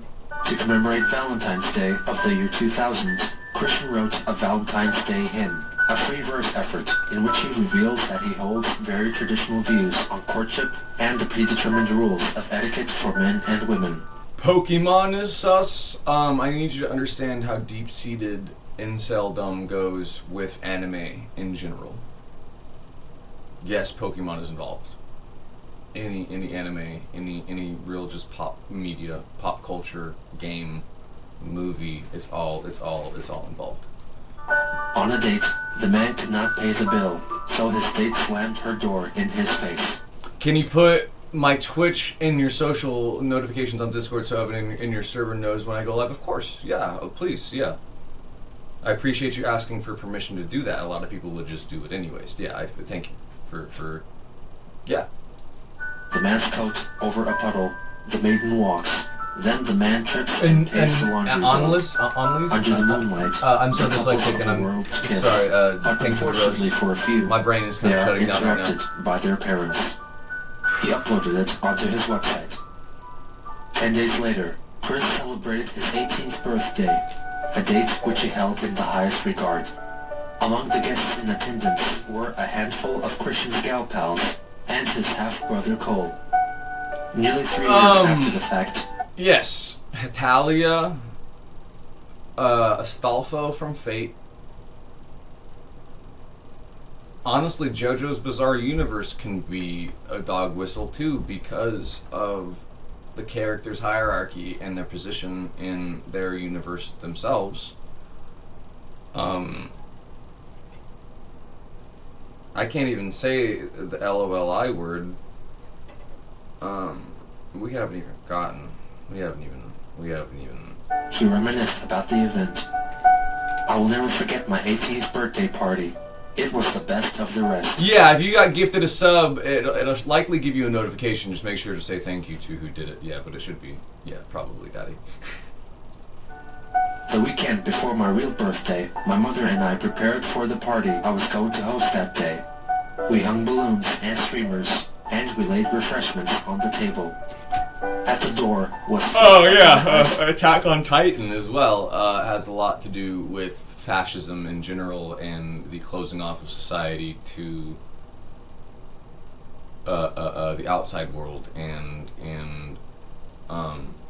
militarily controlling an entire population, you know? Cool amigas, and one of them brought a friend. Is JD Van somewhere in this pipeline? Yes. Look up Peter Thiel, Thiel, and Palantir. They are who is responsible for facial recognition in your phone, and the AI facial recognition that will be coming to a city near you in the very near future.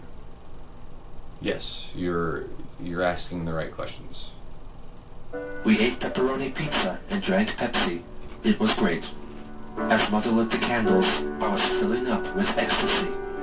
After I blew the candles, I was presented with a big jawbreaker from Kelly, an R.L. Stein novel from Sarah, a planer with stickers from Miranda, and a rabbit doll with jelly beans from Tiffany. We watched Good Burger and had fun. Good Burger, home with a Good Burger. We might need to watch that movie. What I wish for?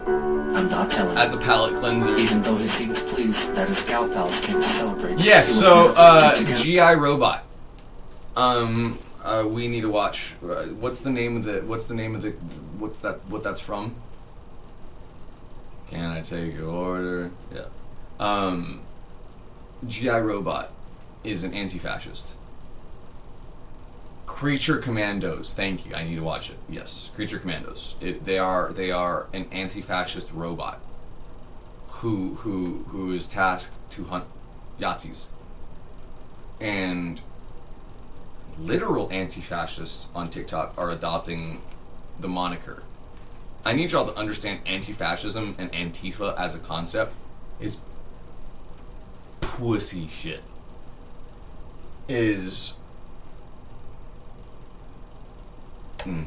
With them, preferring to sit alone. Your grandparents were anti-fascists. There was a whole war fought about anti-fascism, and we have fascist sympathizers, and that's why GI Robot looks at you like this and says, "Smells like Yahtzees in here." He's also photographed wearing a pair of jeans with a suspicious stain on his crotch. Some have speculated that it is dried semen, but it is unlikely. About a month later, Chris was tasked with designing a CD jewel case for his graphic design class. On the fateful day, on March 17th, 2000, I wanted to feature on my favorite hit CD cover, Lifelong Hero, Sonic the Hedgehog, and cute newer character, Pikachu, but copyrighted characters were prohibited from the project. So, in my mind, I pondered and pondered, when it hit me visually, Sonic and Pikachu combined.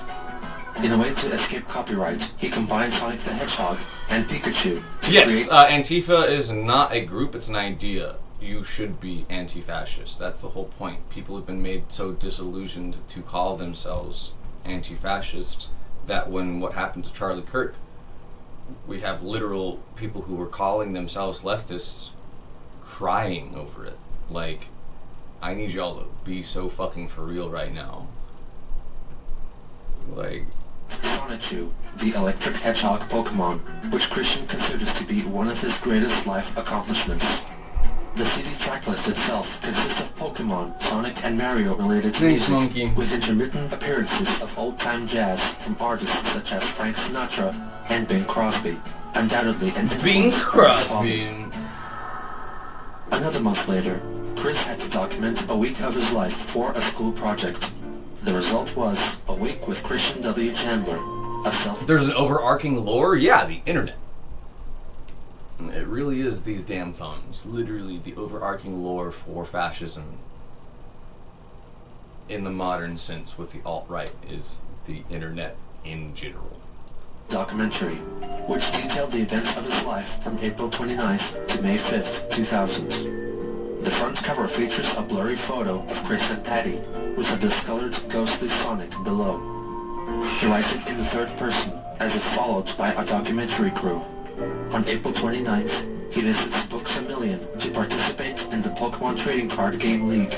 Afterwards, he enters a costume contest, and since he wore his regular Ash Ketchum outfit, he wins and receives a cool t-shirt as a reward. The following day, he talks about packing and moving things from their home in Richmond to their old house in Ruckersville. The next day, he goes to high school. He uses a tripod to help take pictures of himself. During class, Mr. Goss discussed the difference between Shakespeare's world and the real world of today. Christian Okay, again, a reminder, we only got about 5 minutes left on TikTok. If y'all want to spend any time with us in length or any time with us at all, Twitch is going to be the place to do that. But we're going to end the TikTok stream so we can decompress and process a lot of this information with libations that aren't acceptable to TikTok. So if you'd like to participate, session, garden with us, TikTok is going to be, or Twitch is going to be the place to do that. It's about time for Adult Swim.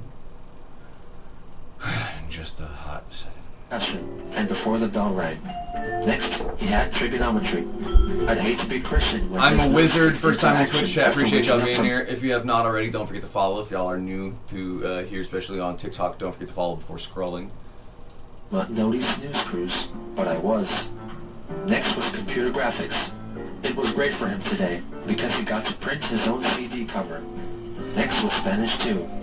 I was around for Christian, but I never got so deep as to the Groiper Wars. I thought I was chronically online enough to not have to go any further to understand this stuff, but it turns out I never went deep enough, actually. He took a quiz today, but I think he feels confident in his work. No. Antifa is anti-fascist. Antifa is what the right are trying to portray as the fascists because every accusation is an admittance. Hard, odd day, he rides home on a bus, but unfortunately, it had a few slow in the minds on it.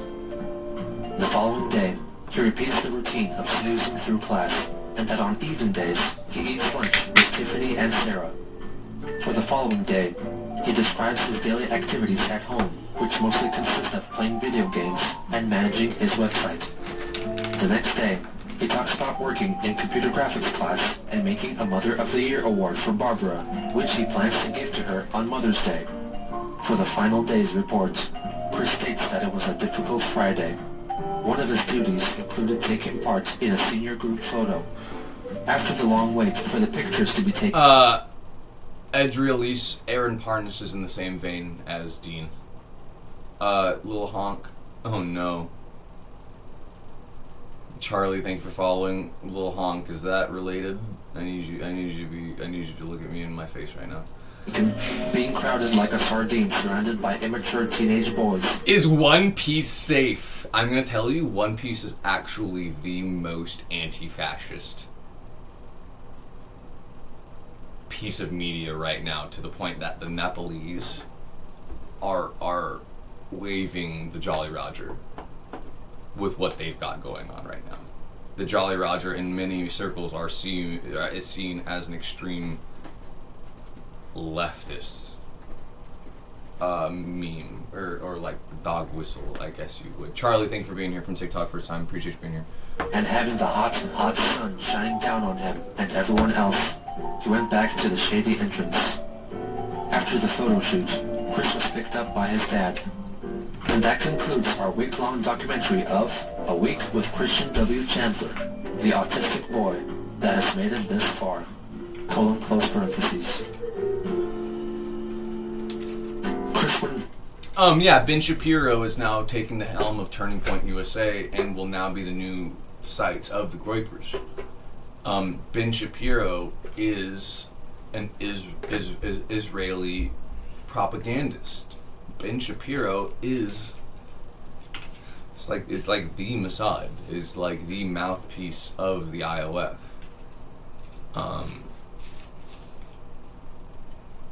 And see now, because we have to talk about AIPAC, we have to talk about how every single one of our politicians, like 99% of them, receive money from the Israeli lobby. We gotta watch Conjunction Junction, What's Your Function, and talk about how a bill becomes law. And how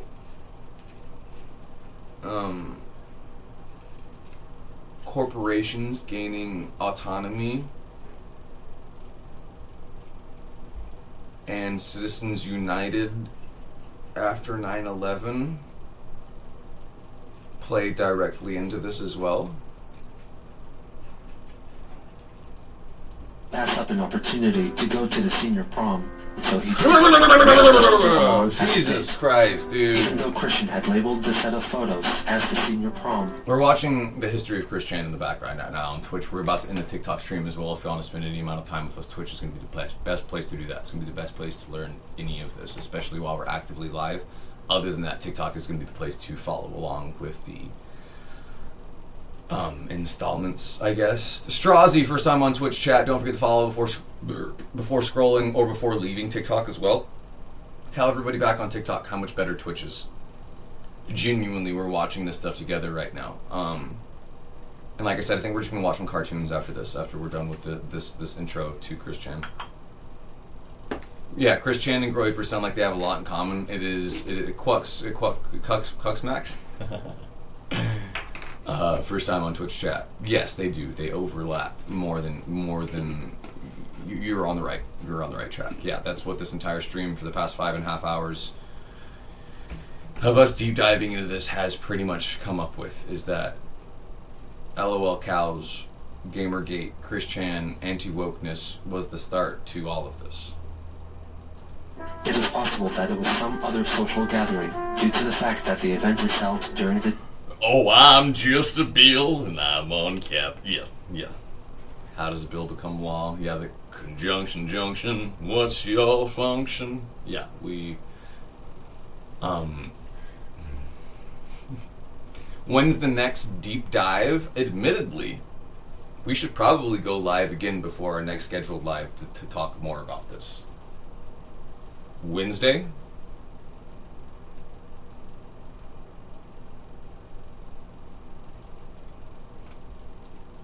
Frost, thank you for following on Twitch. Daytime. Looking back on the prom, he claimed that he I was just naive got about here. dating, unlike the other students.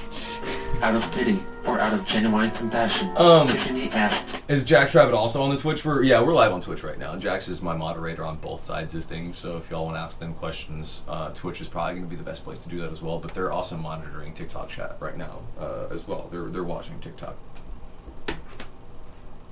Y'all's into things on their phone right now. Christian to dance. I hesitated at first, but she grabbed my hand and pulled me onto the dance floor. Your boy, thank you for following. Y'all don't forget to follow. Hours. It was the most pleasant experience of that night, and I thank her for dancing with me then. Yeah, this is the first installment of many. I'm telling y'all, buckle up. We're in for a wild ride. With him meant that she was attracted to him, and stated that if they were to meet Waldina again, and they would Jazz, start thank a you for following on relationship. Twitch as well. Again, we aren't going to be on TikTok too much longer. Just about another 2 or 3 minutes until we finish just the introduction to Chris Chan and the original LOL cow. After this, we are going to enter Adult Swim, where we can discuss this further without the restricted language that TikTok requires, and so we can roast a fat fucking bone at the same time and just decompress and watch cartoons or just like some mindless horseshit that is so different than this mindless Horseshit.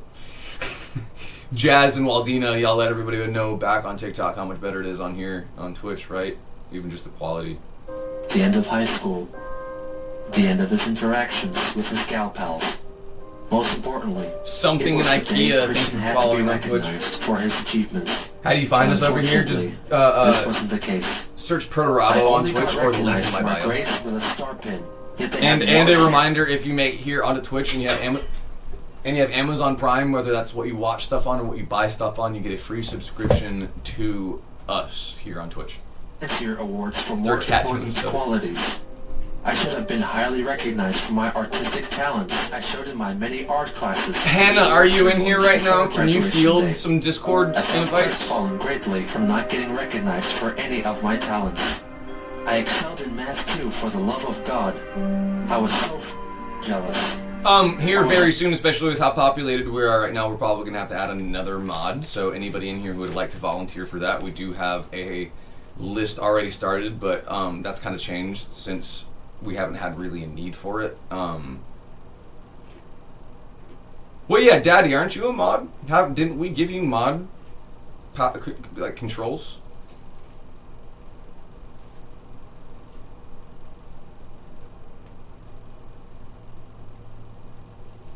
Coda, yes, because we were talking about that too, because you know the intricacies of Discord as well, right? A high-functioning autistic boy who came way beyond... Right. I made you VIP instead of mod. If you would rather be a mod instead of VIP, it can only be one or the other. I thought the diamond was cooler next to your name, but if you want to actually, like, field some of this stuff, let me... Out of his social shell, only to get zilch, nada, zip, a big fat zero. I felt so devastated and out of sync. Wait, probably comment. His heartbreak. He say something. On stage to receive his diploma. Okay, there you go. Looking at anyone's face, nor shaking anyone's hand. After the ceremony was over, it's a sword instead of a diamond now. An unoccupied table, sat by it, and cried. Holy shit! Yeah, it's 2:30 in the morning right now. Ash, we stayed up until literally 6 last night. We stayed up until 5 with V. After the Soul Nostalgia band practice, literally just talking about everything possible, just here for hours on end, catching up with everything. So I'm not even tired right now. We're unfortunately kind of fucked our sleep schedule, but we don't really have anything going for at least the rest of this week until I think Soul Nostalgia's coming back Thursday or Friday for another band practice. That's like the only other thing we've got going. His mother and later Tiffany. Again, literally another 1 minute left on the TikTok stream. If y'all want to spend any time with us, Twitch is going to be the place to do that so we can decompress and stop. All right, we're still going through this information. We're almost 6 hours in ourselves, and we're not even scratching the surface. Told him his father would look back on this event with shame and anger for years to come. Christian's time at high school is still thought of fondly by him, recalling his sweet memories of creating artistic projects for class and frequently hanging out with his gal pals, all of which were abruptly ended with that gloomy, rainy graduation. Yeah, it's a bit more with the end of high school, removed information, so we'll tell you about it in a chance for new friends, new experiences. Mr. Eli, first time in Twitch chat, appreciate you being here. The first steps to a brighter future.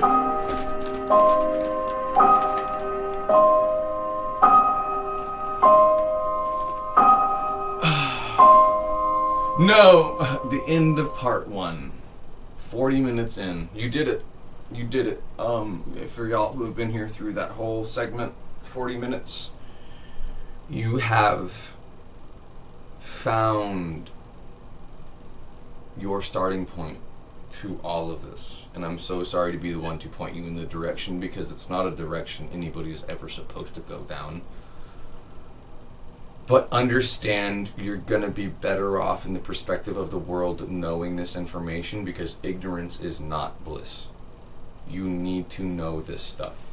You need to understand the depravity of the internet and what has led to all of this. And I'm proud of you all for holding my hand holding on to, you know, the back of my hair, or like, you know, the back of my coattail, just like while we're dredging through, again, this absolute horseshit. You're not crazy. You're not insane. You're not stupid. You're not old. You're where you're supposed to be, and we're gonna all make it to the this next place together, and understand this exactly what we're talking about right now. Understand the sentiment. What I'm telling you right now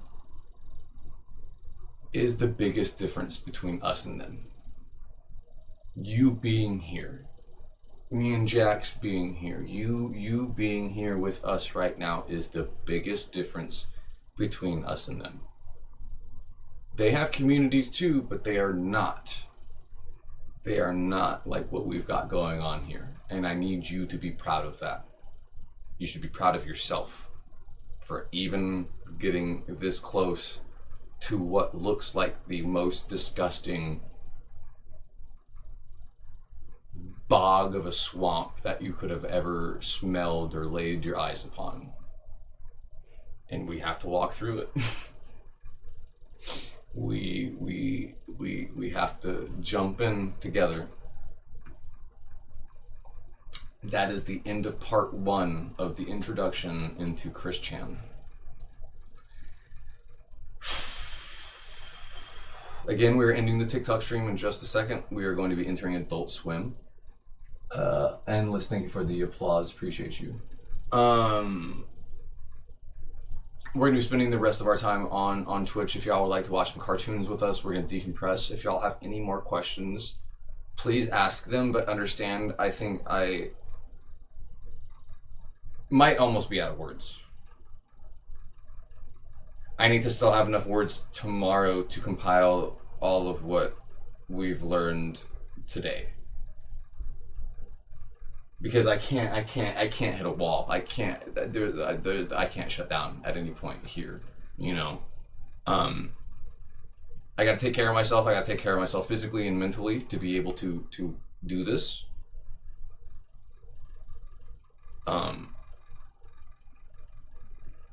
And y'all support, again, y'all just being here is gonna make that possible. You just hearing me talk shit, you just hearing me monologue, you just going, I don't know these words, but I'm willing to hear you say them, right?